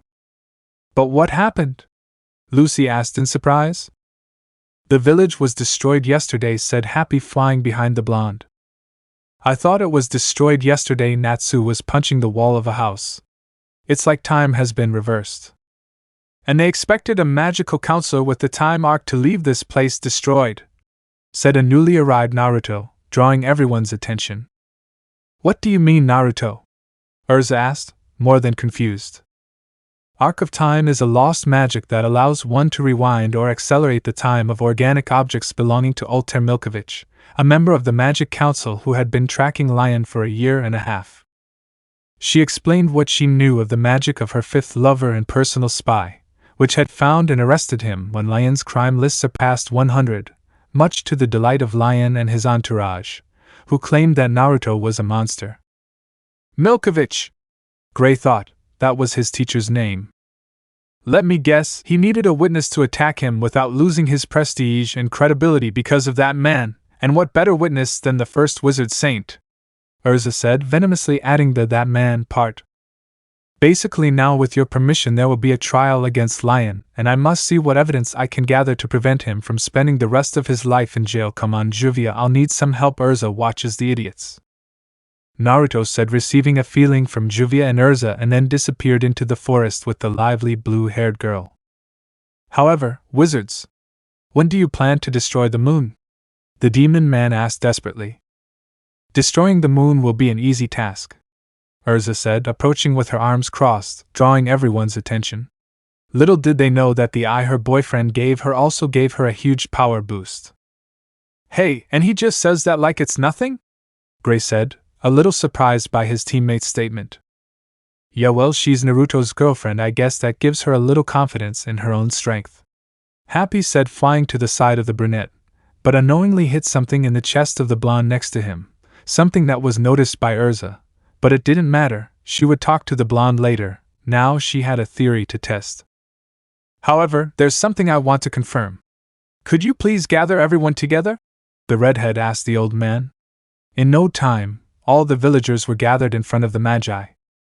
Now, they took on that appearance after the purple moon appeared, right? The blonde man asked the villagers. To be precise, it's only when the moon appears that we become this. The old man replied. Considering what I heard, this has been going on for the past 3 years, right? Urza started pacing as she spoke. Yes, that's more or less the time, said one of the villagers. However, the moon drip has been carried to this island every night for the past 3 years. Urza walked with her eyes closed, evidently not looking ahead. You should be able to see a light falling on the ruins every day, KYA! She cried out tenderly as she fell into Lucy's trap. Hey, even the trap's back to normal, Happy said, watching the guild's strongest mage fall into the hole. Urza said Keikia Natsu was a bit surprised. That was nice, Grace said in the same condition as Natsu. That's not my fault. That's not my fault, Lucy screamed desperately. Meanwhile, with Naruto in Deliora's cave, Naruto was gathering the energy he had sworn to never use again in his life, and his only eye when out of nowhere he felt that he had missed something, causing his artificial eye to open to see Juvia, who was gathering all the water from the glacier that was destroyed in a single point. Hey Juvia Heim, I think we missed an Urza moment, she said with a smile. Note: Urza moments are the moments where Urza acts shy and feminine. Why do you say that? Juvia asked, puzzled. Call it sweetheart whatever, you're done, I asked, receiving a nod from the water mage. Juvia doesn't understand. Why are we doing this? You didn't say you wanted to gather evidence. Glacier water isn't exactly solid evidence, Juvia said with a tender nod. Wait and see, he said with a smile, and then opened his healthy eye, which suddenly changed shape to Juvia's amazement. Kamigan, he chanted, causing his eye to shine. Said I was now blue with what appeared to be a lotus flower around the pupil, which was a small dot. In addition to that, there were also sling patterns, being 3 in total, with 3 commas or tomos in each sling, giving a total of 9. My love, what happened to your eye? Said a stuttering Juvia. It's a long story. But in short, this is the ultimate eye, a digitsu that has only been seen once in history. Now get behind me and get ready to catch me. If I fall, this will exhaust me like you have no idea, Naruto said, simply receiving a nod of approval from Juvia, who did as her boyfriend asked. Now let's do this creation of all things, Naruto chanted, causing the water to begin to gather into a human shape, and after a few minutes it took the form of a woman of medium height with a slim and curvy figure. She has short, dark purple hair that hangs at shoulder length. She wears light clothing, consisting of a gray jacket, jeans, and a red sleeveless shirt. Return to the pure world, she chanted again, causing a kind of white liquid to come out of her eye, which soon began to enter the woman's body. With the process completed, the color slowly returned to the woman's body, and immediately afterward Naruto fell into the arms of a worried Juvia. Let me rest for a while. If Juv in a few minutes will return to where the others were with you are, she said, and Juvia just moved forward clumsily. Although she had many questions she knew Naruto would tell her, but now the man of her affections had to rest. Chapter 6. The Magic Council. Moments before with Naruto and Lion's group. Naruto continued listing the crimes of Lion and his group, who only thought one thing: we're screwed. But after a moment a small laugh resounded in the place, making Naruto sigh. Alterheim, I knew you were here, but why? Naruto asks. Oh, calm down, bad boy, it's official council business now. Lion Vastia, for conspiracy, forming a radical cult, use of forbidden magic, and having that hairstyle, you are under arrest by the Magic Council, said the woman with purple hair and dark eyes who appeared behind Naruto. He committed more than 100 crimes and you're going to arrest him for those 4. More importantly, is my haircut really illegal? Lion asked. In that order, yes, and blamed the princess who, as a birthday present from Her Majesty, created a law against hairstyles like yours. Now, bad boy, come with me.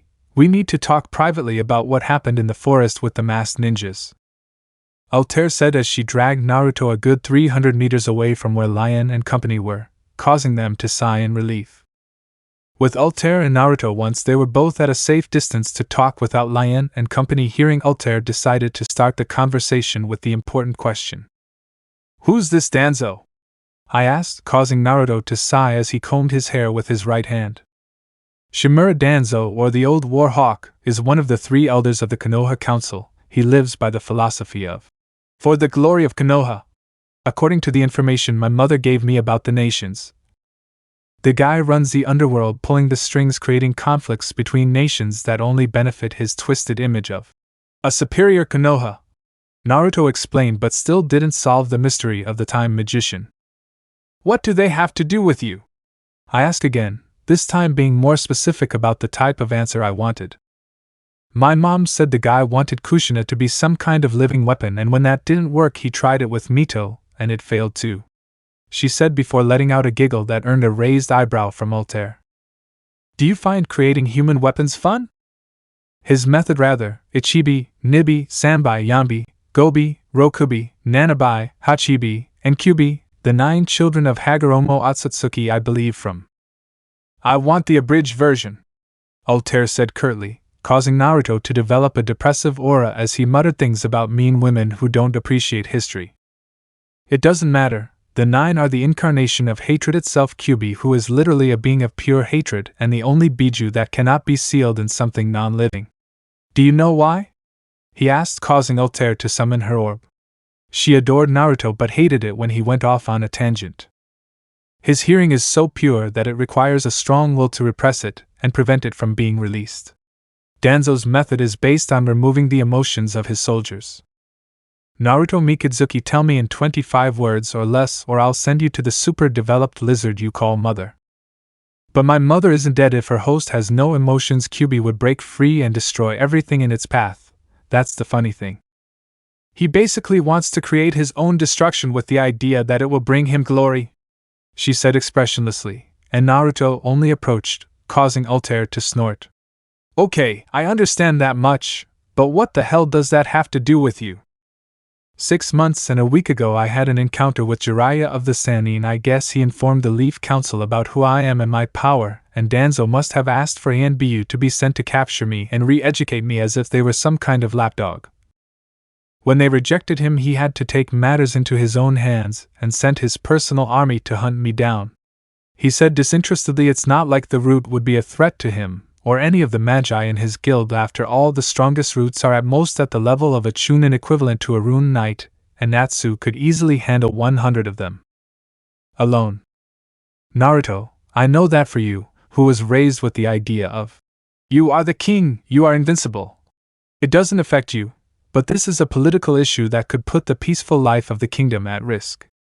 First, I was raised with the idea of you are the king, you must take care of your own. Second, the only ones who are truly powerful and a threat to Fiori would be Might Guy, Hatake Kakashi, Itachi Uchiha, Shirzue Uchiha, Kushina Namikaze, Minato Namikaze, Tsunade Senju, and Jiraiya. The rest are cannon fodder at most. Not to mention that Fiori army is 10 times the population of Konoha.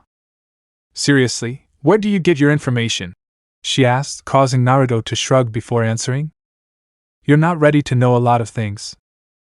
Anyway, we'll discuss this matter after Lion's trial. I'll take him and the ninja you didn't kill for interrogation, and we'll figure out the most viable course of action, she said, causing Naruto to groan. He hated council meetings more than anything in the world. Fine, but I'll send a thought projection. I can't be in the same room as Jalal or I'll kill him. I already apologize for saving him, and if it helps you feel better, I regret having done it.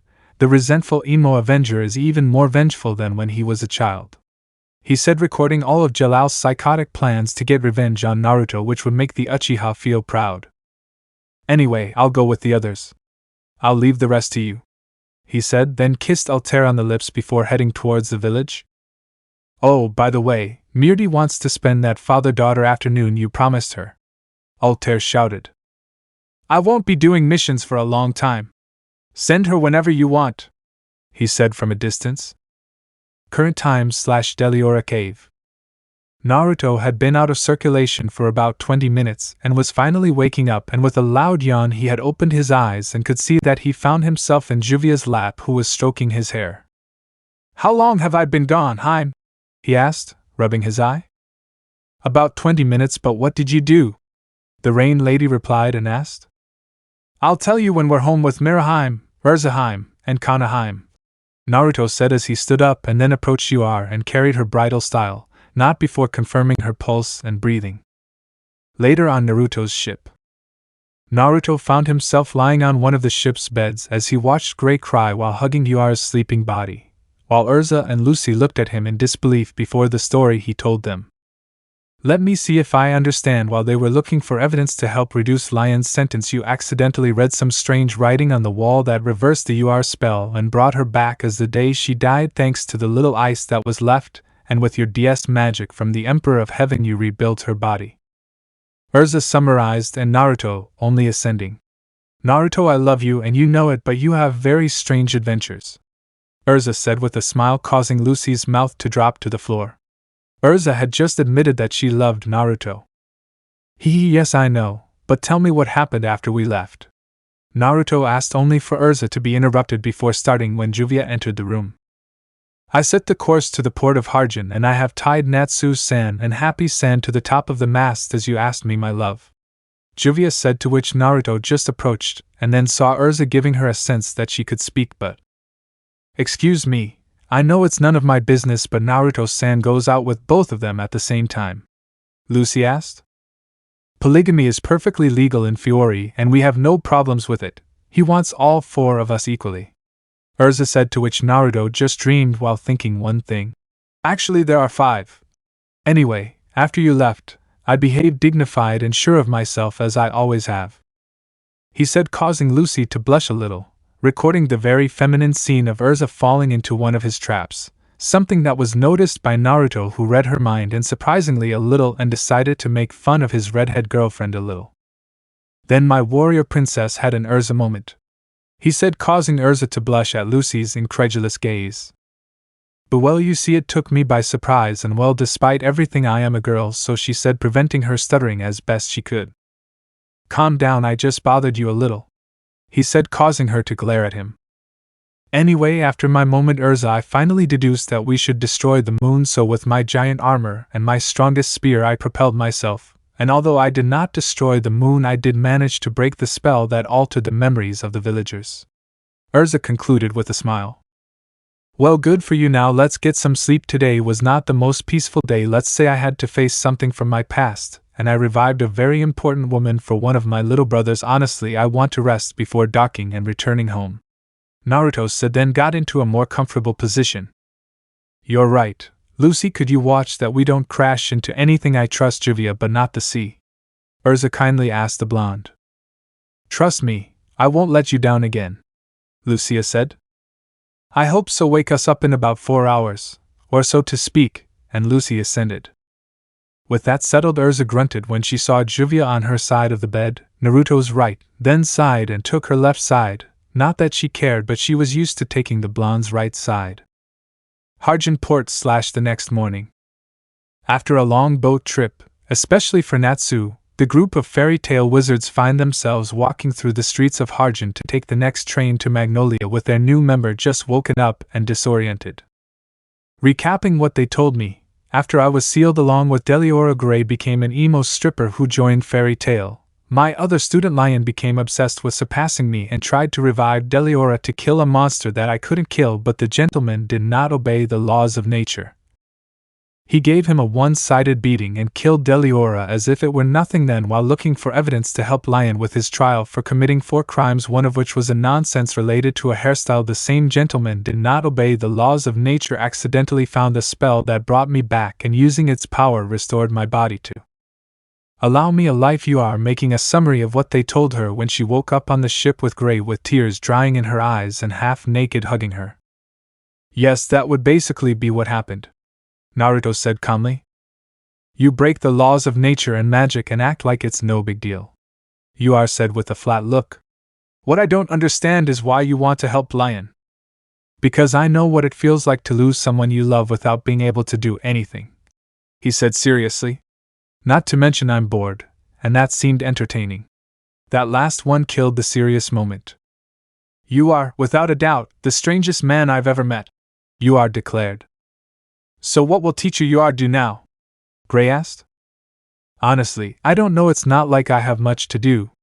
I mean, I'm a recently resuscitated 28-year-old woman who was officially presumed dead a long time ago and who currently has nothing but 2 students, one of whom is in jail awaiting trial. Yuar complained she would have preferred to be left to die. Come on, fairy tale, that place is a place for widows, and compared to the blonde raised by 13 giant lizards who has a god complex, and a twisted and sadistic sense of humor, his past is quite gray, tried to say, and then was sent flying by an overcut from Naruto. Don't call my mother a giant lizard, he said in his dark voice, causing Altair to look at him in confusion. Your mother? Asked the ice mage. Selene, the dragon goddess of the moon, and my beloved mother whom Gray has no right to insult by calling her a giant lizard, Naruto shouted before reaching out to grab Gray and then placing him on his shoulder. Anyway, let's keep moving. I have a council meeting in 36 hours and a pending date with Miraheim, and I want to take a bath before either of those, he said before continuing his walk towards the train station with an unconscious Gray on his shoulder. Naruto-kun is very sensitive about his mother, but it's understandable considering his past, Urza said, gaining Yuar's attention. We'll tell her later now that you've decided. Well, I've heard rumors about Fairy Tail before everything that happened, and if Gray is happy there, I guess it could be a good place for me. Yuar contest. Later/train car. An hour later, the group found themselves sitting in a private train car when Yuar asked why they only pointed at Naruto, who responded simply, I have too much money and I don't know what to spend it on. To which the ice mage just ascending. And tell me, what does it take to be part of the guild? Enter in a scandalous manner, start a bar fight, get the master's attention and tell him I am so and so and I want to join this guild. The master will say welcome to the guild and start a party and a new bar fight where Naruto-sama will beat everyone up and shout, Mahahaha, I am still the king! Juvia declared in the last part, doing her best Naruto imitation, but said information brought out a drop in Yuar, who could not believe that it was true. Later, guild hall. Welcome to the guild, said the little master, then turning to the bar fight started just a few moments ago by Natsu, who started the fight after a white-haired guy told him that stealing an S-class mission wasn't for men. After that, a pitched battle begins, in which to their surprise Naruto, Urza, Lucy and Juvia don't participate, preferring to sit next to an old man with big eyebrows and a brown-haired teenager too much like a cat, and a girl Urza's age dressed in a gothic way, a girl 1 or 2 years younger dressed in a pink blouse and a short blue skirt. A white-haired girl very similar to the previous girl, only with brown eyes. If your little bar fight is over, the old man has something to tell us, he said, then used the same power to take the teacher to the 2nd floor. Brats, this is Yuar Milkovich, Gray's resurrected teacher, and our new member. Let's welcome her fairy tale style. Party! Everyone shouted.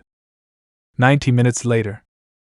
Yuar couldn't believe what she saw. Just as Juvia said, after the teacher welcomed her, a party started, and soon someone collided with another someone who collided with Natsu, who spilled a jug of beer on Urza's strawberry cake, ruining it completely, causing her to get upset, and immediately afterward the biggest massacre in the world began as Urza mopped the floor with every magician who dared to get in her way of massacring the poor devil who dared to ruin her strawberry cake. It wasn't until Naruto entered the scene that everything calmed down by giving Urza a new strawberry cake, causing someone to be either too brave or too stupid to call him a jerk, causing a new massacre where at the end Naruto was over the bodies of all the men of the guild except Rob and Makarov. Mujajaja, I'm still the king! He shouted maniacally and then roared, and a small jet of golden fire shot out of his mouth, directing a small hole in the ceiling. You weren't lying when you said this would happen, Yuar said to Juvia, who was just smiling. I am Naruto-sama's future wife. My duty is to know him like the back of my hand, Juvia declares proudly. I see that, the ice mage said, a droplet of water falling on the back of her neck. Well, with this environment, one will never get bored, but Naruto, Gray, and Lucy shouldn't have been punished for taking on a mission above their rank. You are reminded, causing the master to stop drinking his beer. Thank you for reminding me, Miss UR, said the little master before clearing his throat. The three mentioned, your next 5 missions will not be paid and you better not do the. Oh, let's take the missions with the lowest paying on the board. Or I will have Naruto be the one to punish you, he declared, causing the 2 magic barons to burn with fear. Naruto was worse than Urza and Lucy. Well, she just sighed. It seemed that she should ask for a loan for her rent this month, but she accepted the punishment, and swore to never do anything to Natsu again when he had brilliant ideas like this. Well, I have 29 hours left until the council meeting. With your permission, master, I'll go rest and mentally prepare myself to leave for Yare, Naruto said, receiving a simple sentiment from Makarov. Receive it, you come back and you're gone again, life is so unfair, he complained. Look who thought they'd never have their date with Naruto. Oh come on, I'll only be gone for a day or 2, and I'll also leave the long missions for a while. I'm starting to feel like Gildarts. All that's missing is for me to comb my hair like him and get annoyed when they call me old, he said, earning a smile from his lovers, and in some distant magnolia Gildart sneezed, blowing a small forest in front of him. Well, it's your decision, son, now go and rest, and tomorrow will surely be a difficult day for you, said Makarov. The next day in the ERA council chamber. Makarov was not wrong, the council meeting was being horrible, long and tedious. The fastest was the lion trial, which was resolved in just 3 hours after the council voted unanimously to have their sentence served in Lamia scale under the supervision of Jurin Nikis, the 7th wizard saint after Makarov Dreyer. The problem came when Altair brought up the subject of the ANBU, which was easy. Jalal laughed, saying that they should hand Naruto over to Konoha, and problem solved, which ended with Grand Doma saying that if to preserve his career and prestige as a magician he should keep quiet. Maybe the council president did not want to be a supporter of fairy tale, but he respected Naruto. Then Michello, the man who Naruto was convinced was related to Miliana, somehow suggested sending a threatening letter to Konoha and the fire daimyo of the Land of Fire with a threatening letter demanding Shimura Danzo's head. Michello Dano, as much as I'd like to have Councilman Shimura's head on my wall, isn't it a bit of an exaggeration? Naruto commented. You are the first god of Ishgar, the most respected and prestigious mage in the kingdom, a personal friend of His Majesty, and an icon of the people. Attacking you is like attacking Fiore himself. The cat man explained his reasons. This meeting is going nowhere, we'll just use Ether Ion and that's it, Jalal suggested. Seagrain Dano, please refrain from further opinions at this meeting. Ether Ion is a weapon of last resort to deter the enemy from a possible war against us, Grand Doma scolded Jalal. HMP whatever you want, said Jalal. Whatever, we'll need a plan of action to show the Konoha scum why Fiore is superior to them, Altair said, and as if by fate, one of the council employees appeared out of nowhere. Excuse my interruption, honorable councilors, Naruto-sama, but this just arrived and I thought it was important, said the Rune Knight. What is it? Ward asked. We haven't opened it, my lord, but it comes from Konoha and is marked with the seal of international diplomacy, the knight said, to which the entire council recommended. Naruto then used his telekinesis to attract the envelope from the knight's hands, who bowed before leaving the council room. After the Rune Knight left, Naruto proceeded to mentally read the letter with a smile. Minato had just given him the way to make him see 2 things, 1 that Fiore was far superior, and 2 that he was stronger than he could have been if he had stayed in the rat's nest that is Konoha. I think my so-called father just gave us a way to show our superiority, Naruto said with a smile, then read the letter aloud. Dear Magic Council of Fiore, I, Minato Namikaze, Honorable Hokage of Konohagakure no Sato, have written this letter with the purpose of initiating diplomatic relations with your kingdom. And for this I dare to invite you to the classification exams and ascension to Chunin that will be held in my village in 7 months apart from the time I wrote this letter. Now there are 3 simple rules: the genin participating in teams of 3 with the jounin as supervisor and teacher can bring the equipment they want. In this document I have included a special storage seal with several forms of registration in case you decide to accept my invitation. Without further ado I say goodbye.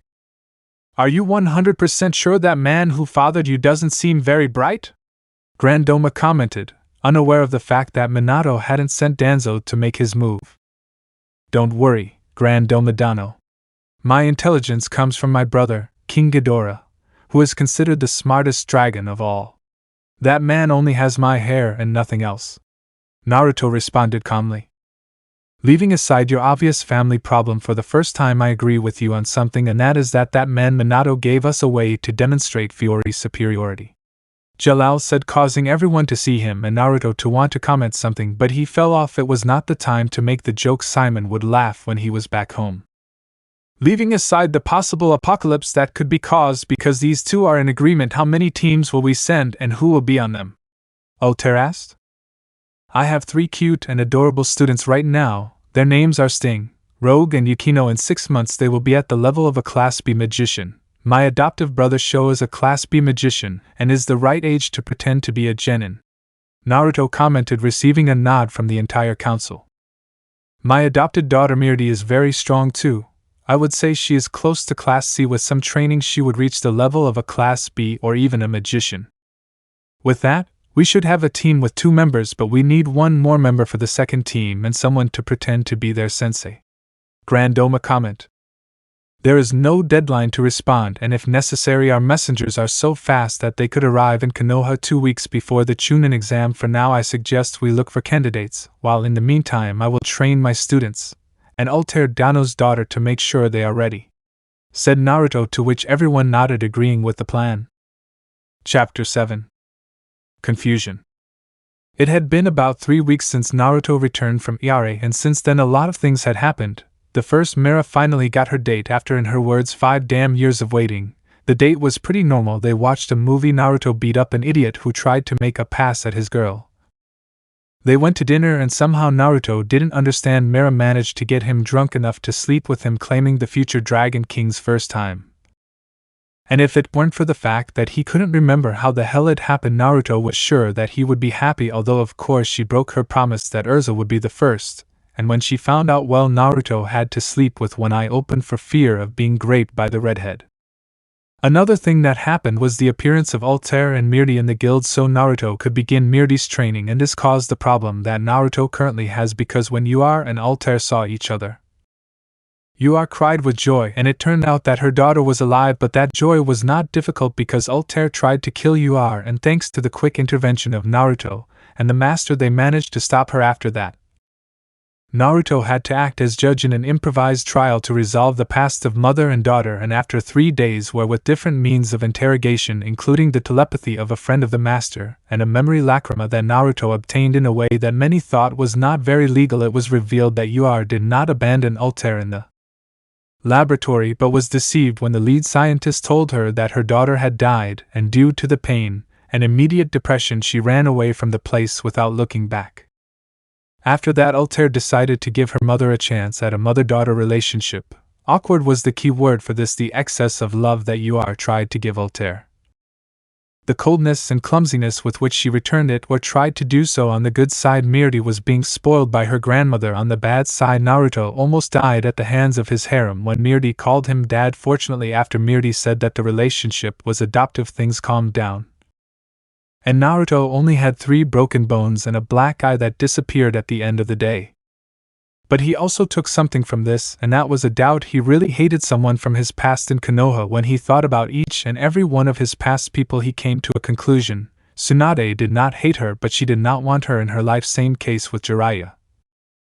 Minato definitely hated him. He was sure that if he had him face to face, he would give him a roar of the solar dragon at point blank range and enjoy it.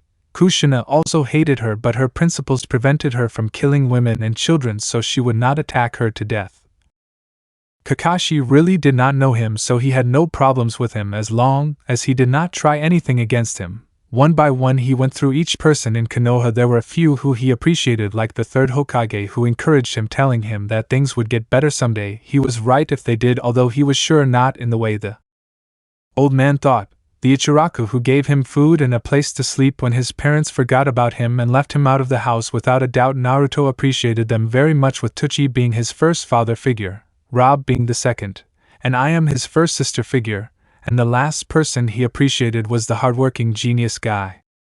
The original whipping eyebrows, he always encouraged him, saying that it didn't matter not being a prodigal and that with effort and hard work one day he would be recognized by all. He was also right, although his guildmates didn't believe it, considering him a prodigy in magic only seen in Merlin the original wizard. Naruto worked hard to complete his training on Dragon King Island. He slept barely 20 hours a week and ate just enough to function. Said hard work paid off, and as a result he was now the most powerful holy wizard in all of Fiori, and also a very respected and admired public figure, not for power but for his kind, loyal, and helpful way of being. He analyzed 499,999 out of 500,000 people who lived in Konoha at that time. Only 4 could be considered friends, but there was one person who didn't know whether to hate, be neutral, or love. Mito, his twin sister. For many years he clung to the idea of hating her, but because examining his memories Naruto saw many things, none of them worthy of the hatred he had for his sister. In fact, he was sure that he should love her. In his memories there were nice things with her, like when she gave him half of his 4th birthday cake with a clumsy decoration of happy birthday Narani. It was she who introduced him to the Ichiraku. She always tried to get his parents to spend time with him, remembering that Naruto felt like the worst scum in the world. Why? Simple. For more than 19 years she fostered in his mind an unjustified hatred towards his sister. For years she deceived his mind but never his heart. But now he had a doubt. Mito, she hated him. He wouldn't blame her if she did. She still loved him. He would despise himself if she did. These doubts had an effect on the real world. Before, Naruto never stopped smiling. Now it was evident to everyone that his mind was not in the earthly world but in the clouds, as Naruto discovered. Simply never in his life would he take a Class D mission, but he did it without realizing it. But he did it on the good side. He completed it, and his mission record remained perfect. Now Naruto sits on the roof of his house looking at the sky, more specifically at the moon, almost as if he was asking his mother for advice on this. But as he expected, the only thing he received was a soft voice telling him, "You are the king. This is your first test. A fair king would make the right decision. I trust you, my boy." Receiving such a clear answer from his mother, Naruto could only sigh and fall onto his back, only to see Urza standing behind him with a soft and understanding face, one that only he had ever seen.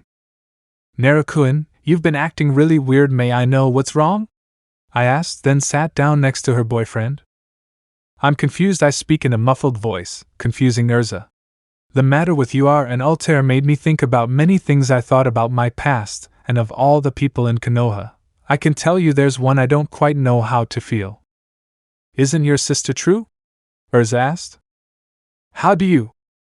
You sleep in the same room as Juvia and you talk in your sleep, especially when you're under a lot of pressure. Let's just say repeating 'I'm sorry, little sister' over and over again while you're sleeping draws a lot of attention," she said, then gestured to Naruto to sit next to her. "I'm not an Altair. You can be open with me and tell me whatever you want. I've been searching through my memories out of my 7 years living with them. I don't have a single memory that makes Mito worthy of my hatred," Naruto said, causing Urza to look at him strangely. "It wasn't her who. I was a child back then. Being Kurama-san's Jinchuriki wasn't her choice, and she always tried to help me in any way she could. Searching through my memories, I saw no reason to hate her, but rather reasons to love her. I nurtured a great, insane, and undeserved hatred. I feel like scum if you also respect that many times. What should you do? I don't like feeling this way. I'm supposed to be," but he couldn't finish when he was caught in Urza's armor hug.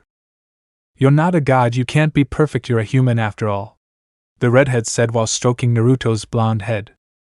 "But I'm still used to being the fairest man in the world, always listening to everything before judging, and now I played and condemned an innocent man. I cry into Urza's chest, who will be surprised that she had never cried in her life, or at least in the time she knew him. Cry, let it all out," the redhead whispered as she stroked Naruto's hair until he finally fell asleep after an hour, tears drying on his face just in time to miss seeing all his friends arrive. "Sister Urza, brother Naruto will be fine, right?" Miliana said, worried about the normally strong man Naruto being so vulnerable at the moment. "You need to close the loop. Try to win her sister's forgiveness. The problem is, I don't know how to help you with that," Urza said, concern evident in her voice. "Everything will happen in due time. Now our duty as a family is to give Naruto all our support as his family," said the master, receiving an ovation from the entire guild, well, almost all except Natsu, who had a thoughtful face. What's wrong with you, Flames? Nothing, stripper, I was just asking. The whole guild was once on Naruto's roof. Crack. But before anyone could respond, out of nowhere, the weight of everyone managed to make Naruto's ceiling give way, and everyone fell silent at what they assumed was Naruto's attic if their memories of their missions were any indication. The next morning, Naruto woke up in his bed completely rested and relaxed after having had a good night's sleep after having cried in Urza's chest. But when he left his house, surprised at not seeing Juvia, for some reason he decided to turn to see his house, paling at what he saw. I'm being taken by the one who brought me. What happened to my roof? I screamed so loudly that it was heard throughout the Magnolia Kingdom. He didn't have to think about it much, and came to the conclusion that it was the guild's fault, so he just sighed and thought about it a bit. Maybe a complete remodeling of his house would do him good, although of course he and Juvia would have to look for a hotel to spend the night. As well as the Strauss sisters and Yukino, who for some reason had moved to the Strauss apartment. After many apologies from the guild and the occasional beating to Gray and Natsu, who blamed each other for what happened, things returned to normal, and in fact the master's terror became reality. Nobody knew how, but Natsu managed to do the impossible by making Naruto, Urza, Juvia and Mirajane form a team, although it backfired when said team didn't include him, and the entire guild mocked him when Naruto trolled Natsu with his response. You said I should join a team, never that I should join your team. Next time think better about your plans. This team in a matter of a month quickly became the strongest in all of Fairy Tail, and to the joy of Makarov and amusement of Rob the least destructive, although of course, as good Fairy Tail wizards they destroyed the occasional building or mansion. In the end, Natsu got what he wanted when, thanks to Lucy, Naruto agreed to take them on some missions, although he made it clear that S-class was forbidden until Natsu was responsible. But not everything was good, because when they returned from a mission they saw with horror how their beloved guild had been destroyed by iron beams that Naruto and Natsu quickly identified as Black Seal's magic. However, their reactions were different. Natsu immediately wanted to go kick his ass, while Naruto, although he thought the same at first, he calmed down when they confirmed that no one was hurt, although that night he tied up his 3 students and adopted daughter and locked them in his house to keep them safe in case the ghost tried something else. Never in his life did he wish he had been wrong, at least until now. Gajeel had committed an inexcusable sin and had attacked and spilled the blood of Levi, Jet, and Droy. The Iron Dragon Slayer wished he hadn't done it because he unleashed the fury of the Dragon King, and after a beating to each member of the Phantoms given by a single man, Gajeel and Jose faced the wrath of the Dragon King alone. Gajeel intelligently did something that saved his neck by bowing to Naruto, and with that he virtually became his servant, because Naruto proved to be the true Dragon King, and by the laws that his father drills into his head he will follow him until his last breath. Jose was an idiot, and thinking that revealing his plans would make Naruto intimidated, by God knows why, because it would clearly only anger him more, he revealed that Lucy's father hired them to take her back home. How he used this as an excuse to finally destroy the fairies and squeeze every last penny out of Jude Heartfilia, and when Lucy was no longer useful to him he would dispose of her like the garbage she was. Clearly after a few minutes he regretted it, because Naruto had no mercy, and using every ounce of magical power he had in his being he gave him a beating that made him wish he was dead. There was not a bone in his body that was not broken, or muscle that was not torn. But death never came, because Naruto had in mind a much worse punishment, and using all the influence he had as a holy magician he had Jose stripped of his title of holy magician and thrown into the deepest dungeon in Fiori, and also erased his name from the history of Fiori. In other words, Jose Porla, the lunatic master of the Ghost Guild, was completely erased from history, and no one would know about him in the present or in the future. That day all of Fiori learned something. No one touches the king's family and lives to tell the tale, and although Fairy Tail clearly feared Naruto a little, after that, within a few days it was forgotten, because Naruto did that for his family, and didn't break any of them. Fairy Tail law, because no Phantom Lord Mage died that day, and even gained a new Dragon Slayer Mage, Gajeel Red Fox, the ace of the Phantom Guild, who a few days later with the fairies and comparing himself to the strongest fairies like Natsu, Gray, Simon, Juvia, Urza, Mirajane, Ur, Laxus, who returned in time to see the event and who very wisely decided to cancel his attempt to take after seeing what Naruto did to Jose, and Naruto himself learned one thing, and that was that he was weak, and by doing something that required him to swallow all his pride, he asked Naruto to help him train and become stronger, something that Naruto had no problem with as long as he apologized to Levi, Jet, and Roy on his knees for what he had done, something that required all his willpower and self-control to do, but in the end he succeeded and ended up joining the group of 4 to train under Naruto. After a few more days, the incident passed and the guild returned to its daily routine, that is, fighting, partying, and fighting again, but as the master once said, everything happened in due time. Why do I say this? Simply one day like any other in Magnolia, a man entered through the guild gate. Said man was nothing special, in fact he looked quite poor. He had spiky black hair, somewhat tan skin, and an X-shaped scar on his chin. He wears a dark blue short-sleeved kimono-type shirt, and short white pants and black sandals. In addition to that, he wears a cloth on his head. Is this fairy tale? I asked the man. That's right, young man. Don't worry about appearances. My brats can handle any job you can imagine, the teacher stated. I hope so, thought the man, believing that this would have remained private, not counting that there was a magician capable of reading minds in the guild. Said magician was none other than Naruto Mikazuki, who, in order to have a better perspective of the situation, approached the man and placed 2 of his fingers on his forehead and his free hand on the man's head in order to freely read his memories. What he saw made him growl. Old man, I'll take this and cover the expenses of the mission, Naruto informed, confusing everyone except the man, who looked at him in amazement. Naruto, my boy, what's up? Rob asks. Something so horrible that talking about it makes me want to throw up. Urza, Juvia, Mira, go get your things. It will be a mission for a few weeks. I will see you at the station in an hour, Naruto ordered, getting everyone's attention, but no one disobeyed, and the 3 fairy tale beauties went to get their things for a long mission. Time to Chunin exam: 5 months, 2 weeks, and 3 days. Chapter 8. Siblings. A few hours later, after Naruto ordered the strongest team to go get supplies for a mission of about a month, Naruto went with the man now known as Kaiza to buy some supplies to, in Naruto's words, feed Nami no Kuni for a while. This of course caused Kaiza to cry at the kindness of this guy, who not only accepted the mission but was also paying for things that would feed his village for a long time. Finally, at noon, Naruto and Kaiza were on a small boat barely big enough to safely cross the ocean, waiting for the blonde's 3 lovers, while he conversed with the man about any subject that came to mind until Mira, Urza, and Juvia appeared with a ridiculous amount of suitcases on their backs. Although when Naruto said not to ask, Kaiza decided it was very wise to listen to the blonde man. Then Naruto-kun, you won't say why we came and not Natsu, Gray, and Lucy? Mira asked. It's not that she cared about fewer women around her man, he just meant more Naruto to her. In short, we are facing a tyrannical mercenary with the ability to hire both shinobi and dark magicians.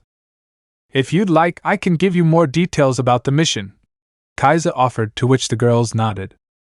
I saw him. With your permission, I'll take the helm, Naruto said before going to the helm, but not before putting on earplugs to prevent his enhanced hearing from reaching hers. Once Naruto left, Kaiza proceeded to tell his story, how his country Nami used to be a small but prosperous and happy island nation, but that happiness was gone when a man named Gato came to the country, and how he slowly began to take over the town, until he ended up taking over the entire maritime market. He told how he almost died trying to fight alone to be saved by one of Nami's guardian, which to the surprise of the 3 fairy tale beauties was one of Naruto's sisters.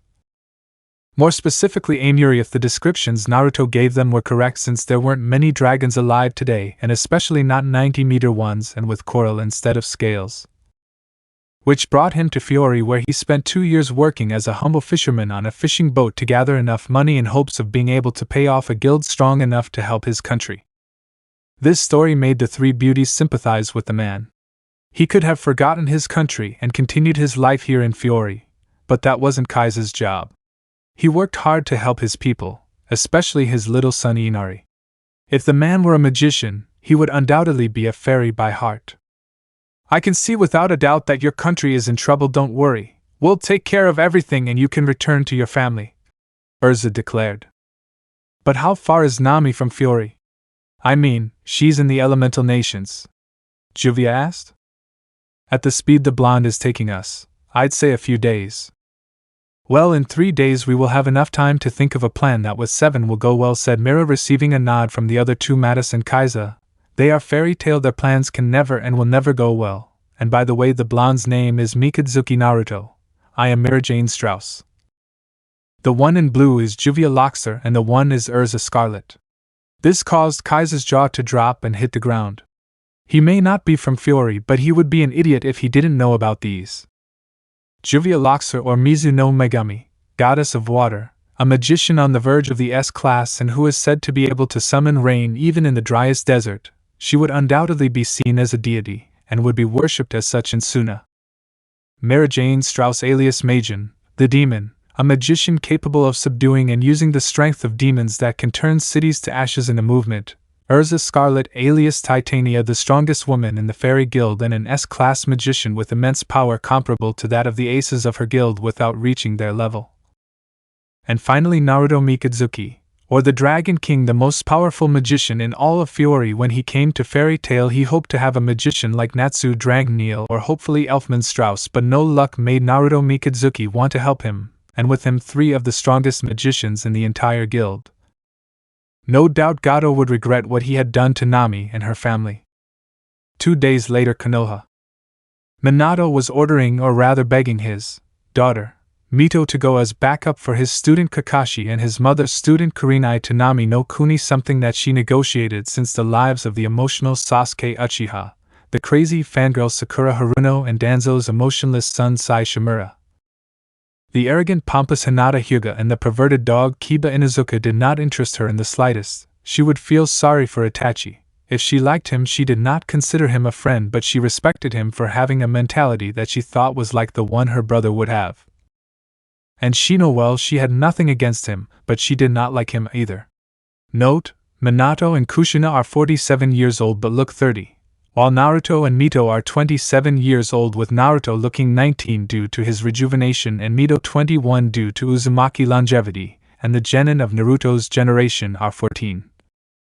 But Minato did not give up, and after promising her that after this she could go to Fiori on a mission to look for her brother, the most powerful and cold Jounin of Konoha had finally agreed to go save Kakashi's tracer and his trio of students who were clearly not qualified for a C rank mission. Much less for the B rank that became after the appearance of Kiri's demon brothers. It didn't take long to catch up with them at the civilian pace that those caught were going when they were about to reach the coast of the Land of Fire where, as if by the work of Kami, something happened that Kakashi called the luckiest coincidence in the history of Konoha. Because simple for this we have to go back a couple of hours, more specifically to Naruto and his group's ship. You say you want to disembark here instead of the dock near your house? Naruto asks. This ship won't make it past the Gato blockade. It would be best to take the path on foot from here. Reaching my dream home would take about 6 hours at my pace, Kaisa said. Normally the fairy tale way is to charge headlong without a plan, but I guess for once an exception can be made. After all, nothing is impossible for Mikadzuki Naruto, he boasted, not realizing that he had confirmed several rumors about the guild, and then simply began to look up his position on a nautical chart. He just mispronounced the word impossible, Kaisa asked Urza in a whisper that only rose.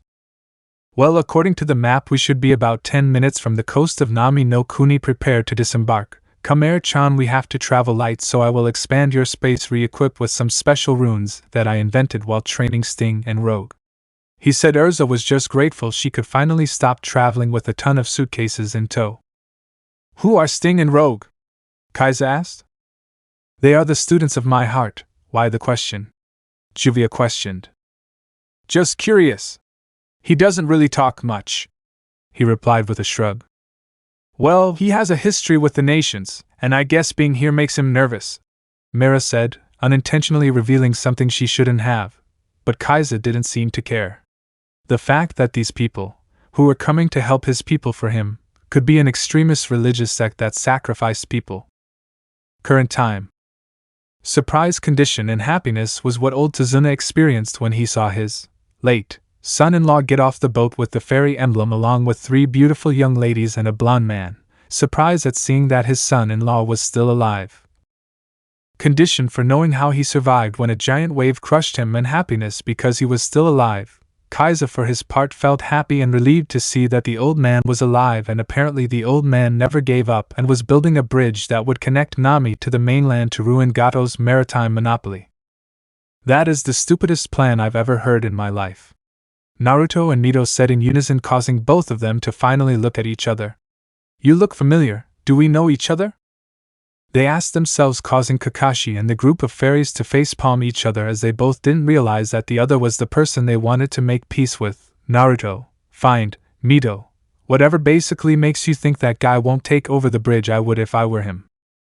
They said in unison, causing the three fairy tale mages to nod. It's true that in Fiori there was a dark guild that used Gato's modus operandi, and we were only able to free the village when Naruto-kun was sent to crush them, Urza said while pointing at Naruto. Oh, your name is Naruto, that's my brother's name, Mito said. These two are more beasts than Natsu/Guy, thought the three magazines and Kakashi. Anyway, Kaiza-san hired us to get Gato out of Nami's house, and that's what we're here for. Why did they hire you guys? Naruto said and asked, still not realizing that the person he wanted to fix things with was literally 3 steps away. To provide protection until the bridge is finished, Naruto-san, Kakashi said, emphasizing Naruto's name so that Mito would realize that this man was her brother. Note: Kakashi is on Mito's side and wants to help her find her brother and repair their bond, in honor of Obito, who would have done the same.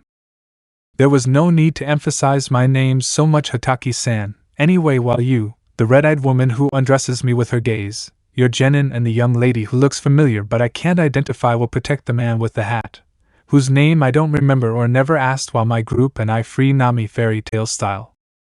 Naruto said, to which Kakashi only moved forward but mentally was counting to 1,000 to calm down without doubts. Naruto was as powerful as he was absent-minded. Not only did he not recognize his sister, but also the fact that he hadn't asked Tazuna's name. Why should you be the ones to do that? I'm an Uchiha, invincible. Only an Uchiha can defeat another Uchiha, Sasuke boasted, receiving cheers from Sakura. You are an elite. Tell me, at what age did you awaken the Sharingan? At what age did you take your first life? At what age did you fight in a war? What have you done to earn the name of an elite? For my part, I became an S-class mage at age 11 and a god of Ishgar at 13. I killed my first dragon at 5, and although I have not fought in wars, I am considered one of Fiori's most valuable assets in the military field. You are nothing more than a conceited brat with a duck's ass instead of hair, Naruto said, shocking Sasuke. This man was talking to him as if he were nothing. Who did he think he was?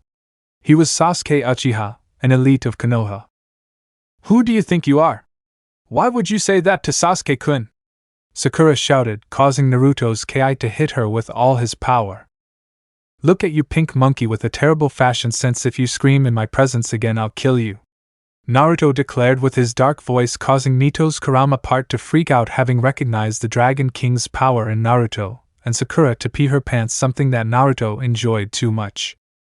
Let's see, let's calm down a bit. We all have the same goal because we don't get along, Kaisa said, trying to be the voice of reason in the room. Very well, now where are we going, Mr. Straw Hat? Naruto said, turning to Tazuna. This way, Tazuna said as he proceeded to walk towards Nami's village, chatting and catching up with his resurrected son-in-law. In this whole affair, Kurenai and his students were ignored. As they walked, Kakashi smiled at the sight of the normally cool Mito chatting animatedly with her brother, although of course she didn't know, and apparently Naruto hadn't noticed either, although of course blood is thicker than water, and evidently their hearts knew who they were even if their brains didn't.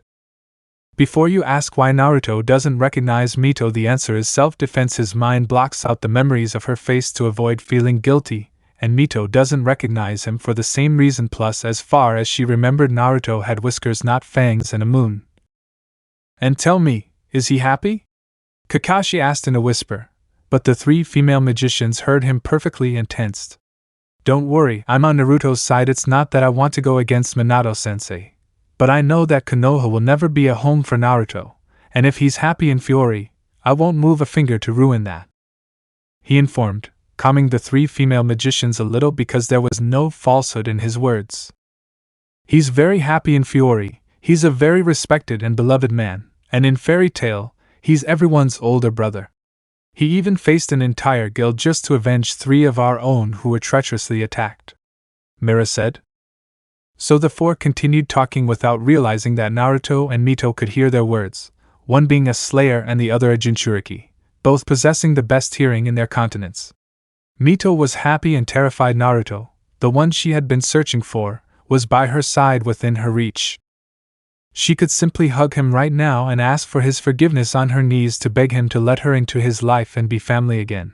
But she was terrified. She didn't think she would be able to bear her brother's rejection, and above all, she didn't want to ruin his life, which from what she heard from the 3 magicians, was very happy. Naruto, for his part, was in the same situation as his sister. He had her within his reach. Nothing prevented him from opening up to her, begging for her forgiveness for hating her unjustifiably all these years, but his pride and fear prevented him from doing so. Although he was usually mentally strong, this matter left him vulnerable in that aspect. However, as they looked at each other out of the corner of their eyes, they both shared the same thought. Mito/Nero and I forget everything that happened when I/you left/went, but I promise you one thing, and that is that before this mission ends I will have done everything in my power to try to save our bond that could never be broken. I swear on the honor of the Dragon Kings/Uzumaki clan. They both thought, burning determination in their eyes. In Naruto's case, literally. They continued their walk this time in complete silence until out of nowhere both Naruto and Mito heard something in the bushes and fired a dagger made of the silver DS and a kunai respectively, which stuck into a tree where a white rabbit was. "What's going on? Is the elite afraid of rabbits?" "Shut up, emo kid, he smells like metal and blood, he must be a swordsman," Naruto said as he used his re-equipment to summon a sword about 120 centimeters long from tip to handle, double-edged and blue in color with gold details and a blue jewel on the hilt. "Where did you get that sword, Naruto?" Urza asked, her eyes shining. After all, that was a sword that radiated power. "Ascalon is one of the 3 Dragon Slayer weapons along with Belsirian and True Longinus. My mother gave it to me as a birthday present 2 years ago," Naruto explained, making Sasuke mock, causing Naruto to see him. "Mommy gave you a sword to play with, I bet," he mocked, only for Naruto to draw the sword, causing Sasuke to bleed, and immediately after a dark laugh echoed throughout the forest, and immediately after a large sword was stuck into a tree, and on top of this stood a tall dark man about Kakashi's age with spiky hair and semi-slanted brown eyes. He isn't wearing a shirt and wears pants allied with warmers on his feet and hands. He also wears bandages around his face like a mask.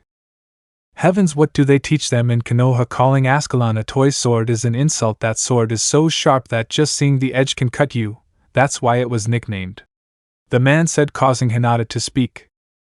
"The nightmare of the Byakugan," Hinata screamed. Unlike Sasuke, she knew that sword, and when she saw it in Naruto's hands, she was scared and closed her eyes because many Hyuga in the past, including her great-grandfather, died by that sword. "Oh, someone cultured. From your reaction you must be a Hyuga, but that doesn't matter. Mikazuki Naruto aka the Dragon King, is an honor for me to have the strongest and most feared man in Earthland before my eyes," said the bandaged man.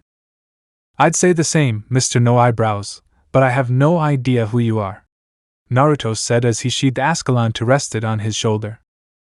"I am Zabuza Momochi, one of the 7 ninja swordsmen of the Hidden Mist. Gato hired me to take out that bridge builder. It's not personal. I hope you understand that it's part of the job. I speak with respect." He knew who to respect, and Naruto was one of the few people, aside from Meitorumi and the swordsman of the mist, whom I respected. "I understand. Here one doesn't have the luxury of choosing one's job. However, I hope you understand that your mission and mine collide since I was hired to take Gato out of the map," he said while fully unsheathing Ascalon and then assuming a fighting stance. "Okay, I'll try," Zabuza said, then drew his tree sword and jumped to the side, where he performed a series of hand signs. "Ninja art, mist concealment technique." After Zabuza completed the jutsu, an even thicker fog began to be felt in the place, and the other 5 adults took defensive positions with Kakashi and Kurenai taking a kunai each, Urza summoning 2 swords, Mira changing her arms to those of a demon, and Juvia creating 2 water whips in her hands. 6-point formation, protect the builder, Tazuna," Mito ordered as she unsheathed her katana, a beautiful 90-centimeter blade with a black handle. You can see, can't you, Mito? Naruto asked in a whisper, surprising Mito, who only praised him. We have a lot to talk about now, focused on the battle.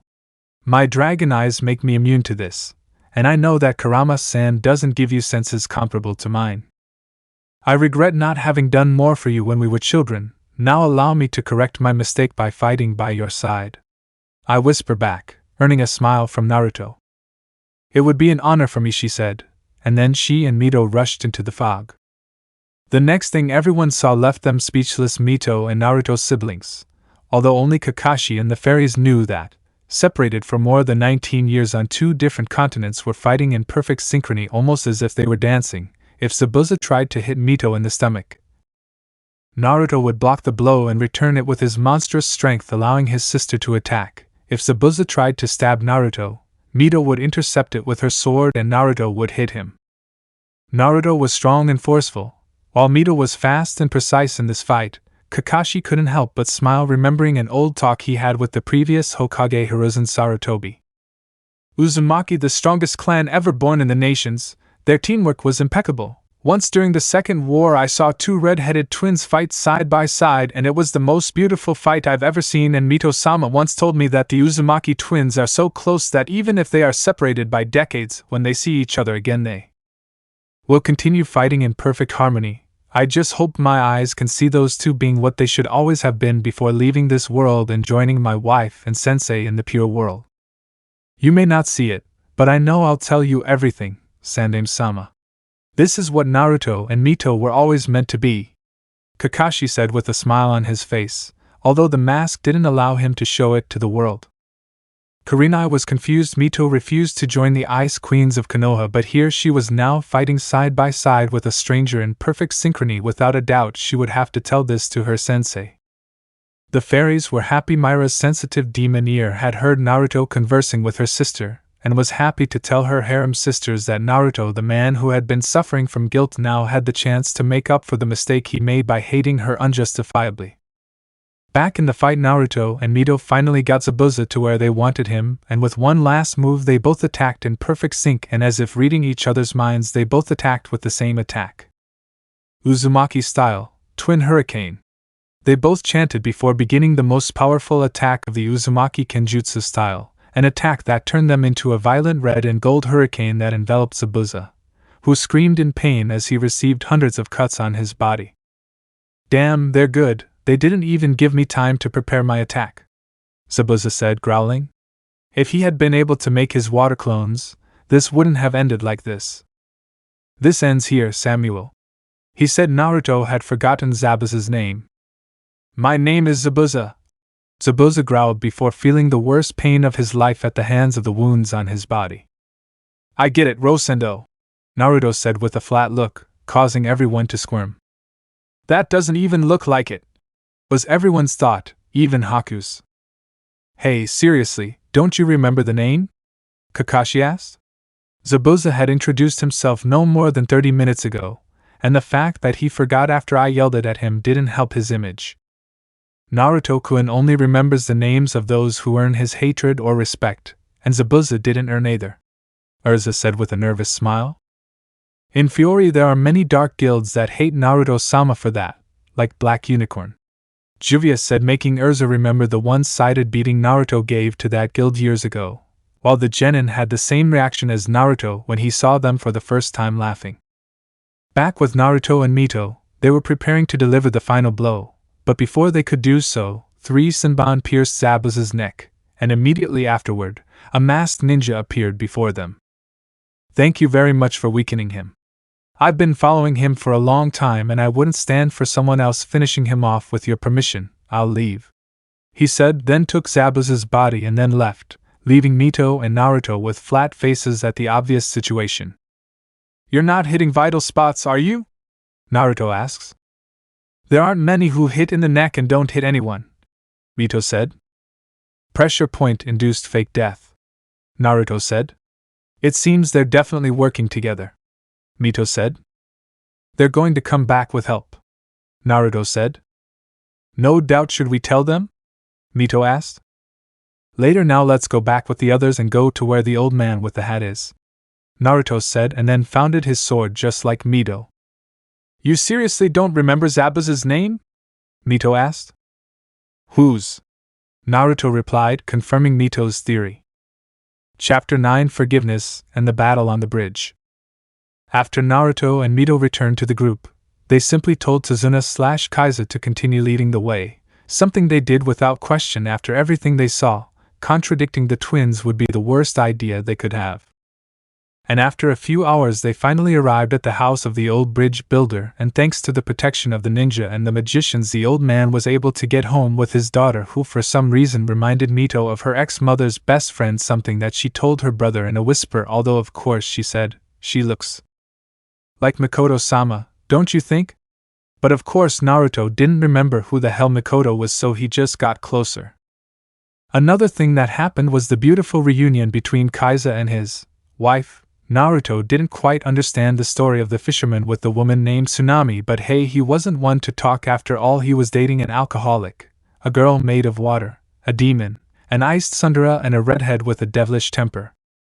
When Kaiza finished telling his story, how Nami's guardian saved him by sending the wave that crushed him, sending him to Fiori, where he worked for 2 years as a slave in order to get enough money to hire a group of magicians that would help them free Nami.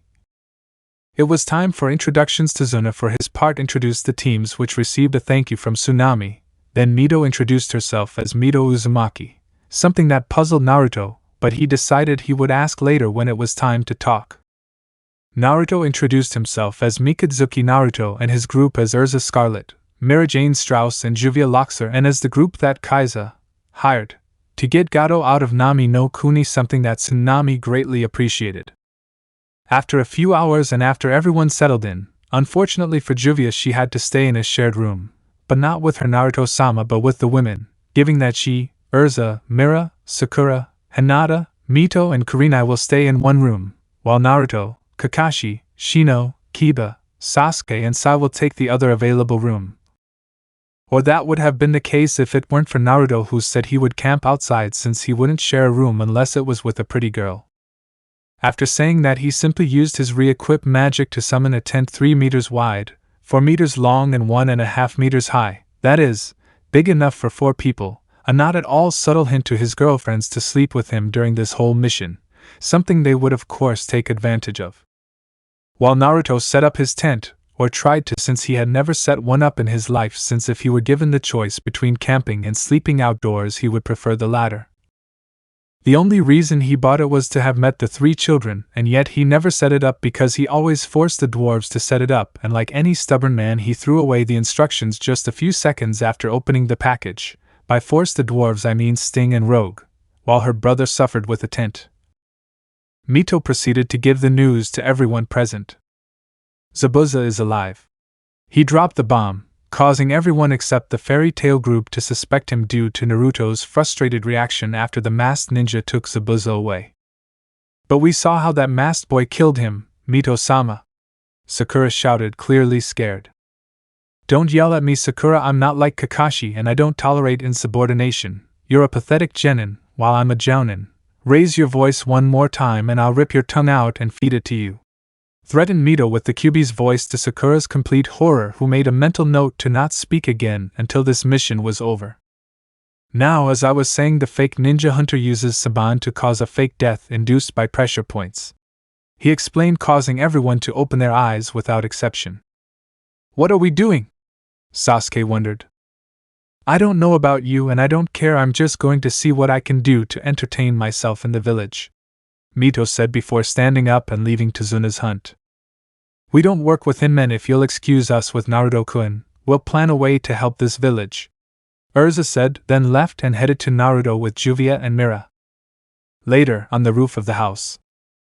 We can see how Naruto was sitting on the roof of the house while he watched his girlfriends and Kaiza divide the supplies that he and Kaiza had bought in Fiori so that tomorrow he and his group could distribute them around the town to the people who needed it most. And he would have continued watching if it weren't for some footsteps behind him that caught his attention, causing him to turn around to see his sister standing about 3 steps away. How much did you spend on those things? He asked before sitting next to his brother. Is that your best way to start a conversation? I asked somewhat mockingly. That was the first thing that came to mind. He answered honestly and simply, making Naruto laugh a little. It was about 10,000 jewels, or what would be about 250,000 rios. Naruto said, surprising Mito. Wow, I knew the jewels were worth more than a rio, but damn, I didn't expect that much. Mito said, amazed by the difference in value between the two coins. Our economy is much more stable. Trade, fishing, livestock, agriculture, everything is tightly controlled by the Magic Council, and every 2 or 3 months we have to give the king a very detailed report. Naruto explained. Are you a counselor? She asked in astonishment. No, I am a god of Ishgar and His Majesty's eyes and ears on the council. Although I also have a voice and a vote, I am not a true counselor. I explain your forced position on the Magic Council. Naru and I, what do you think of me? I asked myself, a little nervous to hear the answer. I'll be honest, until recently I hated you, he responded sharply, causing Mito's heart to break, or it would have if it weren't for what her brother said next. But recently, due to reasons that I won't tell you so as not to bore you, I did a scan of my life in Konoha. I can tell you that I hate Minato and Kushina, and if when they die I will throw the biggest party the world has ever seen, and if I have the chance I will dance the victory dance on their graves, but that's a separate topic. When I get to you, I saw no reason to hate you. You always helped me with whatever you could, even when I was in my blind rage. The day I left home I could see your eyes, you were scared and worried about me. You are my brother. What Hokage-sama and his wife did to you was not fair. We were both their children and they should have loved us equally. Mito said, surprising Naruto, but again it's been 19 years without verse. Sainara and I, what I will tell you, I will not tell you to make you feel bad, but if we are going to try to be brothers again I have to be totally honest with you, she said with a tired tone before a few small tears came out of her eyes. After you left I went into a deep depression. For almost a whole year I was locked in my room crying, but exactly 1 year after you left I came to a conclusion. I blamed Minato and Kushina. I cut all my ties with them, even my last name stopped being Mito Namikaze and became Mito Uzumaki. I don't have a summoning contract, nor do I accept the training they wanted to give me. I strengthened myself so that one day I could find you, Buck. I didn't even learn Minato's damn Rasengan. Forgive me, he said in a barely understandable whisper, but Mito heard him perfectly. Why? Mito asked. I've been happy ever since I left Konoha. Well, there was a period of time where I wasn't, but that's a traumatic story I'd rather not tell, he said, bringing his hand to his artificial eye. The point is, I've been very happy. You don't have to apologize, you deserve to be happy, although I'm surprised you don't have a mustache anymore and that you now have those marks. Oh, that Celine Ka-san said that Kurama left remnants of his chakra in my being when Kushina was conceiving us, and over time my body and magic purged it, causing my whiskers to disappear along with that chakra, and these appeared when I completed my training as a dragon slayer, although according to Miraheim I look more viable with these than with the whiskers, she said, making Mito laugh a little because of the last part. After Naruto finished that sentence, both remained in a comfortable silence for a good 30 minutes, during which time Kaiza and the girls finished making the packages for the townspeople, causing Urza to signal Naruto to come down. Naru and I know you're happy in Fiori, but I want to be your sister again, give me a chance. My life is in Fiori, but I want you in it. When I get home I'll buy you a communication lacrima and send it to you by mail so you can talk to me whenever you want. Also Minato Baka invites us to the Chunin requirements, and I'll bring my cute and adorable little dragons to participate, he said before jumping to where his girlfriends were since Kaiza had gone to rest a little. Yes, that would work, Mito said, then followed his brother. And have you talked yet? Mira asked, hoping to hear some good news. Himes introduces me to my sister Mito Uzumaki, little sister, they are my girlfriends, he said, only to be pushed by Juvia, who took Mito's hands in hers. Please bless Naruto-sama and Juvia's relationship, Juvia shouted as she took Mito's hand, who was surprised by the water mage's sudden outburst. Was the smartest thing Mito could say. Why me? She asks, confused. Naru-kun refuses to introduce us to his mother, he says it's for our own good, Mira said, crossing her arms under her generous bust, making Mito feel depressed and curse the Uzumaki genes. Believe me, look, Haim, it's for your own good. My mother will make you go through very Very horrible test to see if you are worthy of being my companions. She loves me too much, and won't allow just any woman to marry her baby," Naruto said with a grim expression. "We are S-class magicians from Fairy Tail. We can handle whatever your mother plans for us," Urza said confidently, causing Naruto to pale.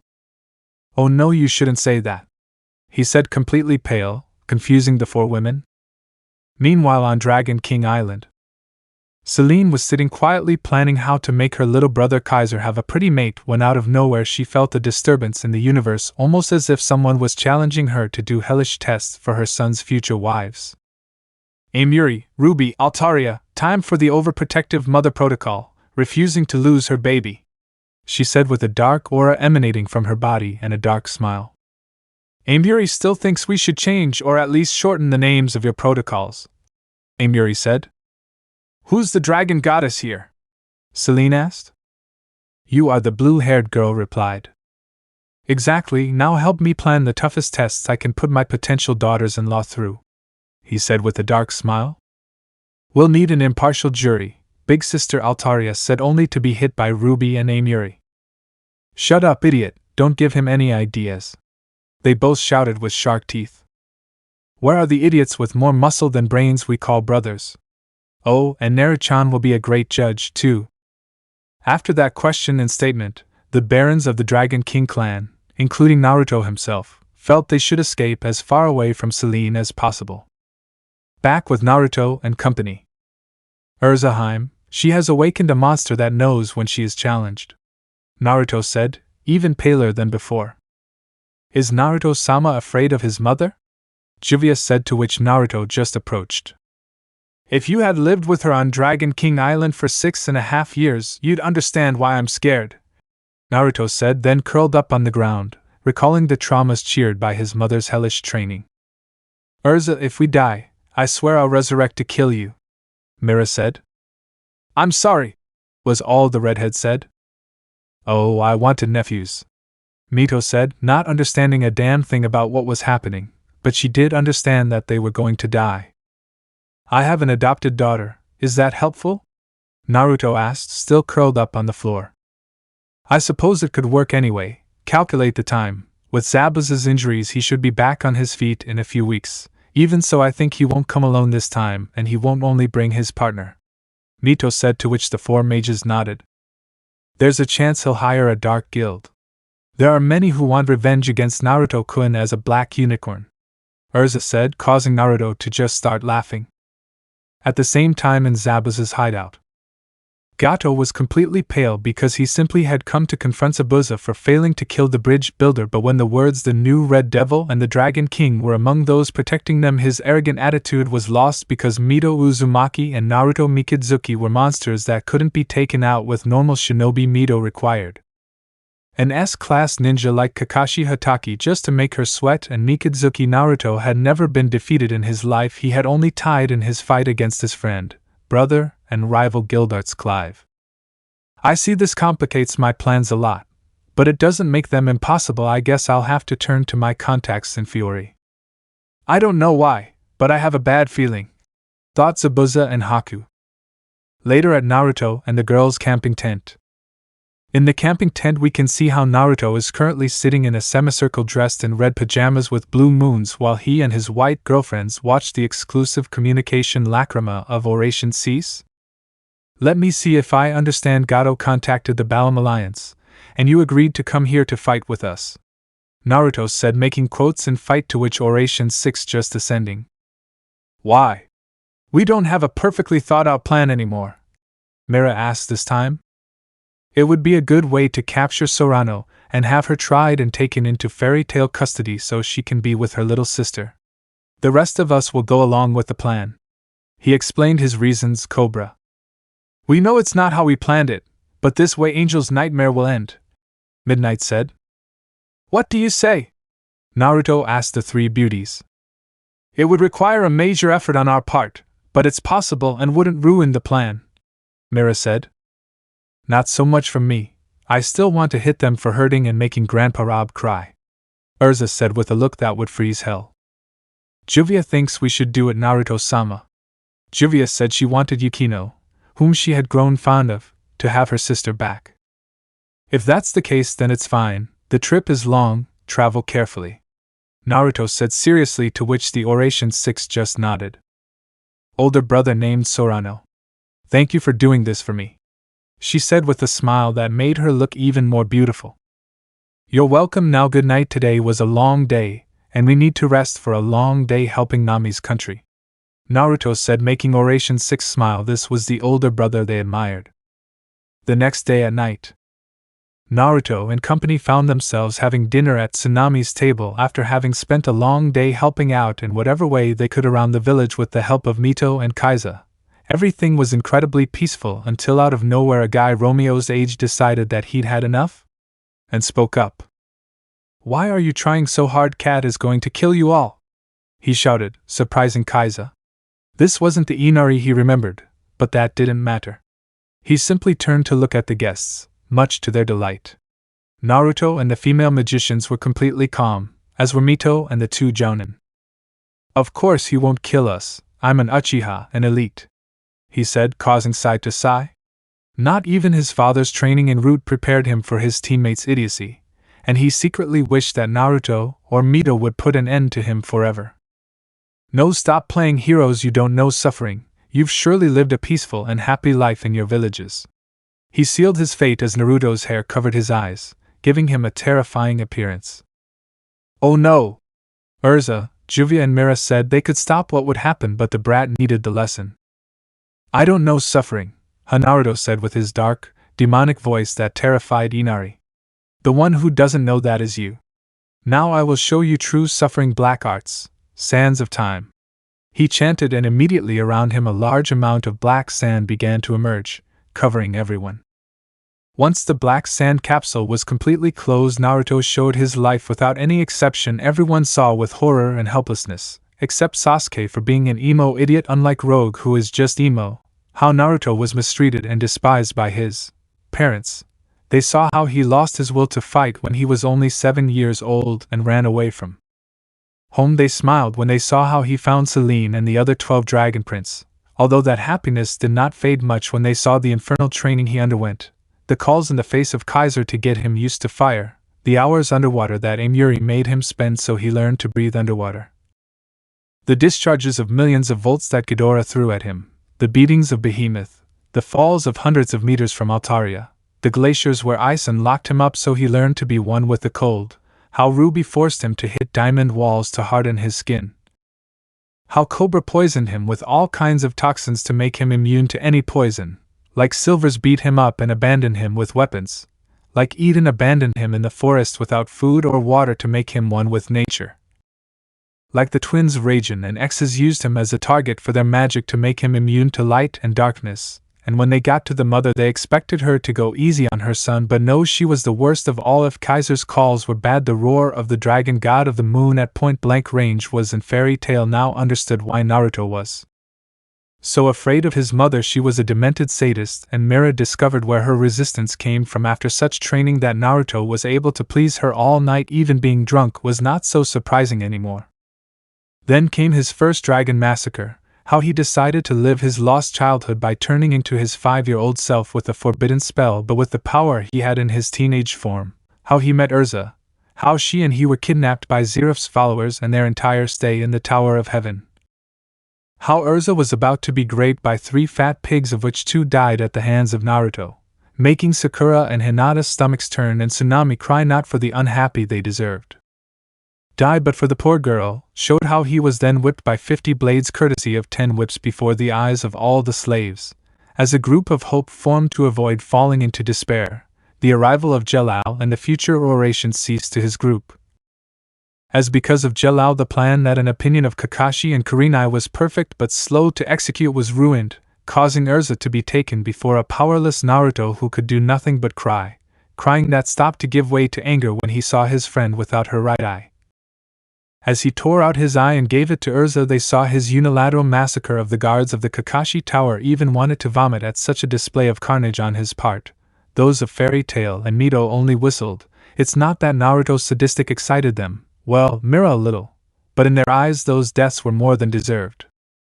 Then they saw how Naruto blew up the island of the Tower of Heaven with an attack that scared everyone because it was a black lightning with golden flashes that was able to divide the sea in two and reduce the infernal island to nothing. Sasuke was no longer sure he wanted to force Naruto to train him. I say the guy mercilessly killed dark wizards and blew a damn island into pieces shortly after. They saw the trip to Fairy Tail where they left many friends and found a new one, and finally they arrived at Fairy Tail where the story finally ended. That is true suffering. Stop acting like an idiot, get up and fight like your father did for me. Kaiza and Tazuna are true heroes, and you are not worthy of calling yourself their son or Tazuna's grandson, he declared, still with his dark voice making Inari cry louder and run off to her room to cry. I think you were too harsh on him. He was just a kid, Kurenai said, not deigning to look him in the eye.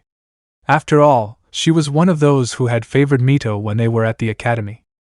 No, that wasn't the Inari I raised when I was here. This was necessary, so she'll learn that no matter what, you shouldn't give up and keep fighting, Kaiza declared calmly, and to Kurenai's surprise, Tazuna and his daughter agreed.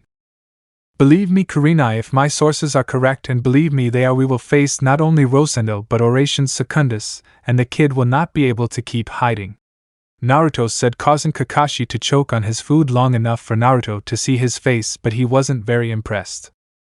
Prayer 6? Kakashi asked, scared. That was the third strongest dark guild. And he still doesn't remember Zabuza's name, Mito thought with a drop of water on her neck at her brother's behavior. My sources say they were moving to this location, and as far as I remember, Gato is funding the Balam Alliance in exchange for protection, he explained, still completely calm. What's the Balam Alliance? And what about Prayer 6? Kiba asks. The Balam Alliance is a league of dark guilds. Every dark guild in Earthland is in that league, and the three strongest are Tartars, Grimoire Heart, and Oration Cease. They are called the three great dark guilds. The latter only has 6 members: Racer, Angel, the Demon Brothers Richard and Wally, the Living Nightmare Midnight, and the Poison Dragon Cobra. That's what we're facing, Naruto said, still calmly, but Kakashi and Kurenai were now terrified. Are they really that bad? A terrified Tsunami asked.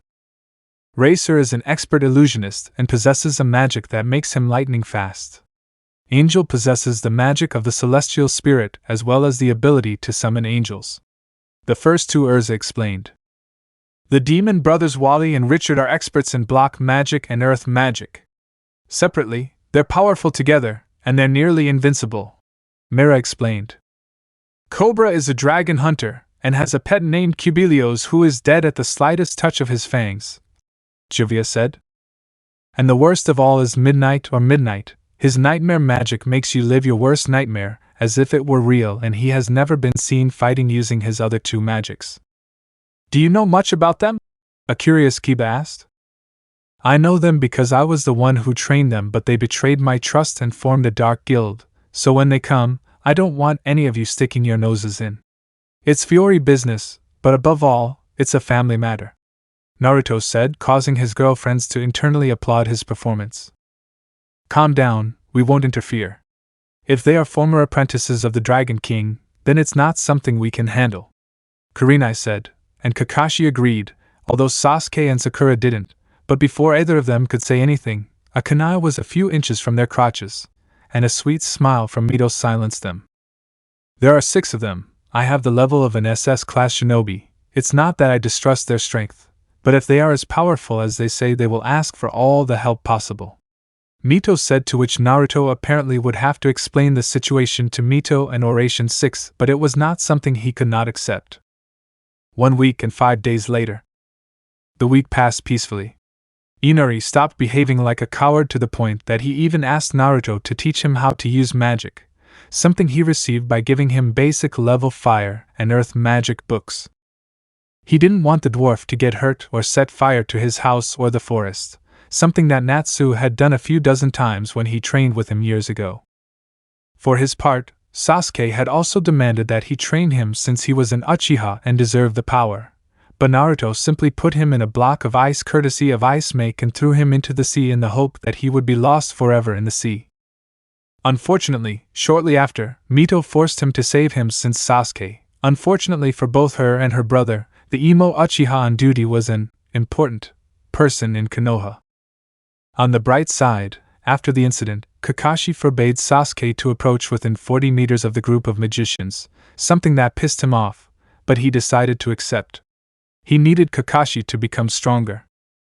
Now Kakashi's group along with Mito and the 4 magicians met on the bridge with Tazuna and Kaiza after having left Kurenai and her group at Tazuna's house in case Gato wanted to play hostages. Once they arrived, all the workers were asleep with expressions of terror on their faces, which made Naruto frown. When everything was over, he would scold Midnight for this. "Nightmares are beautiful, aren't you, big brother?" said a calm and serene voice coming from the mist, a mist that Naruto dispersed so he could see his enemies.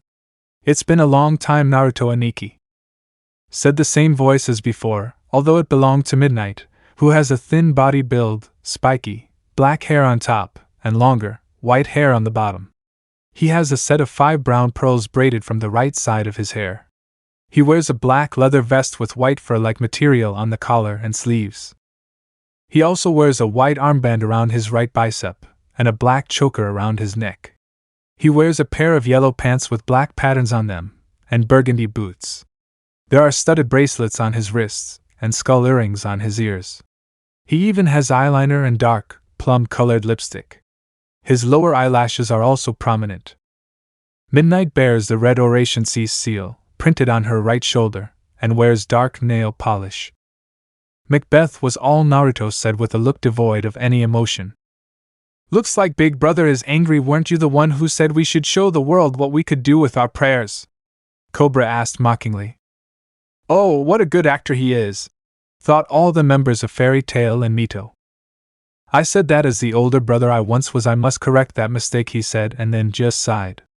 "Take control of the soul of the dragon, Asterion," Naruto chanted, and immediately his body changed to a different state than his force dragon. Now his hair was white as snow, his scales were blue, and on his back he had 2 frost wings.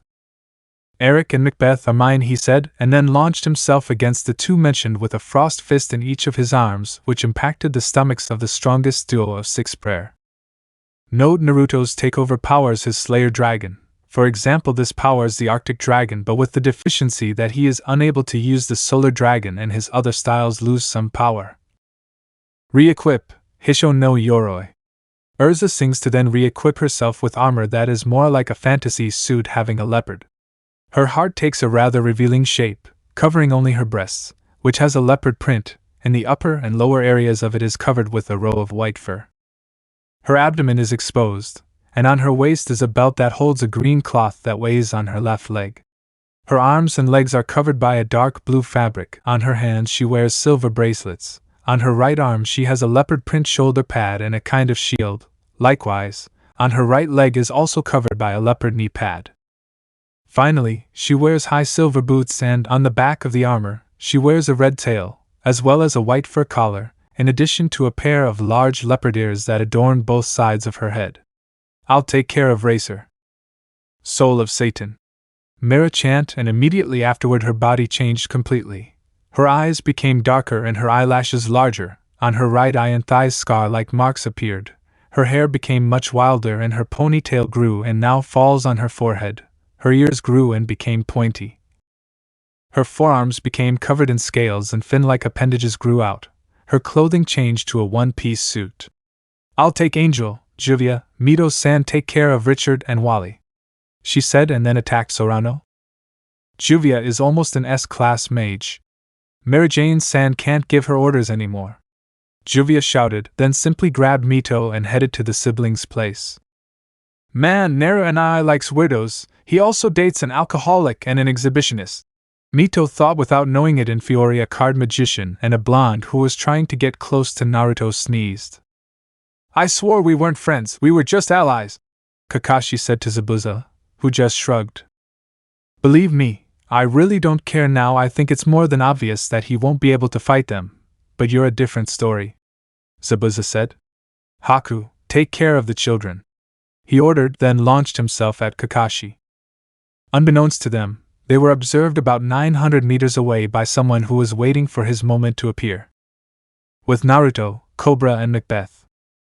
The strongest holy mage in all of Fiori was fighting his little brothers, and to his pleasant surprise both Eric and Macbeth were definitely S level, not on the level of Laxus or Gildarts, but they would give Urza and Mira a run for their money. On top of that, they were also quite skilled in their magic and had teamwork only comparable to theirs with Juvia. If he attacked Eric, Macbeth would use his distortion shield to block the blow, allowing Eric to attack with his sound magic.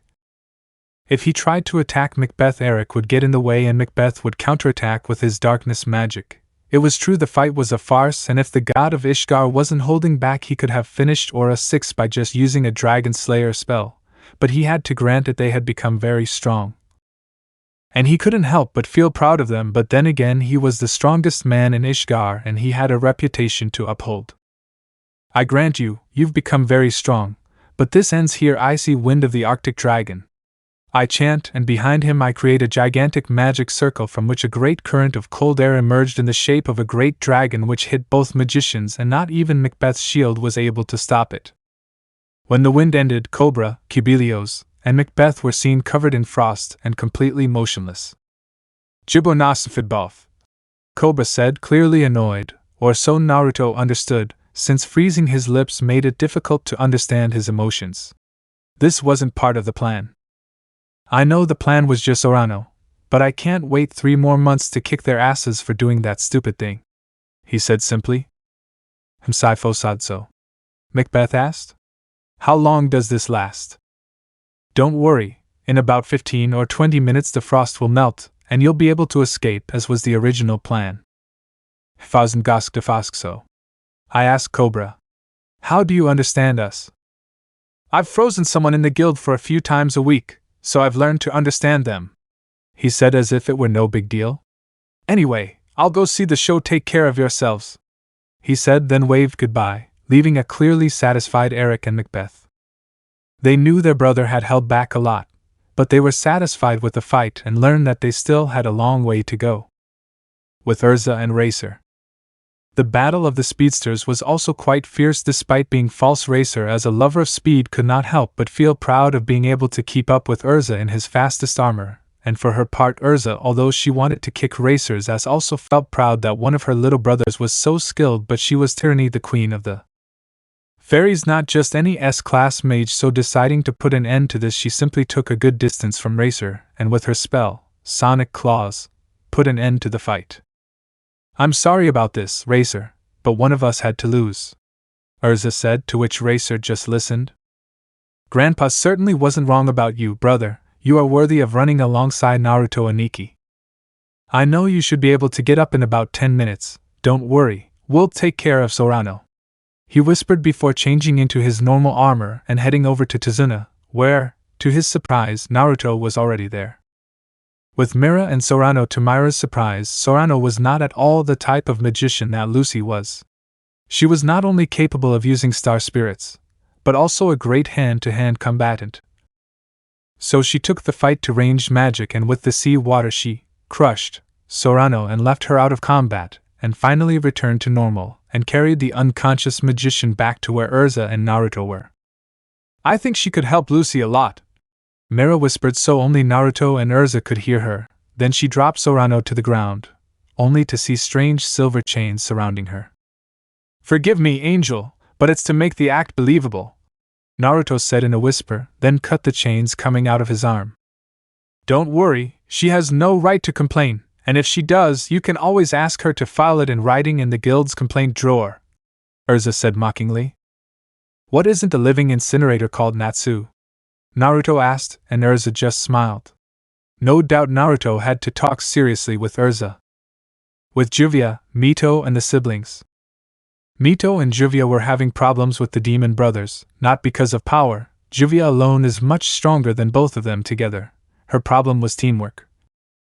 Juvia normally being a solitary mage who only works well as a team, with Naruto and Mito having the problem of being a solitary kunoichi who was never in her life able to work well with someone. For her part, the brothers Wally and Richard proved to be an unbeatable duo, as Mira had stated, because no matter how they attacked, Richard would always use his earth magic to defend his brother, who would attack with his 32 hits per second spell. Although unfortunately for both brothers, The redhead and bluehead decided they had enough of being beaten up and made their techniques more powerful, for their part.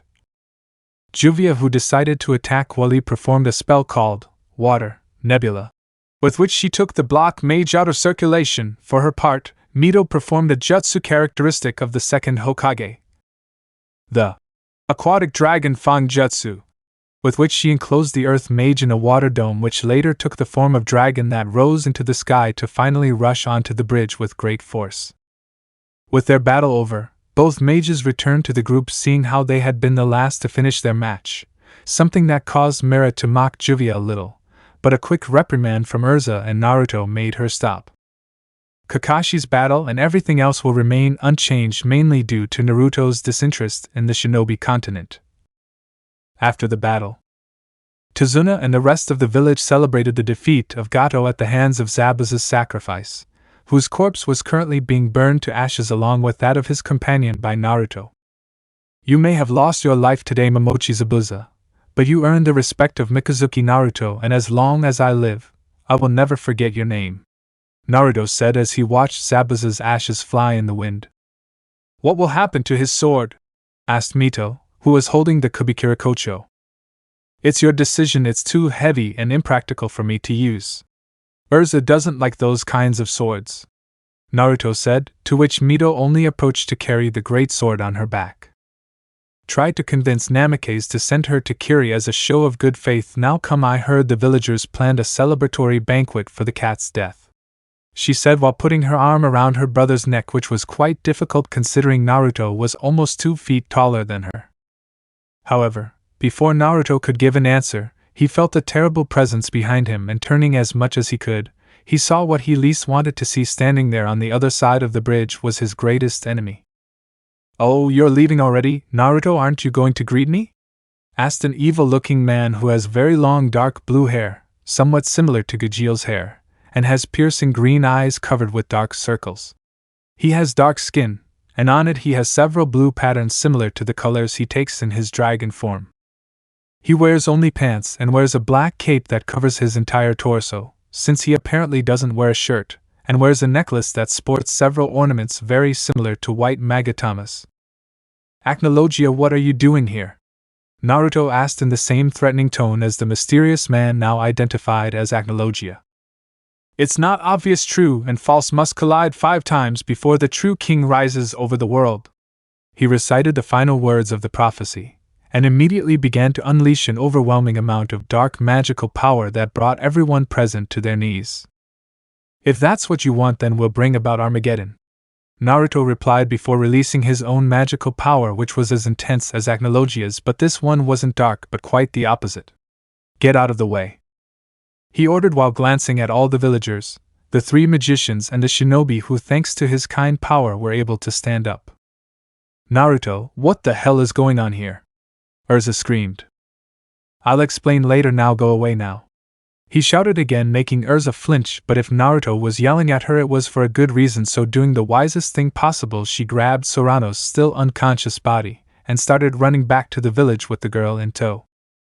You heard me, let's move, he ordered, and no one, not even Mito, contradicted him. After 10 minutes of running non-stop, Naruto finally decided to break the silence that he and Acnologia had been maintaining for a while. I'm surprised. I thought you would have attacked while they were here, he said, his tone denoting sincerity. I want to beat you, but with both of us on equal terms. After all, if I beat you while you hold back to avoid harming the human insects, it wouldn't be fun, he commented mockingly, and Naruto just sounded before surrounding his body with his magical power just like Acnologia. Seconds passed with both of them being surrounded by their magical powers, and then there was simply a huge boom and the human silhouettes of both of them began to change. The bodies became much larger, reaching almost 80 meters, the arms and legs transformed into legs. The heads changed shape with the mouths and noses of both becoming snouts, and from the backs of both a huge pair of wings sprouted, and with the complete transformation simply Ryuer, they both roared, dispersing the auras that covered them. Naruto's body and mind had long since ceased to be human, but his heart had not. The body of the holy wizard was now that of a gigantic golden dragon with a black belly and golden claws adorning its legs, the front ones being much longer and sharper than the recipes. Its head still retains its markings, but like its dragon force, these have turned red and bright, and on each of its wings there are 6 Celtic symbols. On the right are the symbols for sun, marine, sky, earth, storm, and arctic, while on the left are crystal, silver, toxic, forest, sacred, and nocturnal. Acnologia, on the other hand, is now a huge dragon, larger than Kaiser 19 years ago, 50 meters. His entire upper body is covered in round, black scales, which are in turn decorated with spiral-shaped, blue scales. His lower body, specifically his belly, inner tail, and legs, is gray, and appears to be quite soft. He has a blunt, rounded head with 4 large, elongated horns extending back, and has small, white, glowing eyes. His mouth is filled with sharp teeth, and underneath is an elongated, downward-facing protuberance. He has enormous plate-like wings that cover his entire body, taking on a formation reminiscent of a bird's feathers. His large tail splits in 2 at its end, where the black plates disappear, and take on a double stinger-like appearance. You know as well as I do that this match will end in a draw. Let's just leave this clash like that and wait for the next one. Naruto tried to reason, but as a result he only got a rule, which he stopped thanks to a quick movement. He managed to put his crystal-covered wings in front of him like a shield. I'll assume that's a no, he said with resignation before fully spreading his wings, and with a powerful flap he rose into the air, and as he did so the sun mark on his wing began to shine. We take this fight to the heights, he said, and then rose above the clouds followed by Acnologia. Like you said before, let's cause Armageddon, Acnologia replied, then butted heads with Naruto, proving that they were both on complete equal footing. As I said before, Acnologia, at the moment our forces are equal. Even if we continue fighting, the only thing we'll achieve is a draw, Naruto said while continuing to butt heads with Acnologia, who seemed to ignore him. Faced with his rival's persistence, Naruto just snorted and decided that if Acnologia wanted to fight, then they would fight.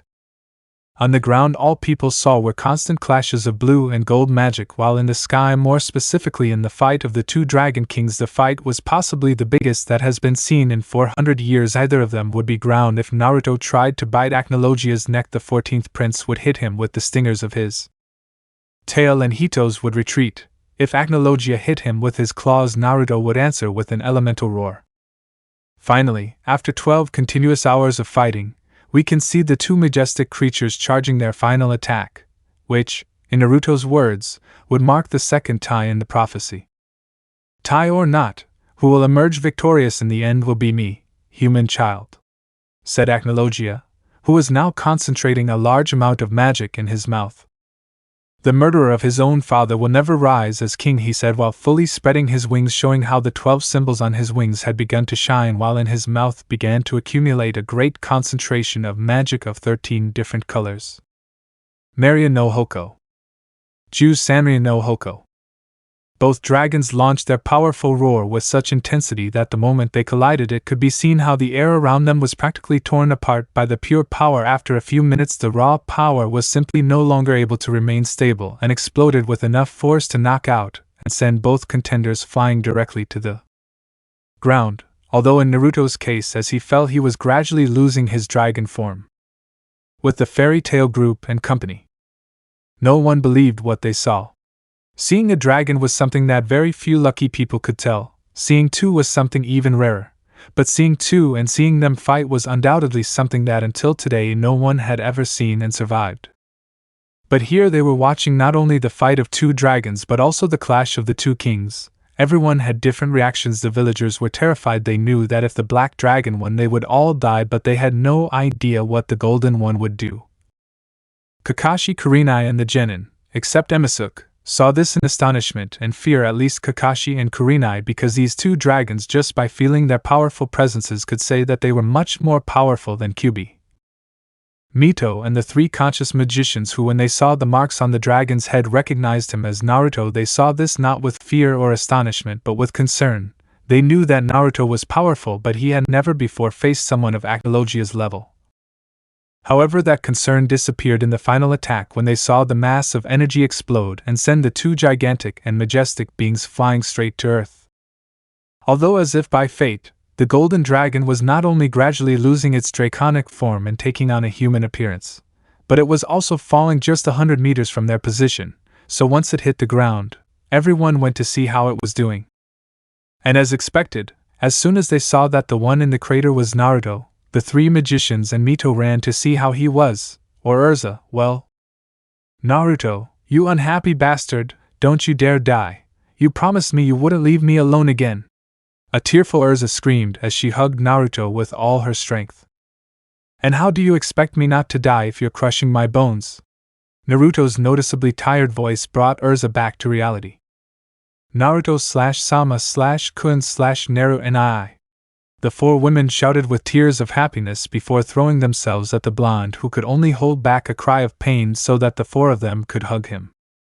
Not that I want to kill the moment, but what just happened? Kakashi asked. Acnologia, the false dragon king, his goal is to kill me, but he can't do it thanks to a prophecy that will make us tie 4 times regardless of whether one is more powerful than the other. Naruto explained while Urza and Mira helped him up. They won't get more out of me now, Himes. I'm tired and I want to sleep a little, he said with noticeable tiredness in his voice. It's okay, but you'll have a lot to explain when you wake up, Urza said, and Naruto just ascended. Let me know in the comments below if you guys want the next part. Also check out my other video that has been shown and left. Thank you for watching. If you enjoyed this video, please like and share this video. And have a fantastic day. Bye.